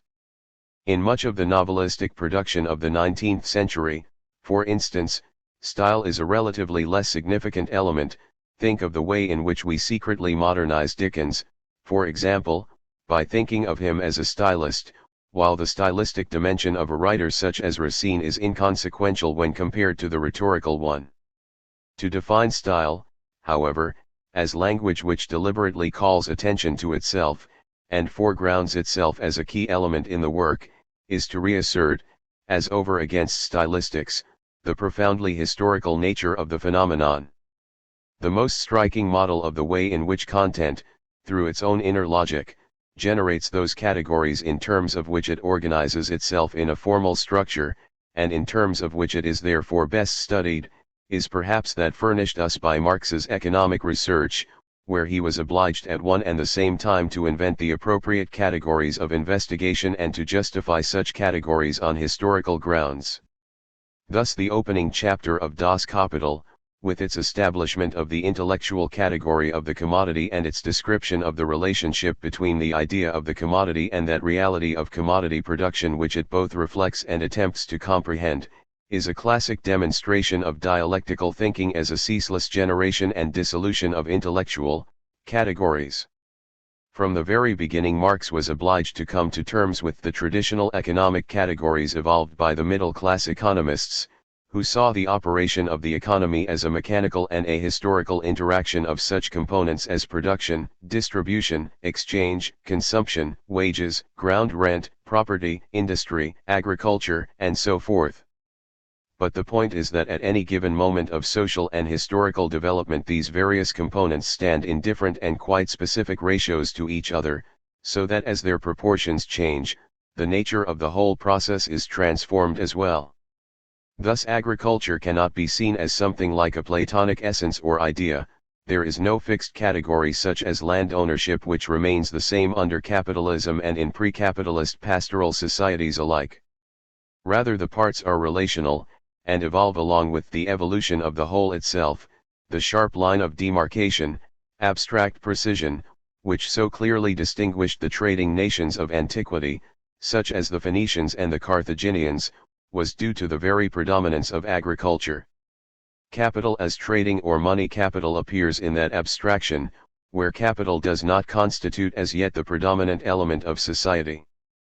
14. Thus dialectical thinking is doubly historical. Not only are the phenomena with which it works historical in character, but it must unfreeze the very concepts with which they have been understood, and interpret the very immobility of the latter as historical phenomena in their own right. This is why a genuinely dialectical criticism must always include a commentary on its own intellectual instruments as part of its own working structure. Thus Plekhanov's classic analysis of symbolism transcends a mere interpretation of those symbolic elements, such as the wild duck, which are structurally projected by Ibsen's work. What is significant for him is not the meaning of the individual symbols but rather the significance of the phenomenon of symbolism as such. The history of literature shows that man has always used one or the other of these means, symbolism or realism, to transcend a particular reality. He employs the first, i.e., symbols, when he is unable to grasp the meaning of that particular reality, or when he cannot accept the conclusion to which the development of that reality leads. He resorts to symbols when he cannot solve difficult, sometimes insoluble problems, when, to use Hegel's happy expression, he is not able to utter those magic words which bring to life a picture of the future. Thus the ability to utter those magic words is a sign of power, while the inability to do so is a sign of weakness. And so in art, when an artist leans towards symbolism, it is an infallible sign that his thinking, or the thinking of the class which he represents, in the sense of its social development, does not dare penetrate the reality which lies before his eyes. 15. The reader will recognize in this passage that characteristic hostility toward modernism and what we have come to call stylization, that instinctive bias toward the realistic work, which was later to be worked out only too programmatically by Lukács. He will also, perhaps, in the present context, glimpse the Hegelian origins of such a value judgment, in which the return to symbolic modes is felt to be a historical regression. Yet it is not the basic insight of Plekhanov which is at issue, but rather the transformation into a single-shot formula of what was at the time a fresh concept, evolved to do justice to the peculiar structure of a given work. Such analysis is dialectical to the degree that it stresses the dynamic interaction and interdependency between symbolism and the other elements of the work, and articulates the way in which the overdevelopment of one element, in this case a visual object, relates vitally to the underdevelopment of others. Thus dialectical criticism replaces the older absolutes of truth or beauty with a judgment in which the insistence on the preeminence of the historical situation underlines the inseparability of strengths and weaknesses within the work of art itself or in the philosophical system, and stands as a concrete object lesson in the way in which the very strengths themselves, in all their specificity, require the existence of determinate and correlative weaknesses in order to come into being at all. We may perhaps drive home this sense of the relativity of literary categories, of the primacy of the internal contradictions specific to the individual work itself, by re-examining the present enterprise in their light. For it is clear that up to this point our description has been essentially undialectical to the degree to which it has taken dialectical thought as its object only, and has failed to underscore its own self-consciousness as thought to the second power. That this is the case may be judged from the dominant category of the present essay, which is that of the example, for only where thought is imperfectly realized is it necessary to offer examples as such. The latter are always the mark of abstraction or distance from the thought process, they are additive and analytical, whereas in genuine dialectical thinking the whole process would be implicit in any given object. Here, on the contrary, concrete thinking has been torn asunder, into two wholly separate operations, on the one hand, not genuine thinking, but presentation of a method, and on the other not the attachment to a genuine object, but only a series of examples of objects. Yet the very essence of dialectical thinking lay in the inseparability of thought from content or from the object itself. This was the burden of Hegel's preface to the Phenomenology, where he denies that one can characterize philosophy from the outside, or speak about it genuinely in any other way but through the actual practice of philosophy itself. The demand for such explanations, i.e., external statements about the philosophic process, presentations of its aim and methods, illustrations and examples, etc., as also the attempts to satisfy this demand, very easily pass for the essential business philosophy has to undertake. Where could the inmost truth of a philosophic work be found better expressed than in its purposes and results? And in what way could these be more definitely known than through their distinction from what is produced during the same period by others working in the same field? If, however, such procedure is to pass for more than the beginning of knowledge, if it is to pass for actually knowing, then we must, in point of fact, look on it as a device for avoiding the real business at hand, an attempt to combine the appearance of being in earnest and taking trouble about the subject with an actual neglect of the subject altogether. For the real subject matter is not exhausted in its purpose, but in working the matter out, nor is the mere result attained the concrete whole itself, but the result along with the process of arriving at it. The purpose by itself is a lifeless universal, just as the general drift is a mere activity in a certain direction, which is still without its concrete realization, and the naked result is the corpse of a system which has left its guiding tendency behind it. 16. Thus the only genuinely concrete presentation of dialectical criticism is the practice of such criticism itself, which from the descent into a given object ultimately works its way through to literature itself. So that it is only with our example of the example that our presentation is raised to a higher dialectical plane and attains a more adequate consciousness of its own activity, through commentary on its own commentary, reaching out for a glimpse of what a genuinely concrete criticism might be. 3. Tautology as the mediation between form and content. Thus dialectical thought is in its very structure self-consciousness, and may be described as the attempt to think about a given object on one level, and at the same time to observe our own thought processes as we do so, or to use a more scientific figure, to reckon the position of the observer into the experiment itself. In this light, the difference between the Hegelian and the Marxist dialectics can be defined in terms of the type of self-consciousness involved. For Hegel this is a relatively logical one, and involves a sense of the interrelationship of such purely intellectual categories as subject and object, quality and quantity, limitation and infinity, and so forth. Here the thinker comes to understand the way in which his own determinate thought processes, and indeed the very forms of the problems from which he sets forth, limit the results of his thinking. For the Marxist dialectic, on the other hand, the self-consciousness aimed at is the awareness of the thinker's position in society and in history itself, and of the limits imposed on this awareness by his class position, in short of the ideological and situational nature of all thought and of the initial invention of the problems themselves. Thus, it is clear that these two forms of the dialectic in no way contradict each other, even though their precise relationship remains to be worked out.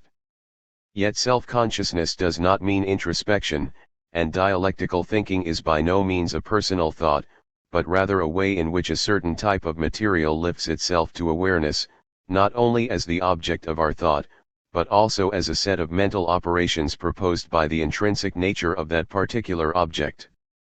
Dialectical thinking is therefore not only thought to the second power, thought about pre-existing thought, but also the latter's fulfillment, its realization and abolition in a sense yet to be described.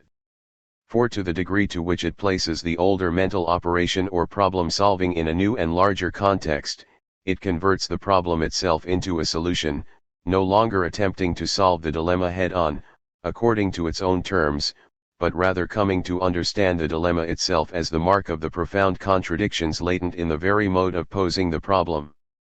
Thus, faced with obscure poetry, the naive reader attempts at once to interpret, to resolve the immediate difficulties back into the transparency of rational thought, whereas for a dialectically trained reader, it is the obscurity itself which is the object of his reading, and its specific quality and structure that which he attempts to define and to compare with other forms of verbal opacity.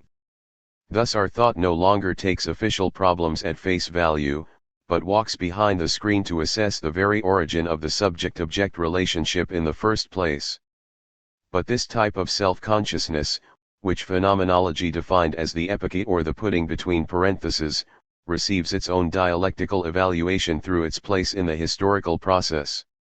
Thus at its extreme limit thought tends somehow to unravel itself, and it is this more than anything else that justifies the description of dialectical thought as tautological in the ontological sense, as part of a dawning realization of the profound tautology of all thought.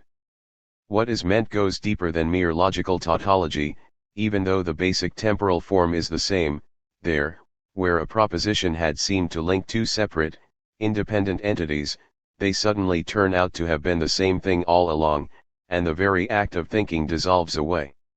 Here the identity is not that between two words or two concepts, but rather between subject and object itself, between the process of thinking and the very reality on which it is exercised, which it attempts to apprehend. Non-dialectical thought establishes an initial separation, an initial dualism, naively imagining itself to be a subjectivity at work upon an objectivity wholly different and distinct from itself. Dialectical thinking comes as an enlargement upon and an abolition of this initial dualism, for it realizes that it is itself the source of that external objectivity it had imagined to be something separate, and this must now be understood in a twofold way, both in the sense of the Hegelian objective idealism, in which all experience is a function of a subject-object structure of a determinate kind, and in the Marxist sense in which the external world is the product of human labor and human history so completely that the human producer is himself the product of that history. It was precisely this dependency of thought on its own content or object which was responsible for that dialectical wordplay or punning glimpsed at work in the preceding section, and indeed profoundly characteristic of dialectical thinking in general. Thus the reader of such an essay as Adorno's Society may too rapidly conclude that the writer has unjustifiably mingled two different types of considerations, two wholly different objects of research, that he frequently, and indeed deliberately, confuses social theory or the history of the various concepts of society with sociology or the empirical study of the various existing societies themselves. And it is certainly true that Adorno's is an incessant shifting of reference back and forth between the two levels, for as we have already seen above, he aims precisely at demonstrating that the difficulties inherent in the concept of society, insofar as it can be thought of neither as a hyper-organism nor an empirical object in the world, result not from imperfect theorization, which greater ingenuity or more accurate data might be expected to rectify, but rather from the objective condition of society itself as a real object, undefinable at any point and yet omnipresent, whose control over individuals is reflected in the very contradictions of the idea itself, while the notion of society may not be deduced from any individual facts, nor on the other hand be apprehended as an individual fact itself. There is nonetheless no social fact which is not determined by society as a whole. 17. There is, no doubt, something scandalous for analytical thought in this notion that not only the theories, but the very problems and categories of thought themselves, whether they be such entities as money, violence, society, style, or point of view, are themselves in constant historical change and have no fixed and objective reality. Yet even the physical sciences themselves are beginning to take into account the profoundly disturbing possibility that the very laws underlying the universe may be in a state of evolution, so that the very concept of physical law, of a fixed and changeless order of nature, is called into question. 18. The most recent logical analyses of historical thought and historical propositions have confirmed this notion of its tautological structure. Michael Scriven, for instance, has shown how all apparent explanations in historiography, whether they claim to establish laws or merely causes, turn out in reality to be simply truisms in disguise. They are, in other words, already presupposed to begin with in the initial phenomenon to be accounted for, and what we took to be explanation was nothing more than an articulation of that initial postulate, as in geometry, an analysis reducing it to its various implied propositions.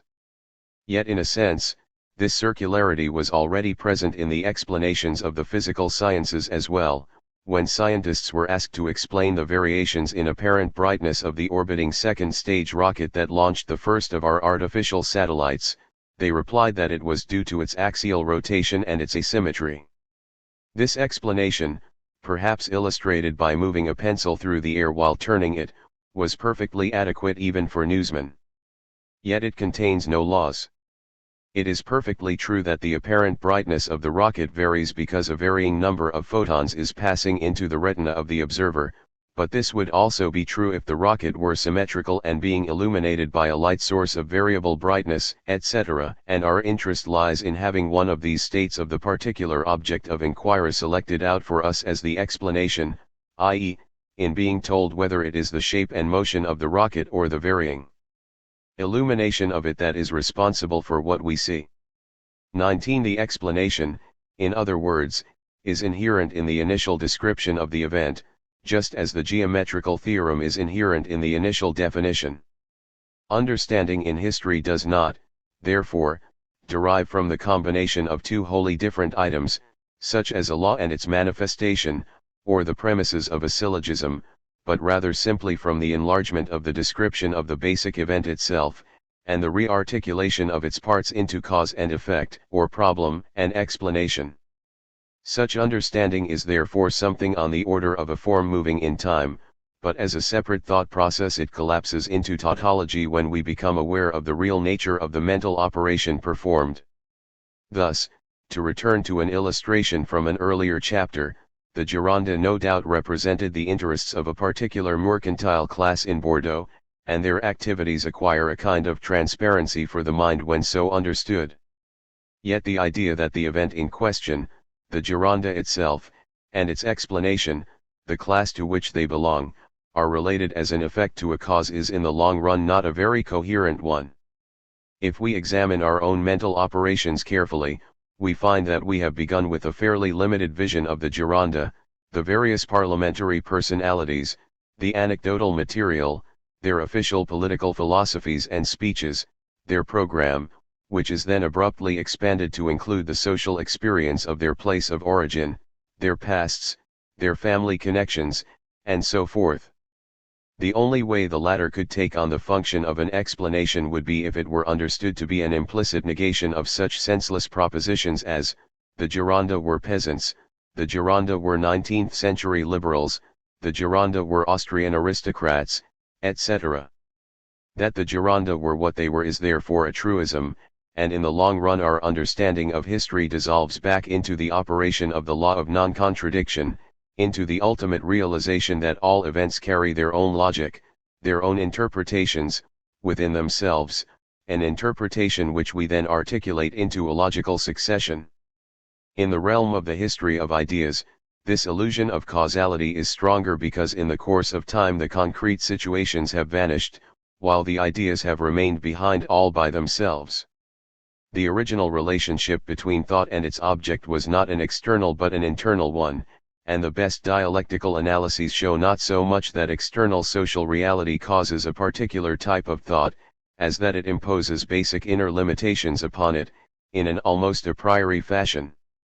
This was, of course, the thesis of Lukács' history and class consciousness on a very abstract level, that the social situation of the bourgeoisie set a priori limits to its speculative thought, or, to use our own terminology, that the forms of middle-class thought are dependent on the deep inner logic of the content of middle-class life. Thus Herbert Marcuse shows how the ideological distortions of Hegel's system, the absolute idea, the political conservatism, the idealistic basis of the system in general, are at one with the content of his social and historical situation.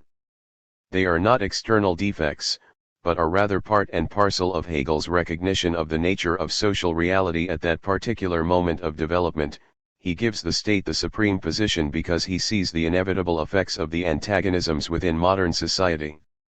The competing individual interests are incapable of generating a system that would guarantee the continuance of the whole, hence an incontrovertible authority must be imposed on them. The rational order that Hegel is here discussing, now indicates for him the furthest limits within which this society can be reasonable without being negated in principle.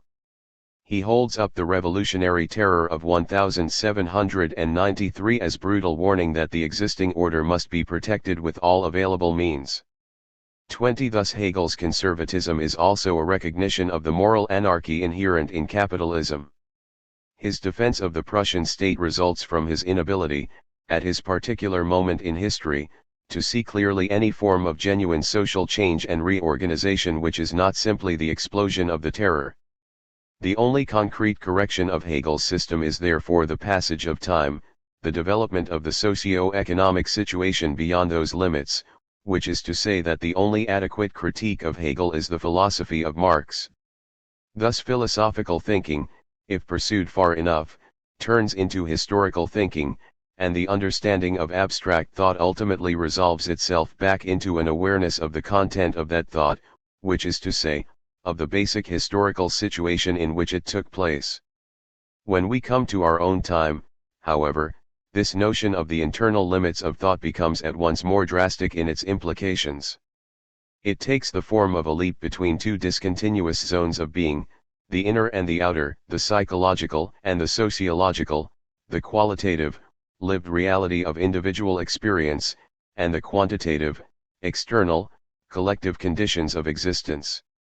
The shock of such a leap is that of external judgment, of finding oneself uprooted from one's own mind, now looking back inside the monad with the eyes of others, or of history. We have already described Sartre's critique as the deliberate realization of such a process.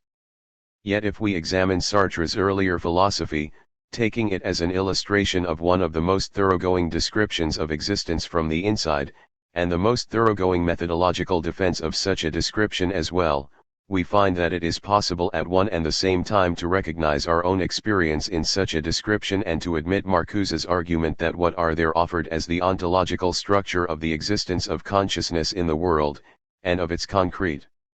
relationships to other people, are no more than forms of historical alienation, with their characteristic language of possession and reification. 21 Yet with such an analysis, where the ontological turns out to be the historical in disguise, it is not just Sartre's system, but we ourselves who are in a sense turned inside out like a glove, obliged to see ourselves from the outside in larger terms, and to recognize the familiar inner conditions of our experience as the very structure of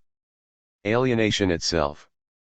Such an operation is far more complex than the conventional critique of philosophical positions on their own terms. An example of the latter would be the way in which Merleau-Ponty, positing too radical a separation of subject from object in the initial presuppositions of being and nothingness, reconstructs the system of the latter on a new and for him more adequate experiential basis in the phenomenology of perception. The Marcuse essay, on the other hand, no longer seeks to distinguish between the true and the false elements in Sartre's thought, but rather to isolate and to identify that concrete historical experience or situation to which Sartre's system as a conceptual whole corresponds. This type of dialectical critique therefore involves a leap from the purely conceptual to the historical level, from idea to that corresponding lived experience which is then judged insofar as it is put in historical perspective for us. This is, indeed, the hermeneutic dimension of dialectical thinking, which is called upon to restore to the abstract cultural fact, isolated on the level of the superstructure, its concrete context or situation. The latter has, of course, vanished when we have to do with cultural objects from the past. But when we have to do with products of contemporary culture, this concrete situation becomes the object of repression to the degree that we wish to ignore the socio-economic situation in which we are really involved. Thus such dialectical judgments enable us to realize a momentary synthesis of the inside and the outside, of intrinsic and extrinsic, of existence and history, but it is a synthesis which we pay for by an objective historical judgment on ourselves. In the purely literary realm, this is nowhere so strikingly evident as in precisely that literary form which takes history for its object, namely in the historical novel itself. Here if anywhere the primacy of the logic of the raw material over the form is absolute, and the process through which the contradictions of the historical object are transformed into the contradictions of the form can be observed openly, as in a laboratory experiment. This is the substance of a remarkable letter from Adorno to Thomas Mann on the subject of Mann's novella The Black Swan. Die Betrogene, the figure of Ken, if I'm not mistaken, bears all the earmarks of an American from the 40s or 50s rather than from the decade after the First World War. You are yourself obviously far more keenly aware of this than one am. Now one might claim such transposition as the legitimate freedom of artistic creation, and maintain that requirements of chronological accuracy must be subordinate to the latter, even where it is a question of precision in characterization. Yet I wonder if such a self-evident argument really has much force. If you place a work in the 20s and have it unfold after the First rather than the Second World War, you have your own good reasons for doing so, the most obvious being that an existence such as that of Frau von Tümler is inconceivable today, and on some deeper level this is tied in with an attempt to put distance between us and such immediate reality, to transform it magically into an earlier moment in history, at precisely that period whose patina Krull also rendered.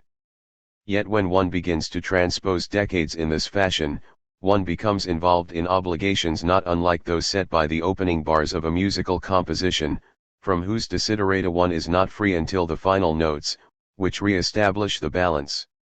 I'm not talking about some obligation to an external fidelity in the temporal palette, but rather of the obligation to illuminate the images conjured up by art with a historical lighting as well, one which for the obvious immanent aesthetic reasons can scarcely dispense with using those first, rather external, attributes also.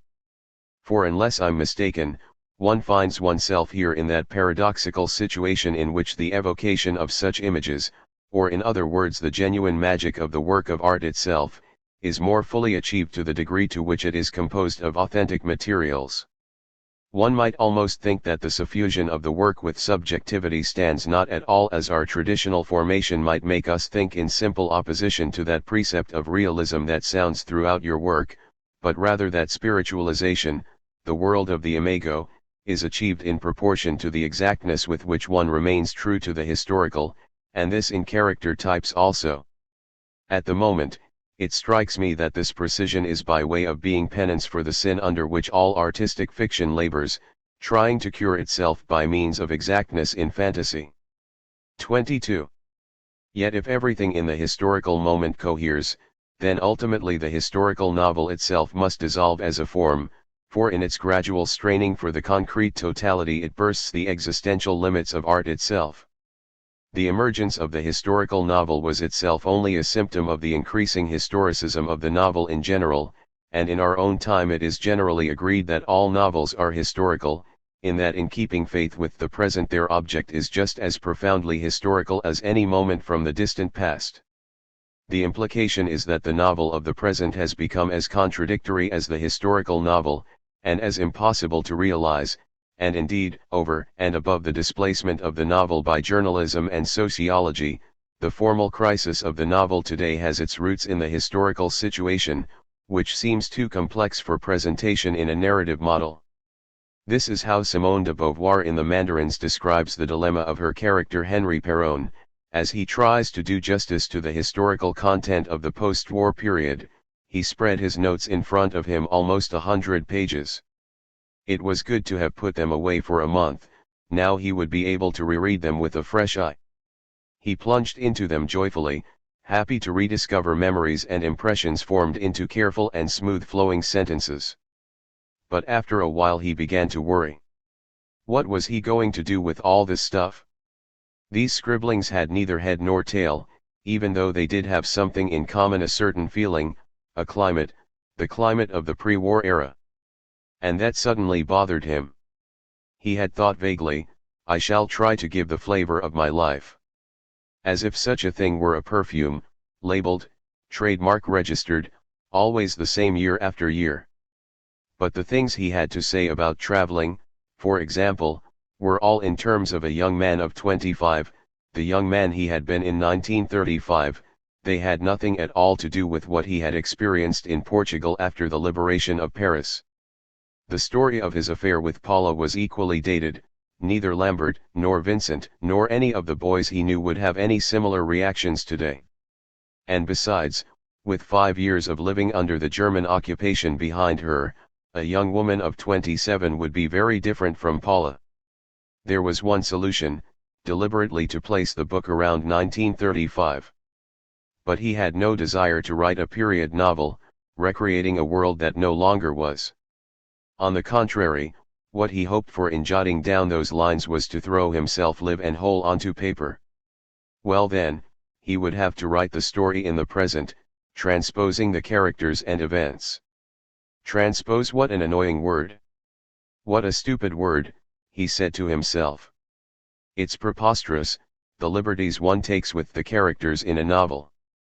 They're transported from one century to the next, pulled out of one country and pushed into another, the present of one person is glued to the past of a second.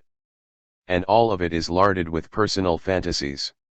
If you look closely enough, every character in a novel is a monster, and all art consists in preventing the reader from looking too closely. 23. No doubt an American account of this abolition of art, this abdication of the storytelling gesture in guilt before its own fictionality, would find more room for the role of the advertising system in the distortion of events by a kind of omnipresent false consciousness. It would also, as we shall see shortly, link narrative difficulties with a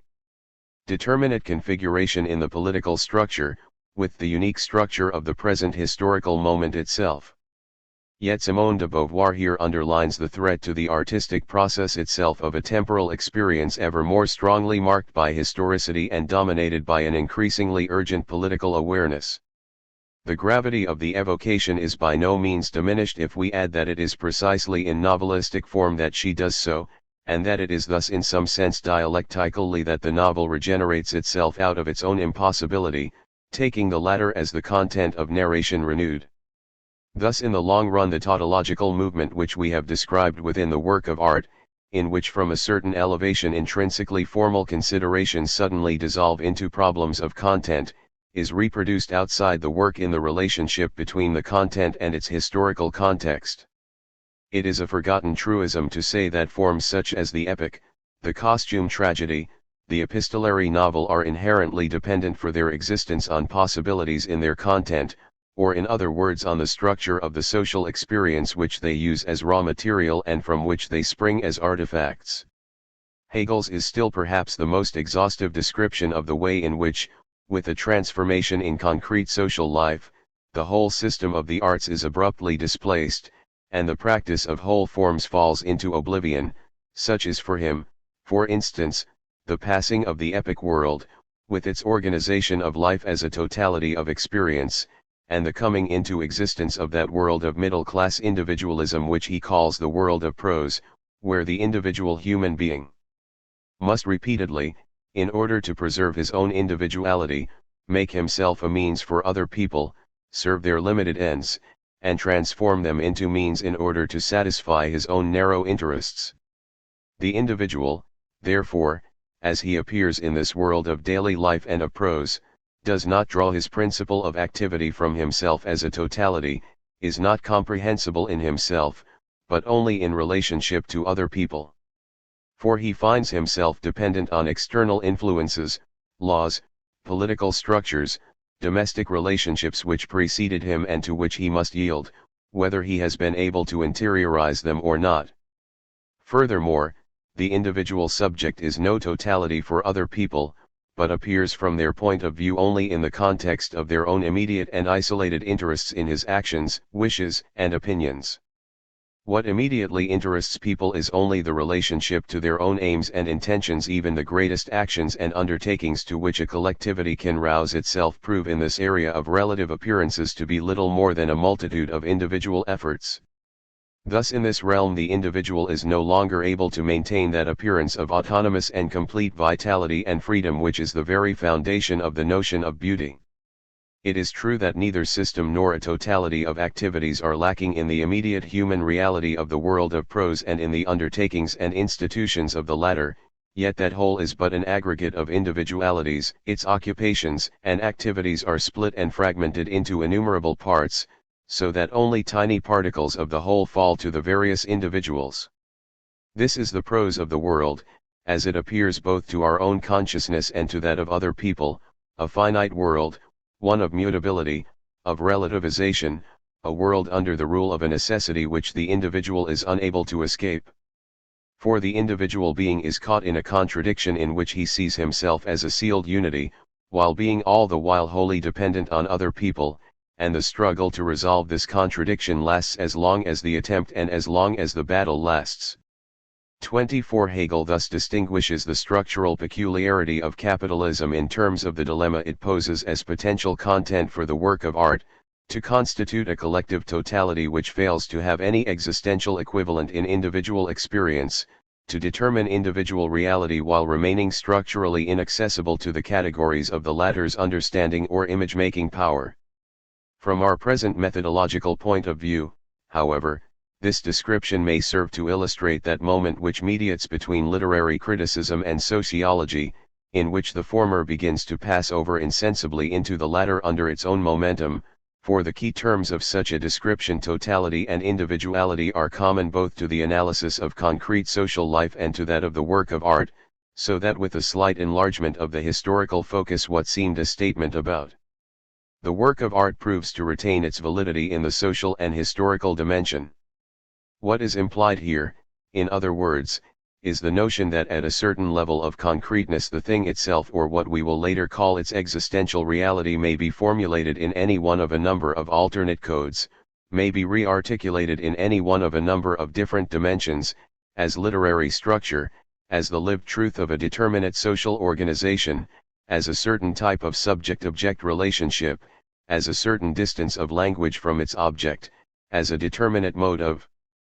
specialization or of the division of labor, as an implied relationship between classes. This is truly the place of the concrete, in which alone we may mediate between one level and another of reality, and translate technical analysis of the idea into its truth in the lived reality of social history. It is clearly the most urgent task of a genuinely dialectical criticism to regain, on the occasion of a given work of art, this ultimate reality to which it corresponds, and we will return at the end of the present work to a fuller examination of the implications of such a view for literary method.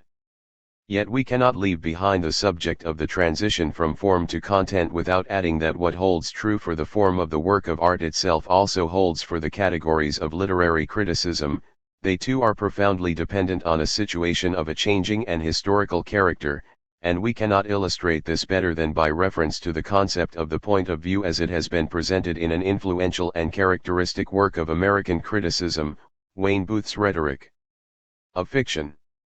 Booth's position, in the spirit of neo-Aristotelian criticism, is that the novel must never be understood as a statement about realities, but rather as a structure of illusions designed to produce certain effects, just as sentences themselves were designed to do within the narrower confines of traditional rhetoric. Thus, although he is of course post-Jamesian and deeply influenced by James' formulation of the concept of point of view, he remains profoundly ambivalent about the ultimate implications of the Jamesian doctrine. For with all James' attention to construction and method, his teaching ultimately aimed at a kind of novelistic truth, point of view is for him the basic category of novelistic practice, not so much because of the illusions and effects it permits the novelist to achieve, but rather because it corresponds to our lived experience, in which we always remain in situation, seeing life from the relatively restricted vision of our own monad.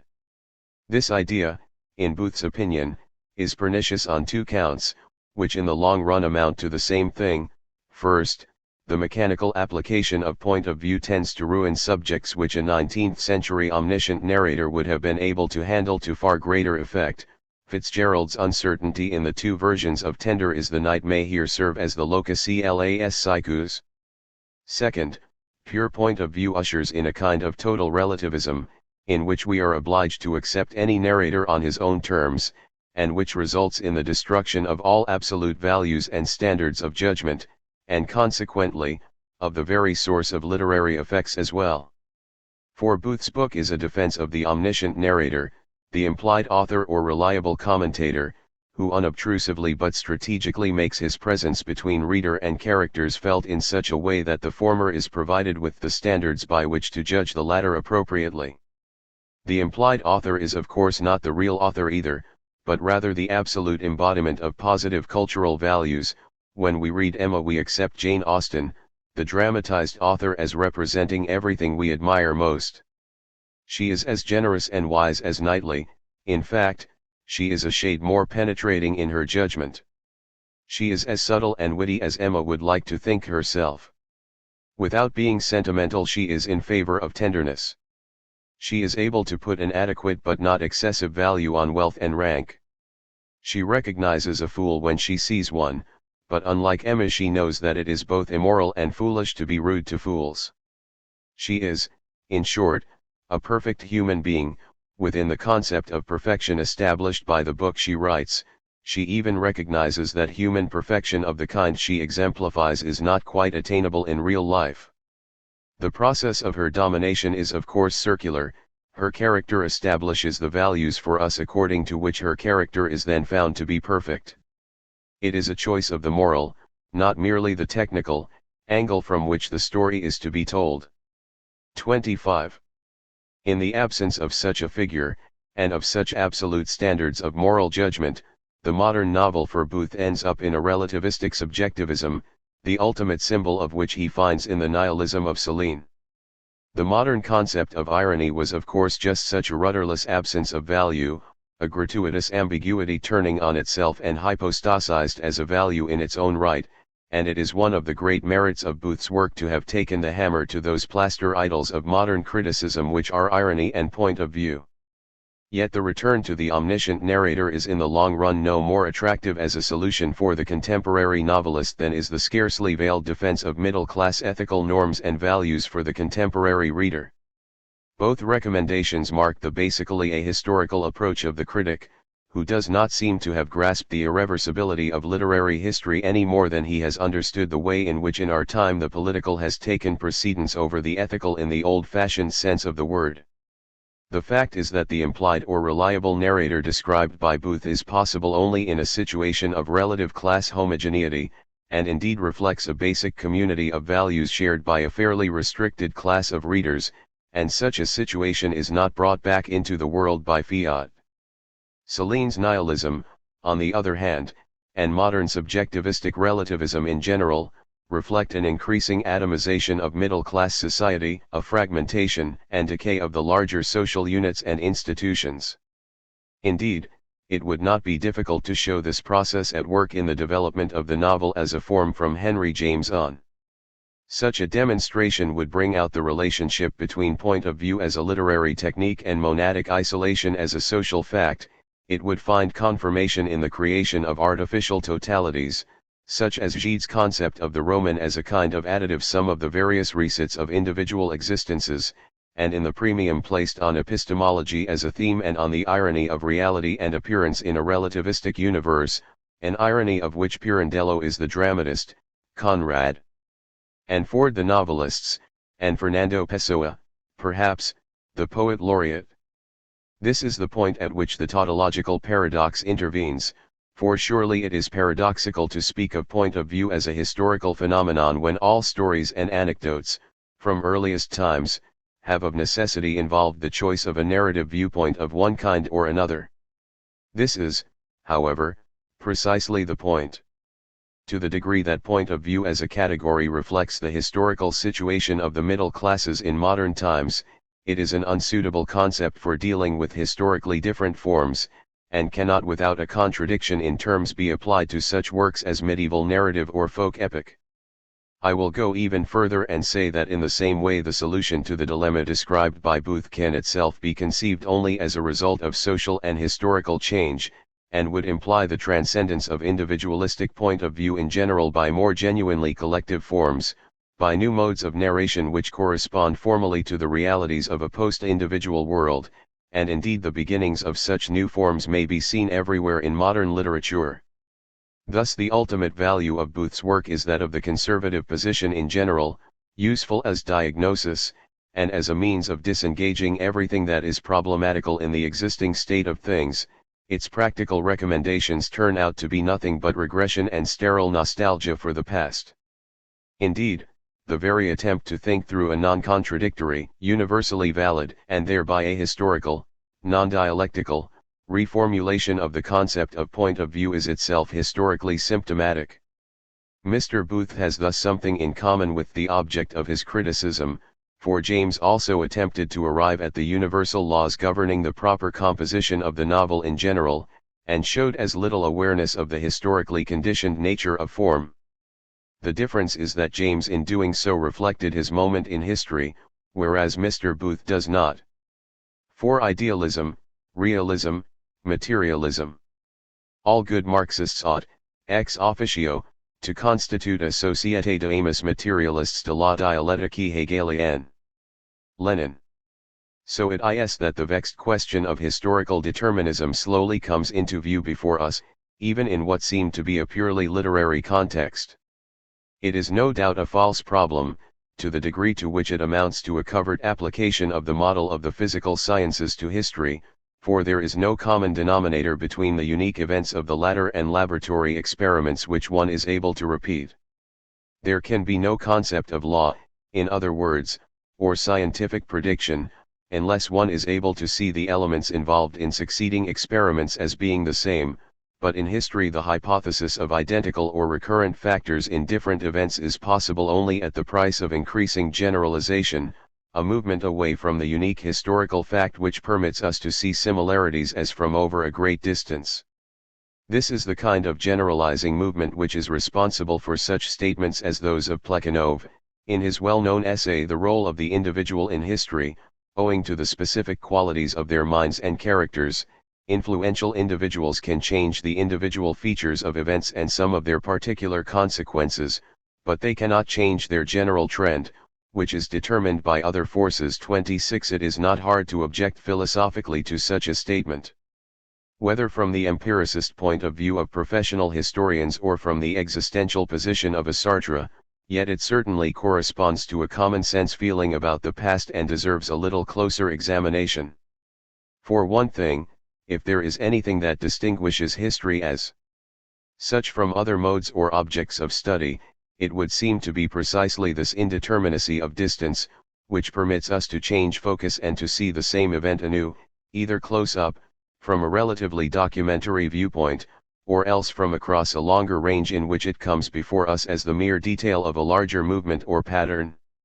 Historical understanding is a process of specification, said Michelet, but it would seem more accurate to include both movements in the description, and to see such understanding as a constant process of rectifying the received images we already have of historical events, specifying them, no doubt, correcting them with a mass of detail when the images are vague, yet on the other hand moving away, and replacing them in larger contexts when we have become so absorbed in the empirical complexity of an event as to have forgotten that it can also have a meaning. If historical truth, as opposed to historical accuracy, can be said to have any validity as a philosophical concept, it is hard to see how it could be formulated in any other way than as just such a process of determinate negation.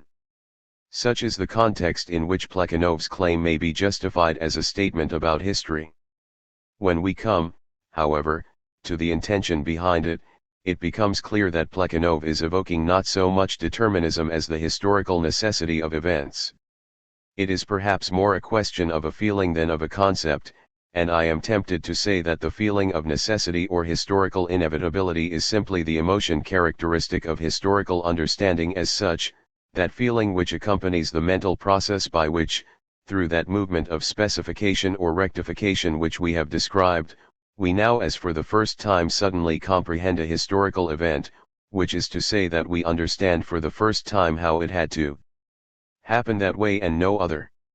The notion of historical necessity is therefore something like a historical trope, the very temporal figure of the process of historical understanding, and presupposes an ever closer approximation of the concrete, an ever greater enlargement of the context of the historical meditation, such that the alternative feeling of chance is not so much dispiroven as it is rendered inconceivable and meaningless.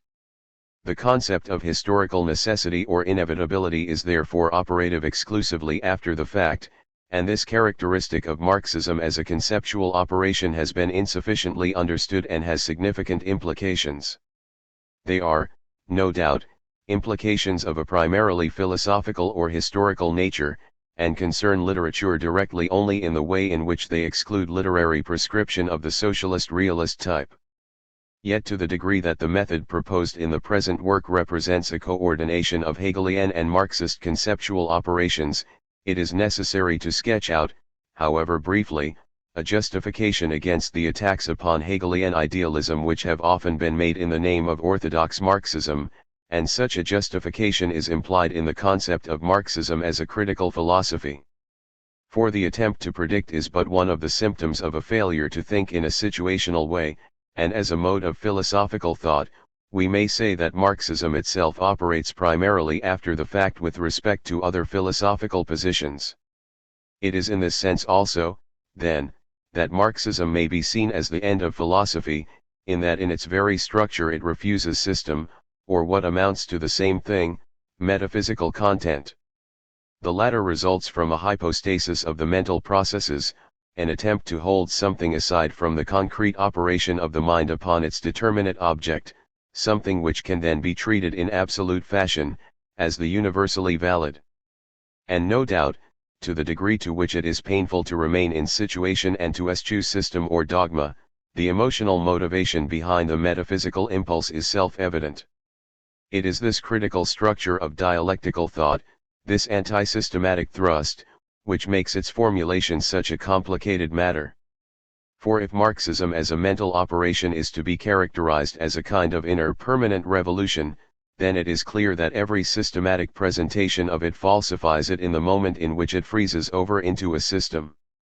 This is indeed the profound formal objection to such otherwise estimable summaries of Marxism as those of Bukharin. The notion of a scientific socialism encourages the misconception that Marxism is an objective and systematic body of ideas rather than a form moving in time, and thereby contributes to the transformation into one more ideology of that which was in its very structure a refusal of all ideology as such.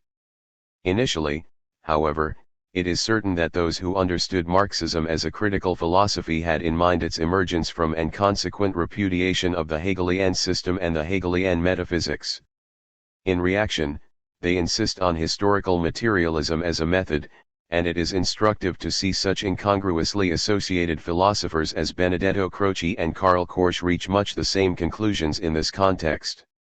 Thus Croce retained from his Marxist period the conclusion that historical materialism was neither a new a priori notion of the philosophy of history, nor a new method of historical thought, it must be simply a canon of historical interpretation. This canon recommends that attention be directed to the so-called economic basis of society, in order that the forms and mutations of the latter may be better understood. The concept canon ought not to raise difficulty, especially when it is remembered that it implies no anticipation of results, but only an aid in seeking for them, and is entirely of empirical origin. 27. Croce, of course, speaks as a non-Marxist, and the terminology of Karl Korsch will perhaps be more familiar. Even where Marx departs from that purely critical position, he does not lay down any general propositions as to the essential nature of all society but merely describes the particular conditions and developmental tendencies inherent in the historical form of contemporary bourgeois society. The critical principle of Marx's social science was during the subsequent development of Marxism converted into a general social philosophy. From this first misconception, it was only a step further to the idea that the historical and economic science of Marx must be based on the broader foundation not only of a social philosophy but even of an all-comprehensive materialistic philosophy embracing both nature and society, or a general philosophical interpretation of the universe. Thus the definitely scientific forms which the real kernel of the philosophical materialism of the 18th century had assumed in the historical materialism of Marx were ultimately carried back to what Marx himself had once unmistakably repudiated as the philosophical phrases of the materialists about matter. 28. Actually, the similarity between Croce's and Korsch's position ceases to be quite so surprising when one remembers that in this case both idealist and materialist set out from a basic denial of the relationship between Marx and Hegel, Croce because he is himself a Hegelian and not a Marxist, Korsch because he believes that genuine Marxism involves the thoroughgoing eradication of Hegelian dialectical elements, which for him are still speculative. Yet paradoxically enough, the ultimate justification for considering the dialectic as a critical rather than a speculative instrument comes from Hegel himself, who describes it thus in a famous page of the preface to the Philosophy of Law, a word on preaching about how the world should be. For that, philosophy always arrives too late. As the thought of the world, it only makes its appearance after actuality has finished its process of development and is over. What the conception teaches, history also shows to be necessary. Only in the maturation of actuality does the ideal appear to confront the real. Then the ideal reconstructs this world for itself in the form of an intellectual realm comprehending it in its substance. When philosophy paints its gray in gray, then the form of life has grown old, and this gray in gray is not capable of rejuvenating it, merely of understanding it. The owl of Minerva only begins its flight when the twilight falls. 29. Hegel's notion of the absolute idea, of that Sunday of life when history stops, is clearly the ultimate working out of the contradiction present in this passage, of which Marx's work is an explicit correction. One is reminded a little of Freud's earliest conception of the psychoanalytic process, in which, he thought, the patient would suspend his life and his most essential decisions in order to work out his problems in a relatively closed experimental situation, returning to life after the completion of the cure.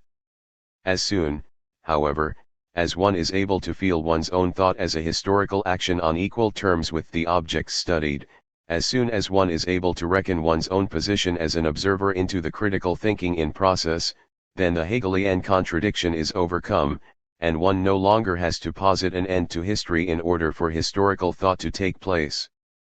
In the apprehension of all events, mental or otherwise, as profoundly historical and situational in character, Marx's thought represents an advance over that of Hegel, who reserved a single position outside of history for the philosopher of history himself, and was to that extent unable to grasp the notion of being in situation in its most paradoxical dimensions.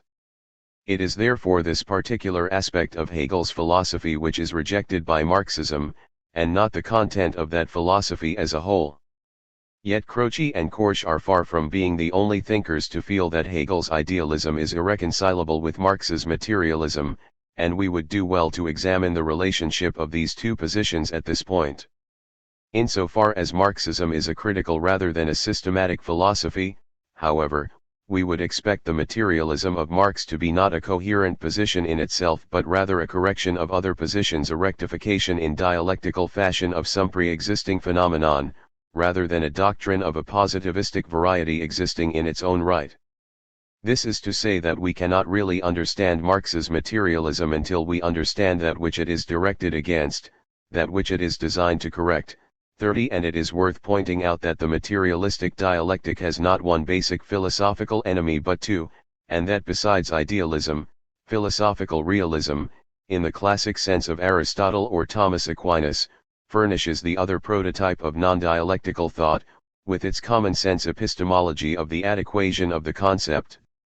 to external reality, its mechanical and objective distinction between subject and object. We cannot, in other words, fully understand the relationship between Marx and Hegel unless we see that there are in reality three basic positions involved, so that although Marx rejects the idealistic spirit of Hegel's dialectic, he is at one with Hegel in repudiating the essentially analytical, anti-dialectical thinking of philosophical realism as such.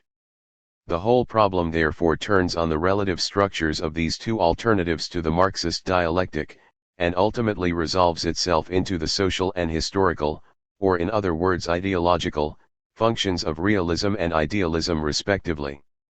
The question becomes one of deciding which of these two philosophical attitudes is to be understood as the principal ideological instrument of the middle classes, which of them is the source of that mystification which then becomes the object of the specifically Marxist critique. Thus formulated, it seems to me that the question contains its own answer, and that if the word idealism is to retain any kind of precise philosophical content, it is preposterous to claim that Hegelian idealism could in any way constitute the dominant ideology of the Western middle classes. Breton, in the first manifesto of Surrealism, offers a particularly striking evocation of the relative thrust of its twin adversaries. It becomes necessary to open the dossier of the realistic attitude, after that of the materialistic. The latter, besides being more poetic, implies on the part of man a monstrous form of pride, no doubt, but not some new and more complete degradation. We may best understand it as a happy reaction against some of the more ludicrous tendencies of spiritualism. It is, lastly, not incompatible with a certain nobility of thought. In contrast, the realistic attitude from St. Thomas to Anatole France, inspired by positivism, seems to me utterly antagonistic to any kind of upward intellectual or moral impulse. I loathe it, for that combination of mediocrity, resentment, and base conceit which makes it up. 31 Materialism is in other words a reaction against religion, whereas realism is primarily a reaction against enthusiasm, or in more general terms against speculation itself, against any intellectual transcendence of the empirical present itself. We may therefore conclude that the materialistic strategy of Marxism grows more pronounced whenever the ideology of the dominant classes takes on a religious or spiritualistic form, whenever religion is the principal weapon in the struggle against change and social revolution, and no doubt there are still areas in the Western countries, not to speak of the Third World, in which this is still the case.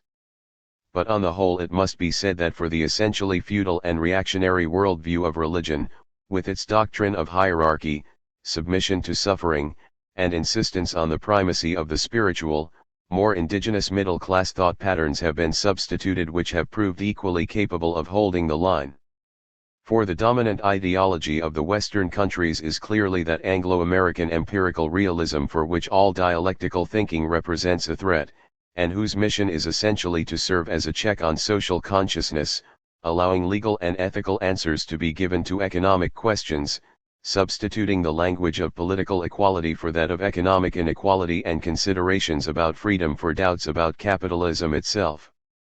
The method of such thinking, in its various forms and guises, consists in separating reality into airtight compartments, carefully distinguishing the political from the economic, the legal from the political, the sociological from the historical, so that the full implications of any given problem can never come into view, and in limiting all statements to the discrete and the immediately verifiable, in order to rule out any speculative and totalizing thought which might lead to a vision of social life as a whole. I might add that when in the opening chapter of the Anti-Dühring Engels attacks metaphysical thinking, it is precisely empiricist thought of the tradition of Bacon and Locke, rather than the school of German idealism, that he has in mind. 32. If therefore this is what is meant by that idealism which it is the task of historical materialism to refute, then we will have to find another name for idealism of the Hegelian and Germanic variety, whose ideological distortions are of another type altogether. For it is clear that for Marxism Anglo-American empiricism is a class ideology, while the idealism of the Hegelian variety presents distortions of a more psychological kind. The illusions of Hegelian idealism are not so much the result of social and political mystification as they are of that permanent danger of unconscious egocentrism that hangs over the human mind at all times. This optical illusion of our own centrality is an inevitable and recurrent fact of our conscious life, a structural delusion which is projected by the contradiction between thought as a universalizing process and the nature of the mind as an individual existent. Yet this idealism, as a perpetual temptation, is part and parcel of our very being and strikes idealist and materialist alike, for it is nothing more than the forgetfulness of our own position as observers. In such a situation pre-philosophical naivete and dogmatism meet, for both come to stare at their own concepts as though they were things, yet at the other end of the philosophical spectrum Hegel's ingenious and sophisticated solution to the dilemma is no less wrong, positing in absolute spirit, as we have seen, a term in which somehow universality and the existence of the individual consciousness are reconciled. It is the psychological function of the materialistic doctrine to rebuke such illusions, in its hygienic downgrading of the pretensions of spirit as such and of the individual mind's claim to universality, in its regrounding of our beings and our bodies in the physical and socio-historical universe. A characteristic complex of images marks the development of this theme throughout the works of Marx and Engels, that of ocular inversion as a figure for the seeming autonomy and self-sufficiency of the intellectual and cultural realm. If in all ideology, they tell us in a famous passage of the German ideology, men and their circumstances appear upside down as in a camera obscura, this phenomenon arises just as much from their historical life process as the inversion of objects on the retina does from their physical life process. 33 The figure is paradoxical to the degree to which in it a socially conditioned and historically determined mystification is described in terms of a permanent natural process. At this stage both class ideology and that inherent and more natural tendency of consciousness toward a kind of unconscious idealism are still identified. It is through this same image that the whole complex relationship of Marx to idealizing tendencies in Hegel is evoked in the well-known remarks from the preface to the second edition of Das Kapital. The mystification which dialectic suffers in Hegel's hands by no means prevents him from being the first to present its general form of working in a comprehensive and conscious manner. With him it is standing on its head. It must be turned right side up again, if you would discover the rational kernel within the mystical shell. 34 The image is, however, not that of a man standing on his head, but rather that of a whole world reversed and inverted as on the retina of the eye. What has less often been realized is that the image has its origin in Hegel himself, in that chapter of the phenomenology of spirit that deals with force and understanding, that is to say, with the scientific interpretation of the sensible world. For Hegel, indeed, The evolution from sensory perception of the external world to a scientific investigation of its inner laws is characterized by the creation of an inverted world, which is precisely the realm of physical law itself. Scientific thinking, in other words, involves the projection of elements from the real or sensory universe into that supersensible realm inside or beyond phenomena, which is the place of abstract natural law in general, and constitutes thereby a kind of optical inversion of the empirical world, of which it is at once the reflection and the explanation. But for Hegel, such consciousness, scientific though it may be, is naive insofar as the scientist thinks of that inverted world as a reality in its own right, insofar as he imagines that laws exist somehow within the objects of the world, and fails to achieve consciousness of his own mind as the very origin of such theoretical models or constructs. It was the achievement of Marx and Engels to have transferred this analysis of the self-perpetuation of theory, of that inner momentum through which the process of abstraction tends to substitute itself for its object in reality, to the domain of our everyday understanding of the social and cultural world in which we are involved. The concept of the fetishism of commodities is of course the definitive formulation of this perceptual opacity, as it is determined by the structure of our own historical society. But it is Engels who in his old age returns to the imagery of inversion to work out its fullest implications for a theory of culture. Economic, political, and other reflections are just like those in the human eye, they pass through a condensing lens and therefore appear upside down, standing on their heads. Only the nervous apparatus which would put them on their feet again for presentation to us is lacking. The money market man sees the movement of industry and of the world market only in the inverted reflection of the money and stock market, and so effect becomes cause to him. Where there is division of labor on a social scale, there the separate labor processes become independent of each other. In the last instance, production is the decisive factor. But as soon as trade in products becomes independent of production proper, it follows a movement of its own, which, while governed as a whole by that of production, still in particulars and within this general dependence again follows laws of its own inherent in the nature of this new factor. This movement has phases of its own and in its turn reacts on the movement of production. The reflection of economic relations as legal principles is necessarily also a topsy-turvy one. It goes on without the person who is acting being conscious of it. The jurist imagines he is operating with a priori propositions, whereas they are really only economic reflexes, so everything is upside down.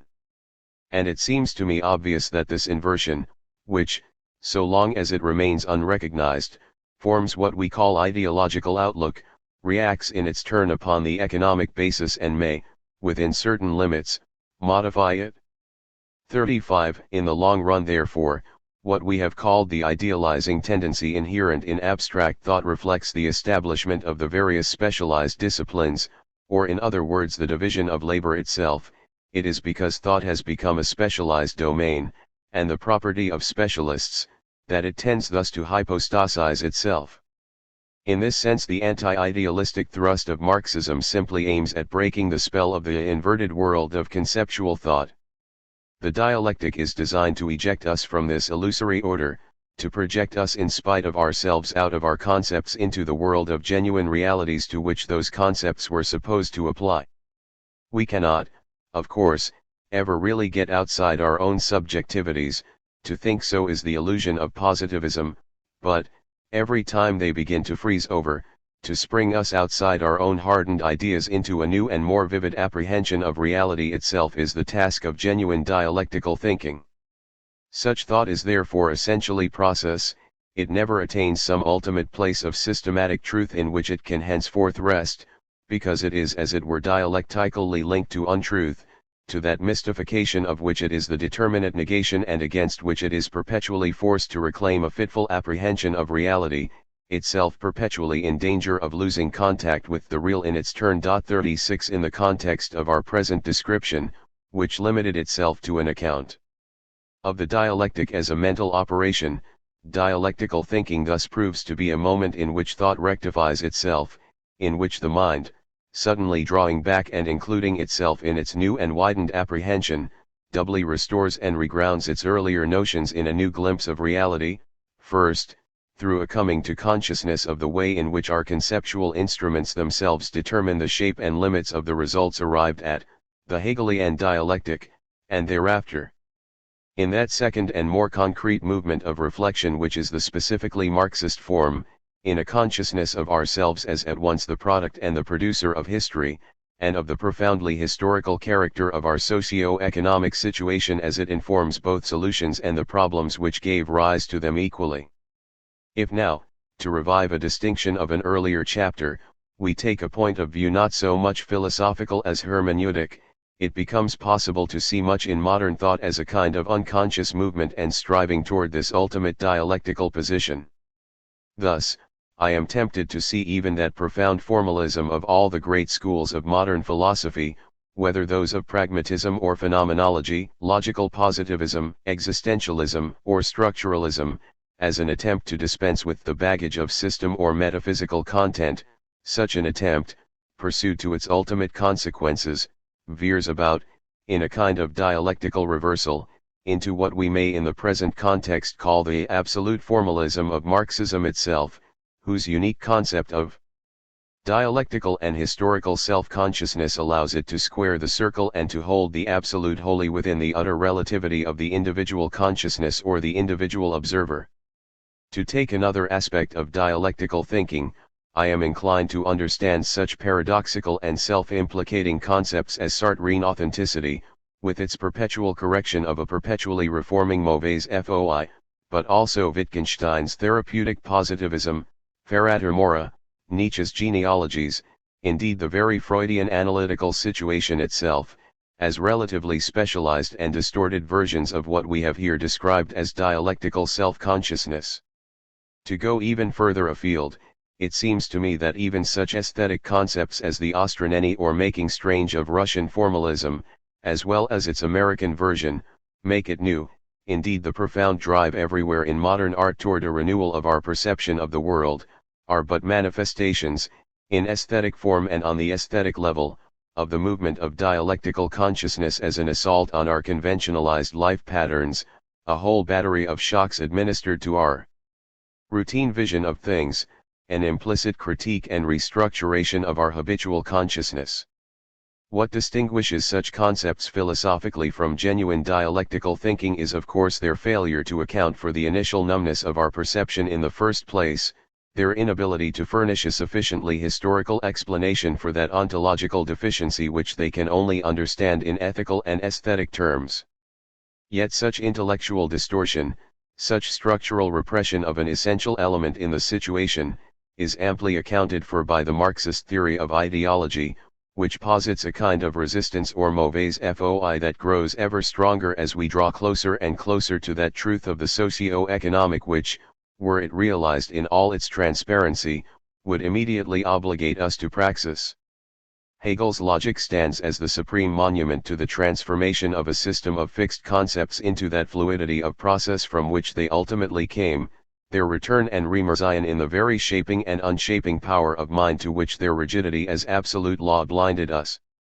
In the same way, one might imagine a dialectical rhetoric, in which the various mental operations are understood not absolutely, but as moments and figures, tropes, syntactical paradigms, of our relationship to the real itself, as, altering irrevocably in time, it nonetheless obeys a logic that like the logic of language can never be fully distinguished from its object.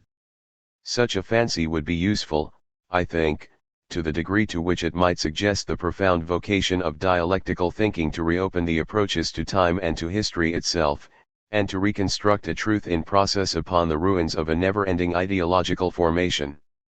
V. Marxism versus sociology. The regrounding of the work. In this light, it becomes clear that even what we have called a Hegelian literary criticism includes an essentially critical, negative, rectifying moment, one which forces upon us an abrupt self-consciousness with respect to our own critical instruments and literary categories. When we turn now to a properly Marxist literary criticism, it will be through a similar epistemological shock that we will be able to identify its presence, for such a shock is constitutive of and inseparable from dialectical thinking, as the mark of an abrupt shift to a higher level of consciousness, to a larger context of being. The absence of such shock is indeed the telltale symptom of the non-dialectical character of much of what passes for Marxist criticism.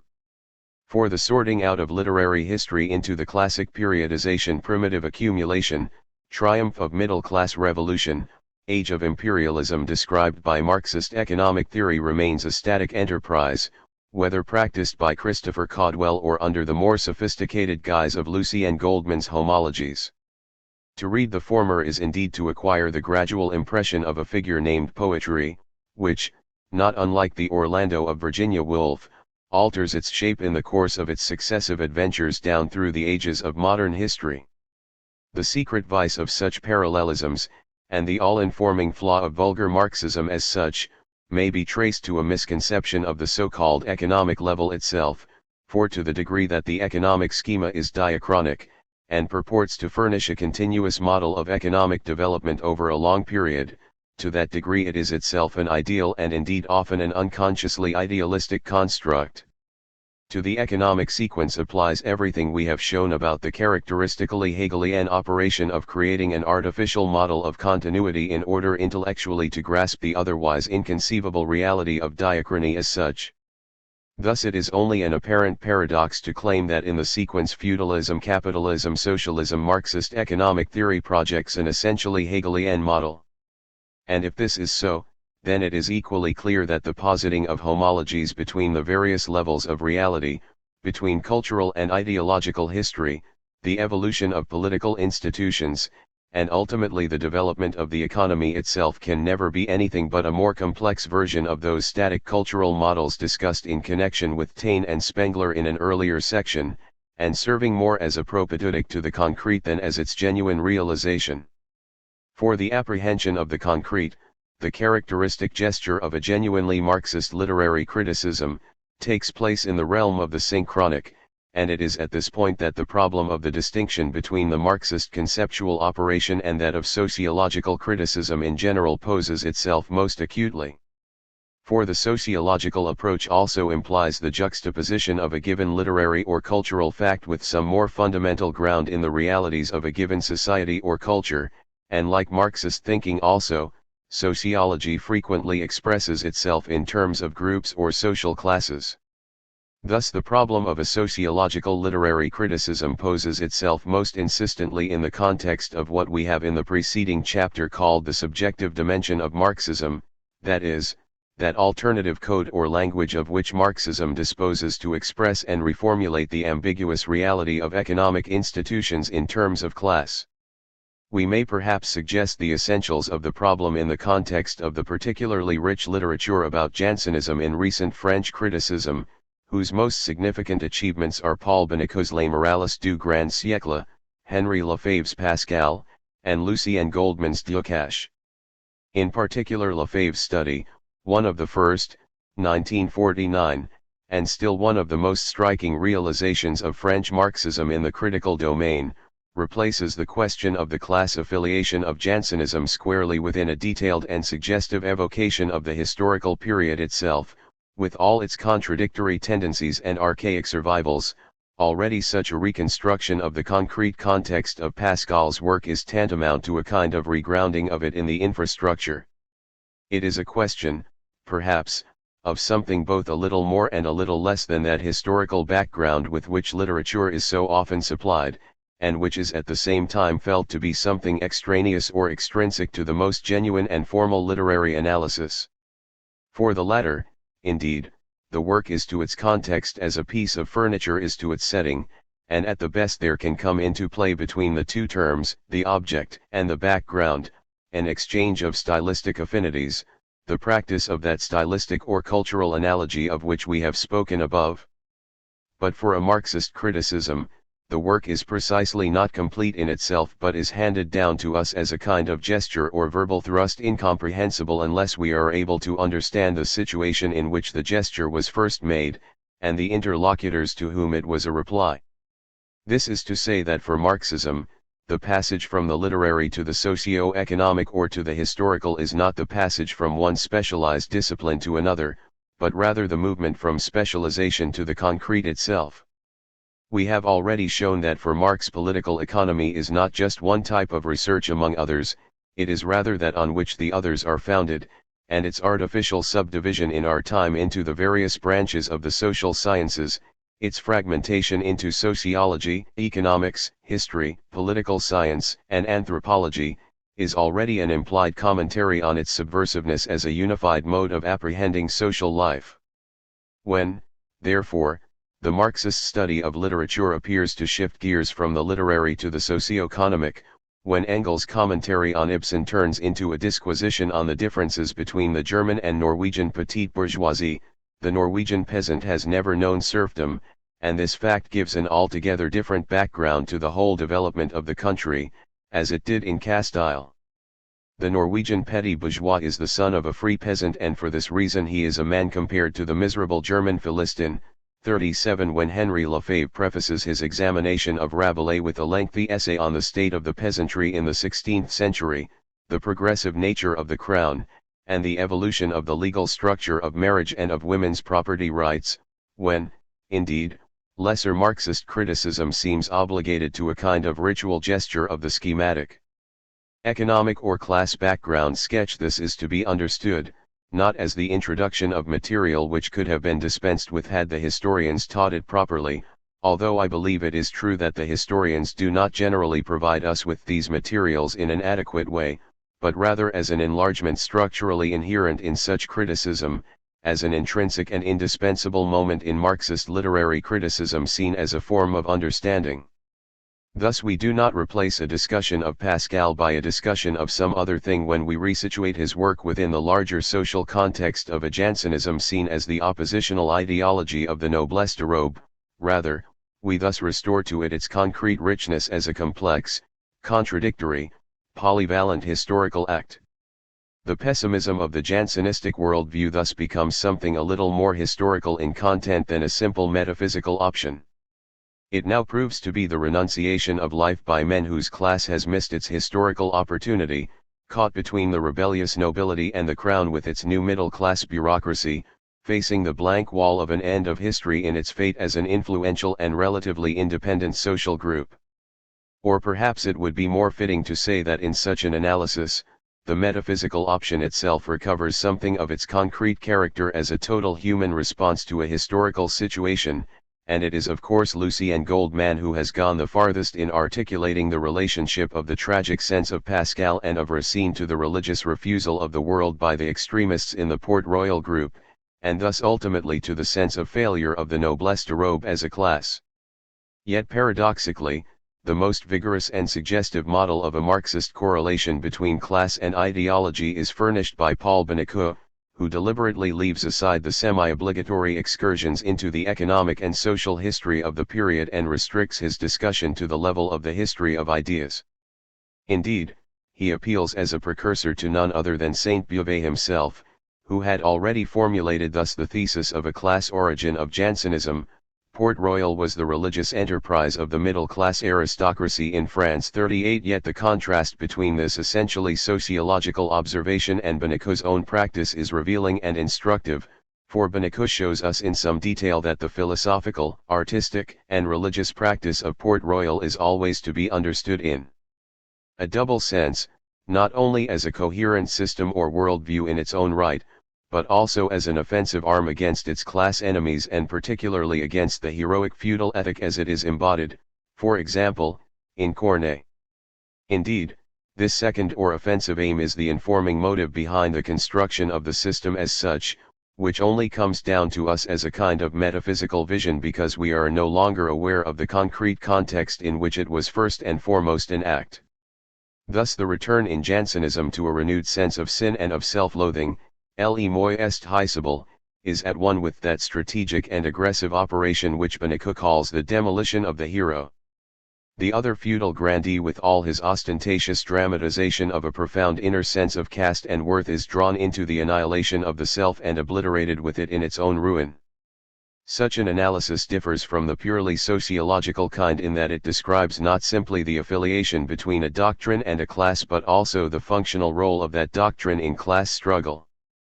It is an often taught and often forgotten lesson that ideology is designed to promote the human dignity and clear conscience of a given class at the same time that it discredits their adversaries. Indeed, These two operations are one and the same, and as a cultural or intellectual object, ideology may be defined as just such a reversible structure, a complex of ideas which appears either systematic or functional depending on the side from which it is approached. Thus, the feudal code of honor discredits those classes unable to defend themselves, or in Marc Bloch's formulation, too poor to own a horse. The Protestant work ethic holds up the idleness and conspicuous waste of the nobility to shame. The 19th century notion of middle-class distinction, as we have seen in the previous chapter, separates middle classes from workers in their way of living their own body. We may therefore say that what distinguishes the Marxist from the sociological notion of class is that, for the former, class is precisely a differential concept, that each class is at once a way of relating to and of refusing the others. Whatever its philosophical presuppositions, the sociological view is formally wrong to the degree that it allows us to think of the individual classes in a kind of isolation from each other, with the almost physical separation of social groups in city or countryside, or as cultures somehow self-developing and independent from each other, for the notion of the isolated class or social group is just as surely a hypostasis as the notion of the solitary individual in 18th century philosophy. In history also there are no substances tranquilly persevering in their own essence, but rather a relationality and struggle of every instant, in which the class is no more free than the individual not to be engaged. So it is that each class implies the existence of all the others in its very being, for it defines itself against them and survives and perpetuates itself only insofar as it succeeds in humiliating its adversaries. Thus, to use the convenient but of course very abstract tripartite formula, the bourgeois defines himself as a non-noble and a non-worker at the same time, or better still, as an anti-noble and an anti-worker all in one. And with such a relational concept of class, the criterion of a genuinely Marxist analysis is given also. It will necessarily imply the shock of demystification in its very structure. It will always in one way or another presuppose a movement from an apparently systematic and intellectually coherent, self-contained surface to that historical situation behind it, in terms of which the ideological product under examination suddenly proves to have had a functional and strategic value as a weapon of a determinate kind in a concrete and local struggle. The truth of such an analysis may, then, be measured by the degree to which this translation has been realized, by the completeness with which the cultural fact has been re-expressed in terms of the code of the life and death struggle of groups. Thus, to use the well-known terminology, the work of art or the cultural fact certainly reflects something, but what it reflects is not so much the class in itself as some autonomous cultural configuration, as rather the situation of that class, or, in short, class conflict. To put it this way, however, is to become aware that the model proposed allows for a fairly wide range of possibilities in the mode of reflection itself. Within the analyses of Jansenism described above, for instance, there would seem to be an essential difference between the way in which, for Goldman, Jansenism as a philosophy reflects its tragic social situation and Benecau's concept of it as a deliberate, if desperate, ideological strategy. This disparity may be most usefully understood, it seems to me, not as an empirical difference in interpretation but as a shift or rearrangement within the model itself, as the substitution, for a relatively passive conception of the way in which reflection takes place, of a relatively active one where the ingenuity and creative power of the writer or ideologue are more strongly insisted on. Such a shift is essentially a function of historical distance itself, of the focus on historical events. From far away, cultural objects seem to reflect their situation or infrastructure in a relatively passive way, and this is neither true nor false but rather simply the formal implication of the medium itself. As we move closer and closer to such phenomena, on the other hand, the individual actors begin to emerge and we grow oppressively aware of the unique existential situations in which each of their acts springs into being. In such a focus, close up, classes are no longer even visible, and we find ourselves slowly being forced to the conclusion that if the notion of reflection is to mean anything at all, it must at least be reformulated in such a way that it is the individual writer who makes himself over into an instrument for such reflection. But, Of course, this formulation also is simply a function of our distance from history, or rather, of our too great proximity to it. So it is that for Sartre Flaubert's work can be said to reflect the social contradictions of his period, but on condition that we understand it to do so on the mode of attempting to resolve, in the imaginary, what is socially irreconcilable. We have already seen how for Sartre class affiliation is not given, but rather learned through the mediation of the family in childhood, and as it were reinvented as though for the first time. In the case of Flaubert, however, such affiliation is problematical. The bourgeois is for him the object of a repugnance of very much the same order as self-loathing. Hence the work itself, which Sartre shows to be an imaginary synthesis between Voltairian irony and religious devotion. These two terms correspond on the level of Flaubert's childhood experience to the dispositions of his father and mother, and beyond them, in the larger world of social class, to the ideology of a rising bourgeoisie still only a generation or two away from the soil, on the one hand, and on the other to that of the petty nobility from which the mother came. Thus, even the formal level of Flaubert's work reflects an impossible attempt to combine these two irreconcilables, and the work becomes a kind of emblematic transfer of concrete social phenomena into the characteristic mode of being of literature itself, where they are embodied in that peculiar Flaubertian combination of a religion of art and a corrosive social pessimism, of a formal unction and a kind of revulsion in the content, ennui being so to speak the empty passage of time in an attitude of prayer for someone who does not believe and cannot pray. We find a similar view of art as imaginary resolution, this time to be sure in the context of a primitive or pre-class society, in the remarkable pages consecrated by Levi Strauss to the peculiar decorative art of the Kituvio Indians. On the formal or purely stylistic level he sees the specificity of this art as a kind of dialectical interaction between symmetry and asymmetry, a complex situation corresponding to two contradictory forms of duality, which results in a compromise realized by a secondary opposition between the ideal axis of the object and that of the figure it represents. This purely formal structure Levi Strauss now reads as a reflection of the contradictions within the social organization of the Kituvios, which discloses an uneasy hesitation between binary and ternary institutions. Thus an abstract formal pattern proves to have been the attempt to solve a real social contradiction on an imaginary mode. Since they were unable to come to consciousness of this contradiction and to live it, they began to dream it. 39. At this point, no doubt, the problem arises of the more generally representative character of such imaginary solutions, or in other words, and particularly for a sophisticated and individualistic art, of the discrepancy between a sociology of the artist, with his individual psychology and situation, and that of his public. The apparent dilemma can however be avoided if with Sidney Hook we reformulate it in terms of the distinction between the origin of any cultural fact and its acceptance.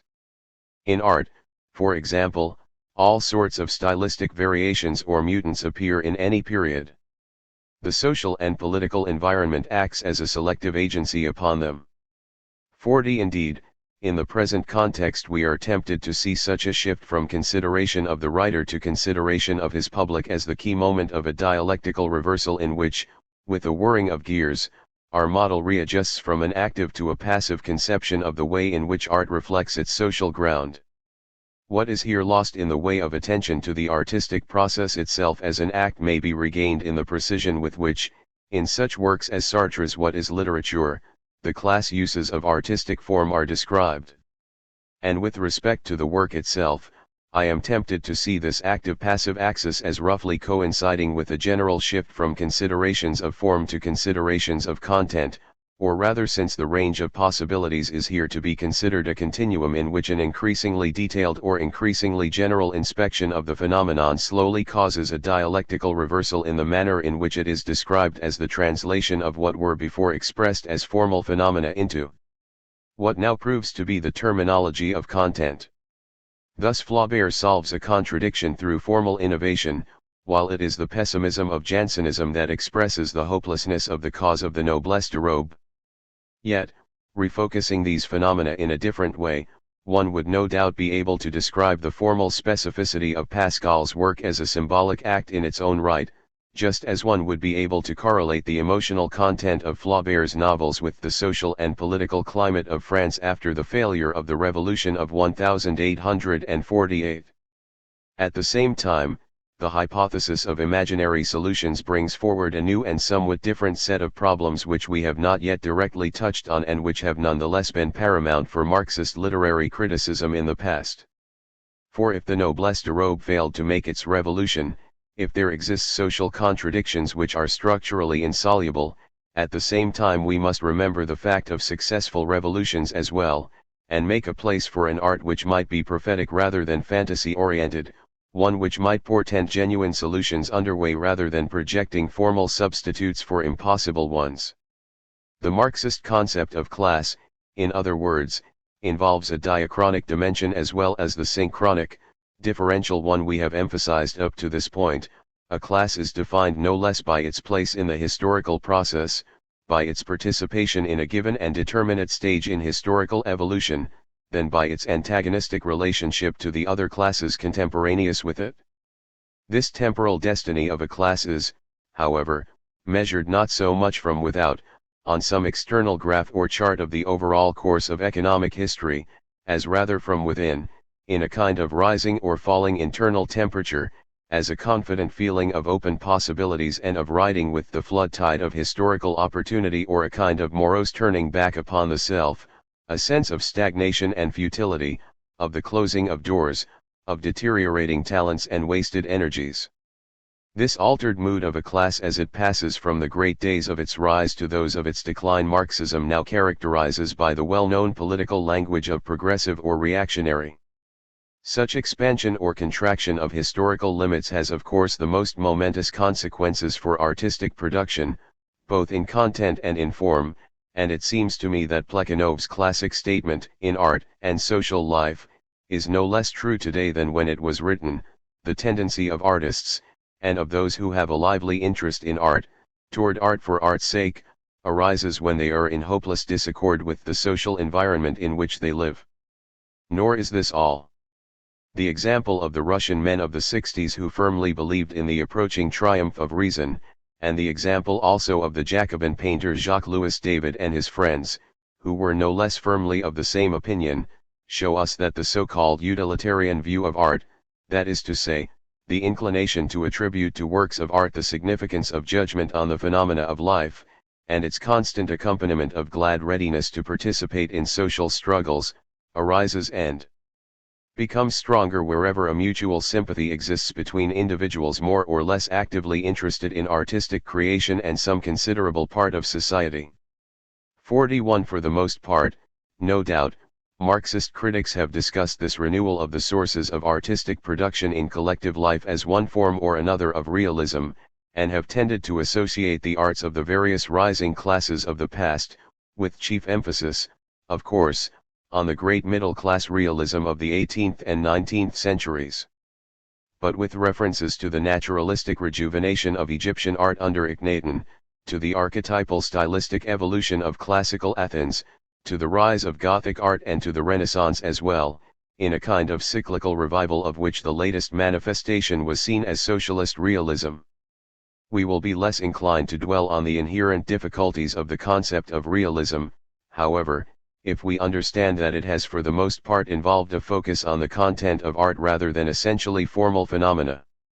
When the problem of realism is posed in a formal way, as we have seen in our discussion of Lukács, criteria of representationality and verisimilitude tend to be replaced by others of a wholly different kind, by such formal judgments as are implied in the concepts of totality and the concrete, and of narration versus description.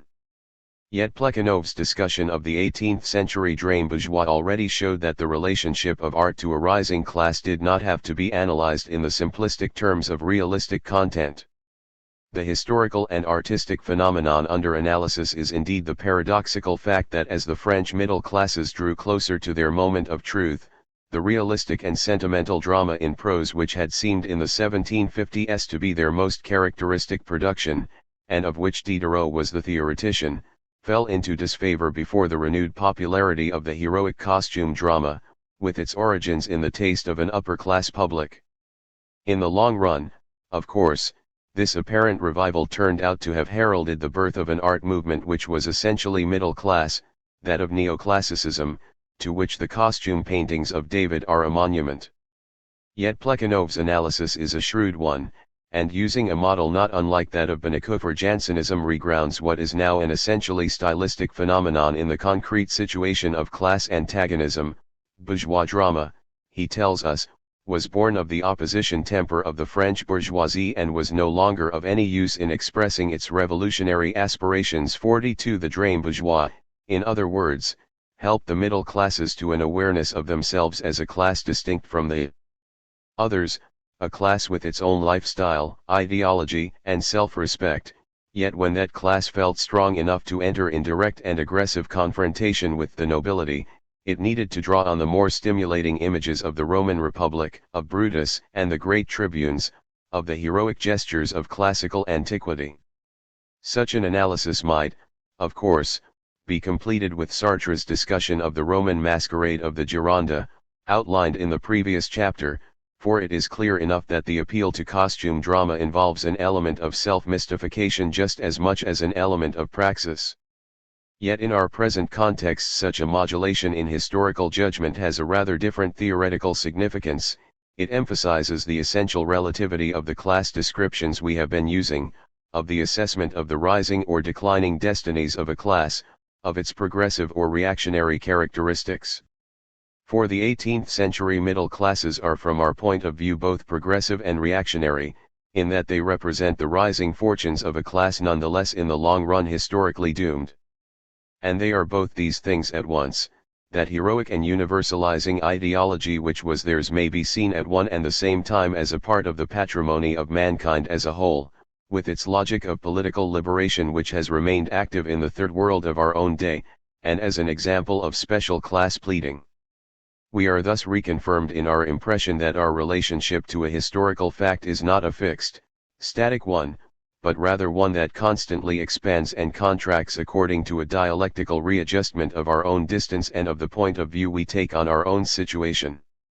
We may thus understand such judgments not as a series of mutually exclusive positions, in which we decide once and for all whether Jansenism was progressive, because of what it was against, or reactionary, because of what it was for, but rather as positions along a kind of sliding scale that spans the twin polemic extremes of complete refusal and complete identification, in such a way that a work or movement can be relocated at a relatively more negative or relatively more positive position along the continuum.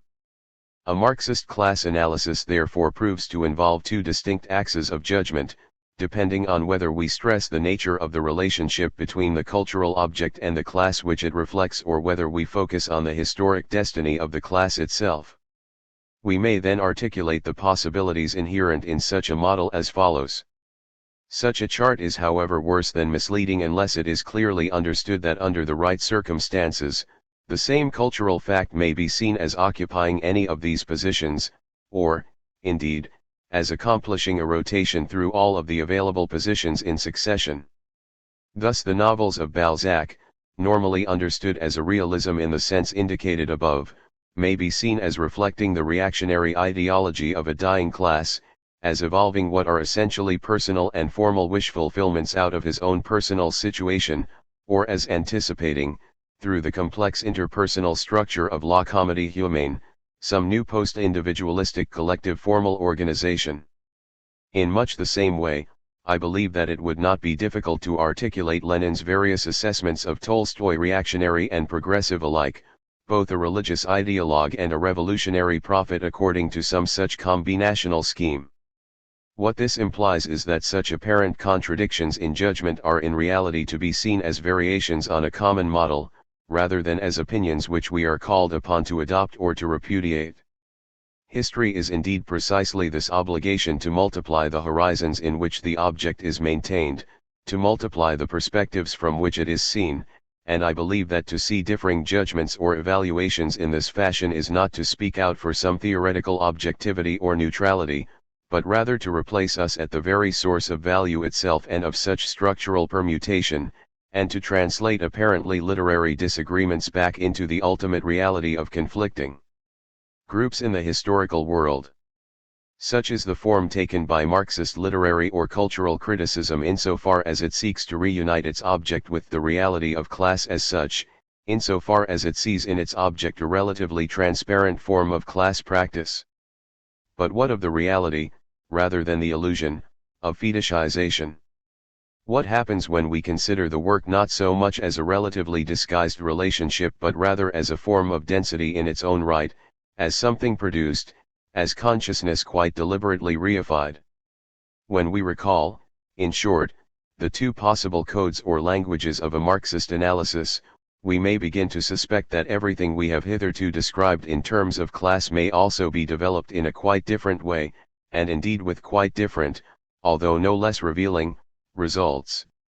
Here we have evidently to do with the setting of the work in contact with economic, rather than social, reality. The coordinates of such analysis will therefore no longer be those of ideological formation, but rather of the forms of commodity production. Yet any thoroughgoing description of an object qua object has an obligation to come to terms in one way or another with the Aristotelian four causes: formal, material, efficient, and final, as an inventory of the various points of view from which an object may be understood. In one of these we mean the substance, i.e., the essence, for the Y is reducible finally to the definition, and the ultimate Y is a cause and principle; in another the matter or substratum; in a third the source of the change, and in a fourth the cause opposed to this, the purpose and the good, for this is the end of all generation and change. 43. But Aristotle's model derives from the world of artisanal production and handicraft. It projects a process in which an agent, imitating a given pattern, forms a certain material in order to create an object which then has some determinate use, such as a cooking pot, an article of clothing, a piece of jewelry, or a spear. It is clear that to the degree that the work of art is itself just such a handmade product, there is a pre-established harmony between the Aristotelian model and the aesthetic object which, among other things, it has been called upon to illuminate. Such pre-established harmony is likely to hold for the process of perception as well as for that of the making of the object. We have already touched on Heidegger's essential doctrine of the priority of objects in use over objects in rest. So it is that the dominant category of substance through which we view the outside world is itself conditioned and governed by the types and the structure of the practical objects or implements which surround us. Yet Heidegger's model derives from a peasant world, in which the cup and the plough, the axe and the staff mold the natural world that comes into sight behind them. A Marxist criticism must therefore readapt the insights of these two models: the insistence on the making process and the priority of the instruments or objects characteristic of the environment, to the modern world of the industrial production of consumers' goods. Following Heidegger's formula, it will stress the way in which the commodity form conditions all more contemplative and theoretical perceptions of objects, including of course the aesthetic mode of perception.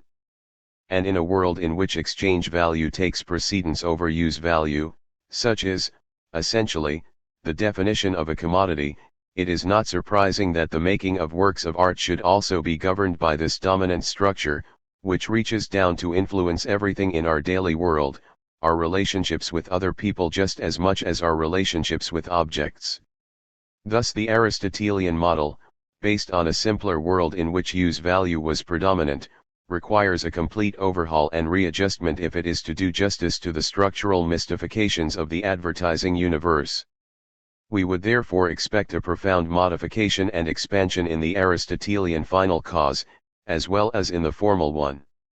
Moreover, to the degree that the paradigm of modern creation has become factory and institutional work rather than the skills of the individual craftsman, we would expect to think henceforth in collective rather than in individual terms, so that the efficient cause refracts into a class of workmen before an established process, and implies the class for which they work as well. So it is that an adequate vision of the Aristotelian model for the realities of capitalism would see the work of art as a product rather than as a made object. It would deal not only with the mode of production, but also with those of distribution and consumption. It would imply study of the consumer as well as of the producer, and might even, indeed, find itself touching on the problems of supply and of the sources of raw materials. Such a regrounding of the work of art in the world of commodities would first be understood in as literal a fashion as possible.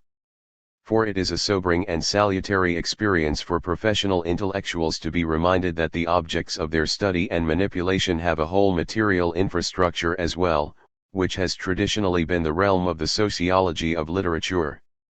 The investigations thereby implied of the publishing industry and its gradual economic concentration, of the literary market, of the role of the older forms of distribution as well as the newer media are external to literature only in the sense that the public world is external to private life. Yet since in America private middle-class consumption has increasingly been replaced by that of the university system, which seems destined to play as crucial a role in the culture of post-industrial capitalism as did the monastery for medieval times, it seems appropriate to quote as an example of such analysis one of the most characteristic pages of the late C. Wright Mills on the commodity structure of academic intellectual life. The producer is the man who creates ideas, first sets them forth, possibly tests them, or at any rate makes them available in writing to those portions of the market capable of understanding them.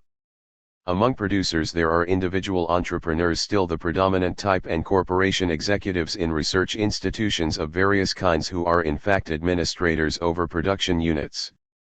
Then there are the wholesalers, who while they do not produce ideas do distribute them in textbooks to other academic men, who in turn sell them directly to student consumers. In so far as men teach, and only teach, they are retailers of ideas and materials, the better of them being serviced by original producers, the lesser, by wholesalers. All academic men, regardless of type, are also consumers of the products of others, of producers and wholesalers through books, and of retailers to some extent through personal conversation on local markets. But it is possible for some to specialize in consumption, these become great comprehenders, rather than users, of books, and they are great on bibliographies. 44 Such a passage may serve as a transition from a relatively external consideration of the literary infrastructure, a kind of mechanical materialism, so to speak, on the level of literary criticism, to the relatively more internal questions of literary consumption. For what we consume is always to a certain extent an idea rather than a material thing. This is the very essence of the distinction between use and exchange values, that the object no longer exists primarily to satisfy a need, understood by analogy with the needs of the body, but rather as a kind of abstract and emblematic value in which we can no longer clearly distinguish between need satisfaction and artificial stimuli. We may measure the distance between these two states, the relatively natural pre-capitalist relationship to objects and our own, by attention to the whole notion of aesthetic pleasure. For Aristotle, the emotional satisfaction of tragedy is easily divided into its functional components of pity and fear, which attach to the fate witnessed and thereby purge individual and community alike of their own social and existential anxiety. Such a final cause of tragedy is therefore able to serve a social function in its very nature. In contrast, pleasure under capitalism is simply the sign of the consumption of an object. It is thus relatively extraneous to the object's structure or use, since it can attach to any kind of object, and is at the same time gratuitous to the degree that it serves no collective function beyond that of encouraging further consumption and making the system operate at top capacity. At this point, then, we begin to glimpse what is the profound vocation of the work of art in a commodity society, not to be a commodity, not to be consumed, to be unpleasurable in the commodity sense. And we may now return to Adorno's musical analyses as perhaps the most fully worked out application of this principle, which constitutes, indeed, the most genuinely Marxist part of his work, in contrast to an otherwise relatively Hegelian practice. For in the present context, it becomes clear that the history of musical development which Adorno has given us, and which serves as the framework and vital situation for the twin dramas of Schoenberg and Stravinsky, is none other than the struggle between music and the commodity form itself. That new and quickened evolutionary logic which enters musical history around the time of the French Revolution is but an emanation of capitalism itself, yet capitalism not as some parallel evolution on the level of the economic system, not as homology, but rather at work within the musical material, as the intrinsic distortion of it by the commodity form, which draws the various musical elements, theme, instrumentation, harmony, indeed the length of development and the overall form itself, into its orbit. This is what explains the simplified, pre-packaged, and easily consumed leitmotifs of Wagner, what accounts for the prodigious energy with which Schoenberg attempted to stem the dissolution of the work into easy melody and to restore some of the earlier total organization of the work, with its henceforth intolerable demands on the attention and powers of concentration of the consumer. This is what accounts for the innovations of Stravinsky as well, who, remaining within the commodity universe, evolves the newest production techniques to restore a little of the emotional shock for his easily jaded public, with its increasingly rapid exhaustion of new products. If it should prove possible to do for the literary work what Adorno has thus done for musical analysis, then we should find ourselves in the presence of a kind of intrinsic Marxist criticism, a kind of Marxist philology or systematic investigation of the inner, social forms of art in general. Such a discipline would demand the prolongation of the various kinds of local critical studies, themselves already enlarged to the more adequate dimensions of the Hegelian model described above, to the point where, intersecting either with the realities of class or those of commodity production, they find themselves once more regrounded in concrete social history. We cannot, of course, make the kind of systematic inventory of such local studies which the old-fashioned aesthetics, and indeed such newer systems as the Welleck and Warren theory of literature, claim to have achieved. Such systematizing is ruled out by the priority of history itself, which alone dictates the dominant categories and configurations of the works that, ever new, rise from out of its own perpetual renewal. Yet such regrounding may be observed at work in the observations of Plekhanov and Lukács on symbolism, for instance, which may essentially be thought of as laying the foundations for a Marxist theory of the image. A slightly different formulation of the same phenomenon may be found in Sartre's theory of the imaginary as well, which he sees as a reorganization of the object in such a way that it is withdrawn from the time of praxis, as a transformation of an act into a gesture. 45 Such analyses have in common a situational and historicizing logic. They do not imply a structure of the image which holds for all time and in all situations, but rather see the specific literary phenomenon as something which draws attention to its own peculiar structural characteristics, which identifies itself as a process of symbolizing, which is conscious of itself as irrealizing the world. In much the same way, if we have shown above that a general science of stylistics is a contradiction in terms, then at least we may for style in modern times project something like a Marxist stylistics, in which the art sentence itself, as it has been so variously cultivated and practiced in modern times from Flaubert to Hemingway, may be seen alternatively as a type of work or mode of production, and as a type of commodity as well. For nowhere, perhaps, is the peculiar influence of the commodity structure greater than in that ambiguous reality which is language, and which can be consumed as a rich object just as easily as it can attempt to efface itself in that socially motivated transparency which Barthes has called white writing. In modern literature, indeed, the production of the sentence becomes itself a new kind of event within the work, and generates a whole new kind of form. In the same spirit, a Marxist theory of plot might be elaborated. Indeed, Lukács has already gone a long way toward doing so. Yet for such a theory, the restrictions indicated above would hold in even stronger measure, for insofar as in the narrative work plot is the very ground of the concrete itself, there can be no independent analysis of it.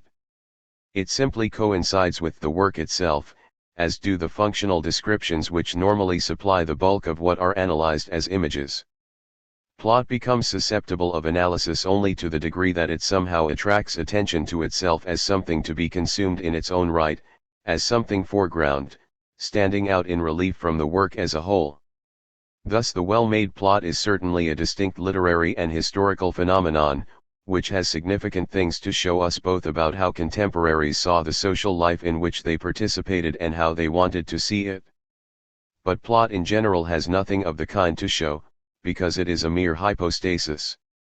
So it is with the other elements of the work as well, and in particular with the theory of characters, which would no doubt find itself developing most closely in connection with an analysis of the prevalence of otherness as a category and a judgment in the concrete social life of a period. It would also have something to say about the way in which the very presentation of the other is for the novelist a sign of his acquisition of knowledge about his society and about reality. At the same time, as with the other kinds of studies sketched out above, such a theory would be an intermittent one, recognizing that the omnipresence of characters in literary works is not the same as the dominance of the literary character as a category, and this is no doubt the moment to say something about one of the most familiar kinds of Marxist critical practice, which has to do precisely with character as such. For many readers, indeed, this, in which character is interpreted as typical of social class or as representative of a given class position, will have been the classical form of the Marxist approach to literature. Was it not the typicality of his characters which attracted Marx and Engels to Balzac? And has not the concept of the typical remained a fetish of Marxist criticism down to our own time? The vices of such criticism have of course often been pointed out, the gravest of them being that such schematic notions of class are a priori ones which end up being able to take no more out of the work of art than they originally put into it in the first place. Such a method is most properly described as an allegorical one, and to say so is only to show the way in which any genuinely dialectical criticism must ultimately turn about and question the sources of its own instruments as well. For it is clear that class consciousness itself in those societies in which it exists as an existential fact is an allegorical mode of thought to the degree to which for it individuals are seen as types and manifestations of the social groups to which they belong. Thus a work such as Zola's Pot Bowl, in which the various levels of the apartment house correspond to the various social classes, from the wealthy inhabitants of the first floor all the way up to the maids and workers in the garret, is allegorical because class consciousness still functions structurally within the society as such. It is carried within as a kind of map or chart of society as a whole, as a differential feeling whereby I locate myself with respect to the other classes. The profound value of such social typicality for the production of literature itself may be negatively assessed by considering the situation of the United States today, where it no longer exists. For if there is something unique in the American class situation, it has to do with a kind of overflowing of national limits in such a way that the older national experience, a microcosm in which the truth of the individual coincides with the socio-economic structure, is no longer available. In the age of American imperialism, indeed, as has often been pointed out, we have our lower classes outside the national borders. Even our working classes are as a bourgeoisie to the alien peasantry or proletariat of the Third World. 46 American literature has therefore become problematical, not to say impossible, because if it limits itself to the traditional language and form of a national literature it misses the basic truths about itself, while if it attempts to tell those truths it abolishes itself as literature.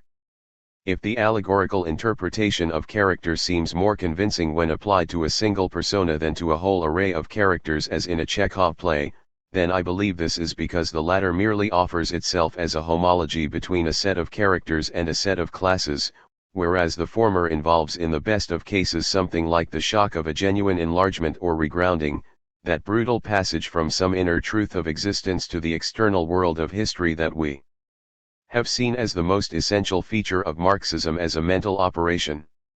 So it is that when, in one of the most famous of all Marxist analyses, Lukács interprets the story of death in Venice in political terms, he seems to have reversed the very inner logic of the work itself, whose subject is indeed the breakthrough of the unconscious itself, with its characteristic welling up of the repressed and of the symbolically invested into Aschenbach's conscious mind. The shock involved in the notion that the fate of the biographer of Fredric the Great is emblematic of the disintegration of Prussia itself, with its mixture of the repressive authoritarian and the decadent, an interpretation which won the endorsement of Thomas Mann himself, is an essential structural component of Marxist analysis, and is designed to turn the reader, as well as the work, inside out. Yet Thomas Mann is essentially an allegorical writer, so that even this interpretation ultimately finds its justification within the historic structure of the work itself. 6. Marxism and inner form. Ich bin Wenigstens überzeugt, Das Dieskoniert die Form einer Form ist, und das, was man ihren Stoff nennt, schlechterdings eingeformter Stoff sein muss. Schiller, Kallias Brief. The preceding description of dialectical criticism as critical rather than systematic, as an operation of rectification, of an almost ontological restitution, should not be understood as precluding some more unified critical approach. It should, however, be kept in mind that in proposing one such approach, the pages which follow have become more speculative than descriptive, and that there are certainly alternative ways of coordinating the essentials of a Marxist criticism. In particular, if the emphasis on class is not strong, this is because the class model has never been worked out as satisfactorily as it should be for American social reality with its racial and ethnic groupings. The task is all the more urgent today, in the context of that new and unparalleled global class situation alluded to above. The concept of an inner form, as it was developed by Goethe and Wilhelm von Humboldt out of Plotinus, recommends itself to us in several ways. It is, first of all, a hermeneutic concept, that is, it does not imply a truth of a positivistic kind somehow timelessly associated with its object, like the laws of the natural sciences. Rather, it emphasizes the operation of interpretation itself, as it moves in time from outer to inner form as from one moment to another in a dialectical process. Thus the critic is recalled to his own procedures, as a form unfolding in time but also reflecting his own concrete social and historical situation. Moreover, its model of an ordered sequence of levels within the work, or, what amounts to the same thing, of a consecutive series of moments in the interpretive process, corresponds particularly well to a number of key joints or transitions which we have described above. The overall movement of a Marxist criticism is, of course, just such a passage from a surface to an underlying reality, from an apparently autonomous object to a vaster ground of which this object proves a part or articulation. Yet we have seen that such a movement can take a number of different forms. In one, as in a kind of Vexier build, an apparently systematic ideology is abruptly refocused into a class polemic. In another, Humboldt's essentially linguistic distinction between the external forms of a language and its inner capacity for meaning is more closely followed, and the work of art, always in one sense an external object produced for a public, is seen from within to be a kind of commodity as well, reflecting either directly or through the force of its negation the state of commodity production in its historical period. Such interpretation may be incomplete, but it can scarcely be described as arbitrary. Indeed, I believe it can be said that the only philosophically coherent alternative to such an interpretation out of the social substance is one organized on a religious or theological basis, of which Northrop Frye's system is only the most recent example. We may therefore define religion as that set of imaginary propositions which must be believed to be true if the theoretical consequences of Marxism are to be avoided. In the long run, however, there is no need to justify the socio-economic translation which Marxism sees as the ultimate explanatory code for literary and cultural phenomena. Such justification is already implicit in the dialectical notion of the relationship between form and content, which as we noted above is something quite different from the older Aristotelian notion of form and matter. For the essential characteristic of literary raw material or latent content is precisely that it never really is initially formless, never, unlike the unshaped substances of the other arts, initially contingent, but is rather already meaningful from the outset, being neither more nor less than the very components of our concrete social life itself, words, thoughts, objects, desires, people, places, activities. The work of art does not confer meaning on these elements, but rather transforms their initial meanings into some new and heightened construction of meaning. For that very reason neither the creation nor the interpretation of the work can ever be an arbitrary process. I do not mean to imply by this that the work necessarily has to be realistic, but only that any stylization or abstraction in its form must ultimately express some profound inner logic in its content, and is itself ultimately dependent for its existence on the structures of the social raw materials themselves. This is, I believe, the materialistic kernel of Schiller's remark, which serves as the epigraph of this section, As far as I am concerned, I am convinced that beauty is only the form of a form, and that what is ordinarily called its content must necessarily be thought of as content already formed. Indeed, the first methodological consequence of the dialectical notion of form and content is that, depending on the progress of the interpretive work and the stage at which it has arrived, either term can be translated into the other, thus every layer of content proves, as Schiller implies, to the but a form in disguise. But we have seen above that it is just as true to say that form is really only the projection of content and of the inner logic of the latter.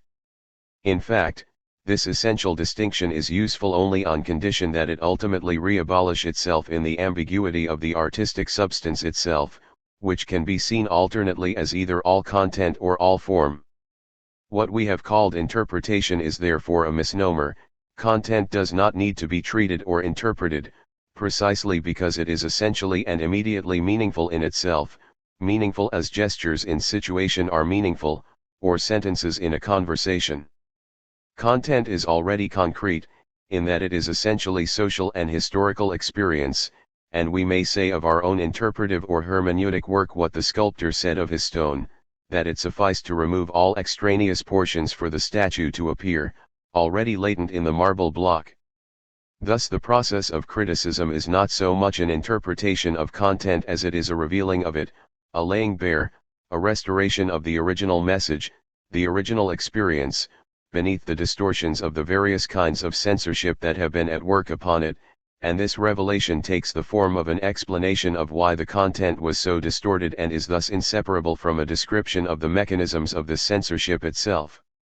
And since I will speak of Susan Sontag shortly, let me take as a demonstration of this process her remarkable essay on science fiction, The Imagination of Disaster, in which she reconstructs the basic paradigm of the science fiction movie, seeing in it an expression of the deepest anxieties about contemporary existence, about physical disaster, the prospect of universal mutilation and even annihilation. But more particularly about the condition of the individual psyche.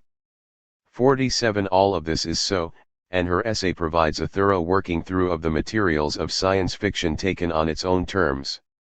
But what if those terms were themselves but a disguise, but the manifest content that served to distract us from some more basic satisfaction at work in the form?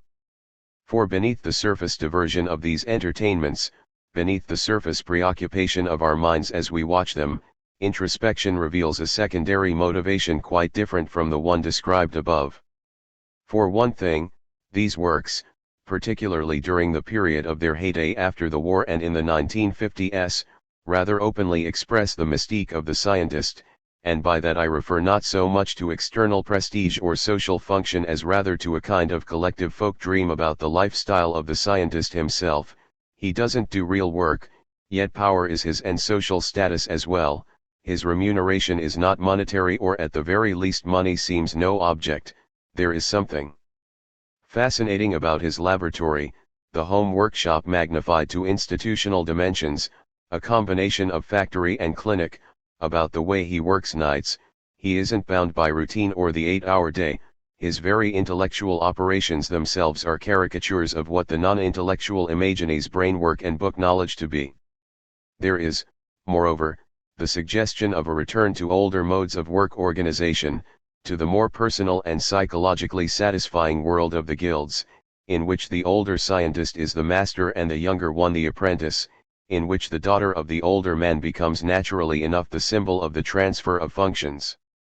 And so forth. These traits may be indefinitely enumerated and elaborated. What I want to convey is that ultimately none of this has anything to do with science itself, but is rather a distorted reflection of our own feelings and dreams about work, alienated and non-alienated. It is a wish fulfillment that takes as its object a vision of ideal, or what Marcuse would call libidinally gratifying work. But it is of course a wish fulfillment of a peculiar type, and it is this structure that it is important to analyze. For we do not have to do here with the kind of direct and open psychic identification and wish fulfillment that might be illustrated, for the subject matter of scientists, by the works of A.C.P. Snow, for instance.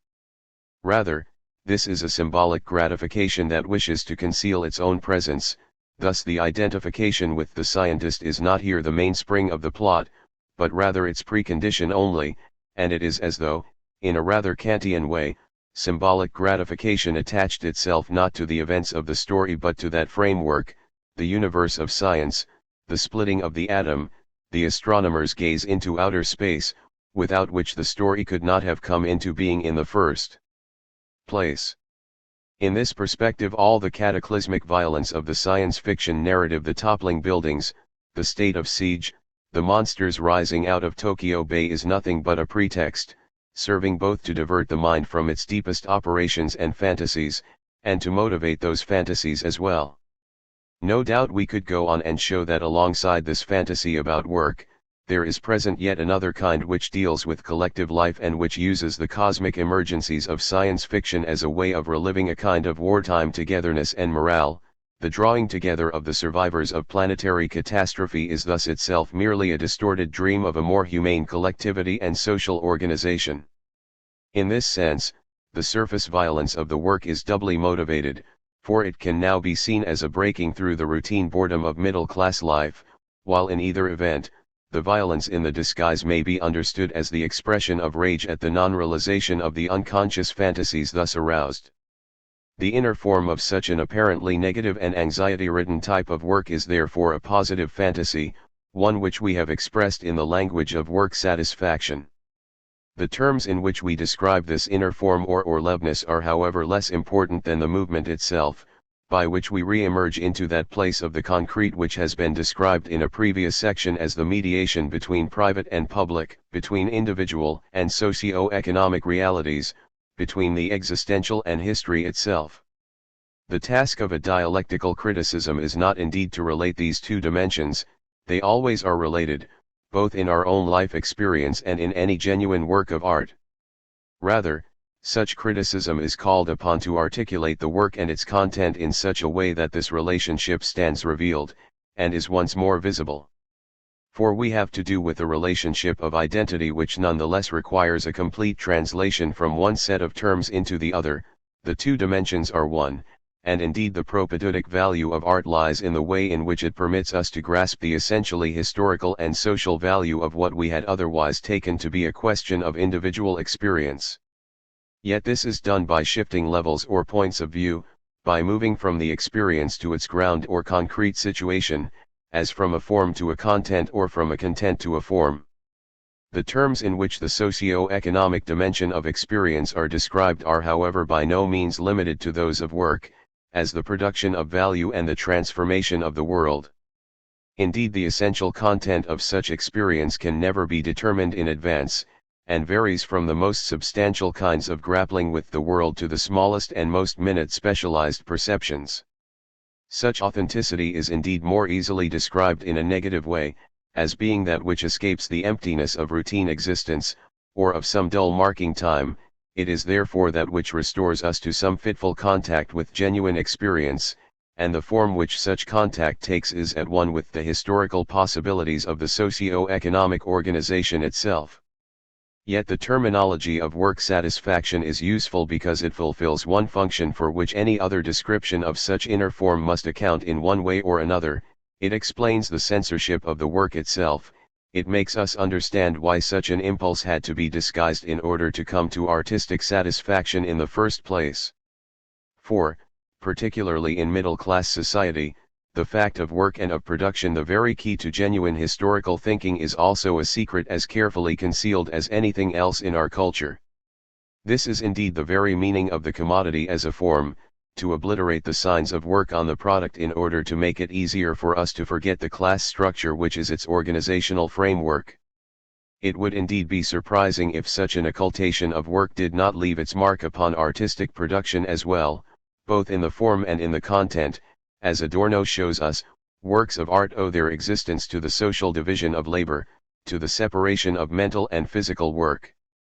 In such a situation, however, they appear under the guise of independent existence, for their medium is not that of pure and autonomous spirit, but rather that of a spirit which, having become object, now claims to have surmounted the opposition between the two. Such contradiction obliges the work of art to conceal the fact that it is itself a human construction, its very pretension to meaning, and indeed that of human existence in general along with it, is the more convincingly maintained the less anything in it reminds us of its character as a product, and of the fact that it owes its own existence to spirit as to something outside itself. Art which can no longer in good conscience put up with this deception, its innermost principle has already dissolved the only element in which it can realize itself. And if the autonomy of art in general is unthinkable without this concealment of work, the latter nonetheless becomes problematical, itself now a program, in late capitalism, under the domination of the exchange value and the increasing contradictions of such domination. 48 There is thus given within the very concept of work, either in the form of the division of labor in general or in the more specialized types of production characteristic of capitalism, the principle of a censorship of the work process itself, of a repression of the traces of labor on the product. When we turn now from popular culture to the more sophisticated artifacts of official literature, we find that the fact of artistic elaboration adds a new complexity to the structure of the work without essentially altering the model we have given. In particular, art literature can be said to reckon the whole value of its own creation itself into the process, so that the inner form of literary works, at least in modern times, can be said to have as their subject either production as such or literary production as well, both being in any case distinct from the ostensible or manifest content of the work. Thus it is a mistake to think, for instance, that the books of Hemingway deal essentially with such things as courage, love, and death. In reality, their deepest subject is simply the writing of a certain type of sentence, the practice of a determinate style. This is indeed the most concrete experience in Hemingway, yet to understand its relationship to the other, more dramatic experiences we must reformulate our notion of inner form after the more complex model of a hierarchy of motivations, in which the various elements of the work are ordered at various levels from the surface, and serve so to speak as pretexts each for the existence of a deeper one, so that in the long run everything in the work exists in order to bring to expression that deepest level of the work which is the concrete itself, or, reversing the model after the fashion of the Prague school, to foreground the work's most essential content. 49. Thus the enormous influence of Hemingway as a kind of life model would seem to derive first from a kind of ethical content, not a philosophy of life so much as an instinctive and intransigent refusal of what suddenly turns out to have ceased to be real living.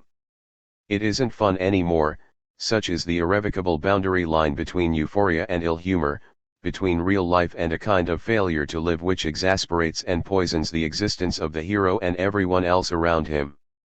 Such are the two poles of Hemingway's creation, those incomparable moments of plenitude in nature on the one hand, and on the other, bitching and sudden moods, sudden fits of envy or temper.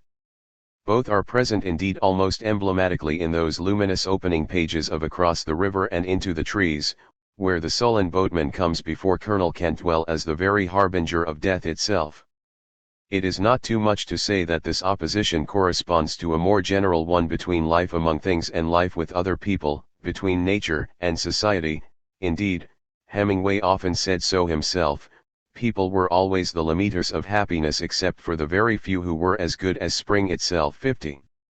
Yet this, which would seem to be first and foremost a life experience, is in reality merely a projection of the style itself.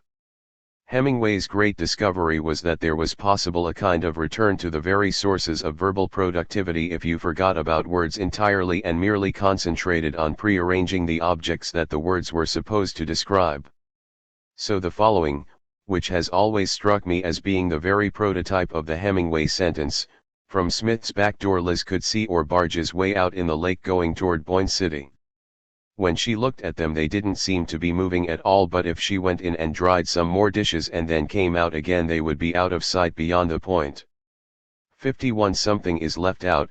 both the actual movement itself and that full style or parole plane which would have somehow rendered it, and Hemingway has spoken in other connections as well of the importance of omission as a literary procedure. 52 Yet in the portrayals of ill humor something is omitted also, the space between the remarks, as it were, and it is this prearrangement, now practiced on human material, which gives the Hemingway dialogue its electrical effect. Thus one is wrong to say that Hemingway began by wishing to express or convey certain basic experiences, rather, he began by wishing to write a certain type of sentence, a kind of neutral compte rendu of external displacements, and very quickly he found that such a sentence could do two kinds of things well: register movement in the external world, and suggest the tension and fitful resentment between people which is intermittently expressed in their spoken comment. So we return to our initial contention that what really happens in a Hemingway novel, the most essential event, the dominant category of experience for both writer and reader alike, is the process of writing, and this is perhaps clearest in a simpler work like The Green Hills of Africa, where the shooting of the animal in the content is but the pretext for the description of the shooting in the form. The reader is not so much interested in observing the kill as he is in whether Hemingway's language will be able to rise to the occasion. A little beyond there a flock of guineas quick-legged across the road running steady-headed with the motion of trotters. As I jumped from the car and sprinted after them they rocketed up, their legs tucked close beneath them, heavy-bodied, short wings drumming, cackling, to go over the trees ahead. I dropped two that thumped hard when they fell, and as they lay, wings beating, Abdullah cut their heads off so they would be legal eating. 53. The real pursuit involved is thus the pursuit of the sentence itself.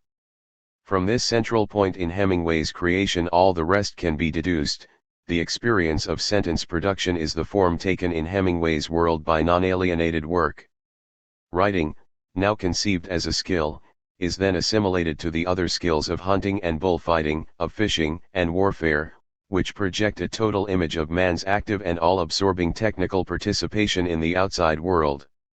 Such an ideology of technique clearly reflects the more general American work situation, where, in the context of the open frontier and the blurring of class structure, the American male is conventionally evaluated according to the number of different jobs he has had, and skills he possesses. The Hemingway cult of machismo is just this attempt to come to terms with the great industrial transformation of America after World War I. It satisfies the Protestant work ethic at the same time that it glorifies leisure. It reconciles the deepest and most life-giving impulses toward wholeness with a status quo in which only sports allow you to feel alive and undamaged. As for the human environment of Hemingway's books, expatriation is itself a kind of device or pretext for them. For the immense and complex fabric of American social reality itself is clearly inaccessible to the careful and selective type of sentence which he practices, so it is useful to have to do with a reality thinned out, the reality of foreign cultures and of foreign languages, where the individual beings come before us not in the density of a concrete social situation in which we also are involved, but rather with the cleanness of objects which can be verbally circumscribed. And when at the end of his life the world began to change, and the Cuban Revolution made a retreat back within the borders of the United States in order, it does not seem too far-fetched to speculate that it was the resistance of such American reality, which as a writer he had never practiced, that brought him to stylistic impotence and ultimate suicide. If this suggests something of the way in which a Marxist criticism would reconstruct the inner form of a literary work, as both disguise and revelation of the concrete, it remains for us to say a word about the implications of such a theory for judgment or literary evaluations as they are currently practiced. For to claim that the task of the critic is to reveal this censored dimension of the work implies precisely that, at least in art as it is practiced today, in the society in which it is practiced, the surface of the work is a kind of mystification in its structure. This is the point, in other words, at which a Marxist criticism must once again come to terms with modernism in the arts, and I have already implied that the anti-modernism of Lukács, and of the more traditional Soviet critics, is at least partly a matter of taste and of cultural conditioning. Nonetheless it seems to me that something more must be said in the face of such articulate defenses of modernism as Susan Sontag's New Sensibility or Eyab Hassan's Literature of Silence. These theories reflect a coherent culture with which we are all familiar: John Cage's music, Andy Warhol's movies, novels by Burroughs, plays by Beckett, Goddard, Camp, Norman O. Brown, psychedelic experiences, and no critique can have any binding force which does not begin by submitting to the fascination of all these things as stylizations of reality. It should be pointed out, however, that this new modernism differs from the older, classical one of the turn of the century in at least one very essential way, that older modernism was in its essence profoundly antisocial, and reckoned with the instinctive hostility of the middle-class public of which it stood as a negation and a refusal. What characterizes the new modernism is, however, precisely that it is popular, maybe not in small Midwestern towns, but in the dominant world of fashion and the mass media. That can only mean, to my mind, that there has come to be something socially useful about such art from the point of view of the existing socio-economic structure, or something deeply suspect about it, if your point of view is a revolutionary one. Yet, it will be said, such art expresses American reality, and there, indeed, the ambiguity lies. Insofar as we are Americans, none of us can fail to react to such things as pop art which admirably express the tangible and material realities, the specificity of that American life which is ours. It should be clear, therefore, that a critique of the new modernism cannot be an external but only an internal affair, that it is part and parcel of an increasing self-consciousness, in the heightened, dialectical sense we have given to that term, and that it involves a judgment on ourselves fully as much as a judgment on the works of art to which we react.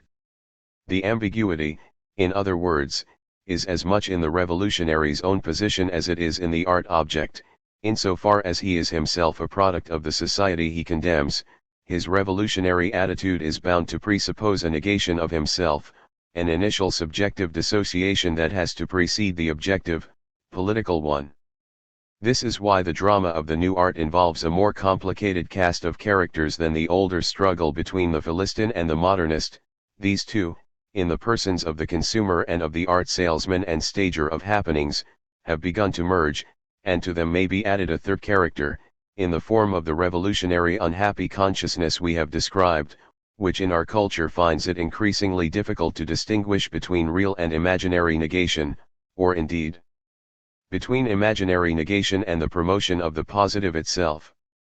The most telling criticism of the ideology of the new sensibility or the new mysticism still remains the comment of Marx on Hegel's notion of religion in the economic and philosophic manuscripts of 1844. For just as the spokesmen for the new modernism claim that it expresses our society, so Hegel showed that religion was an expression of the human spirit, its objectification, with all the ambiguous hesitation between embodiment and alienation which that word implies.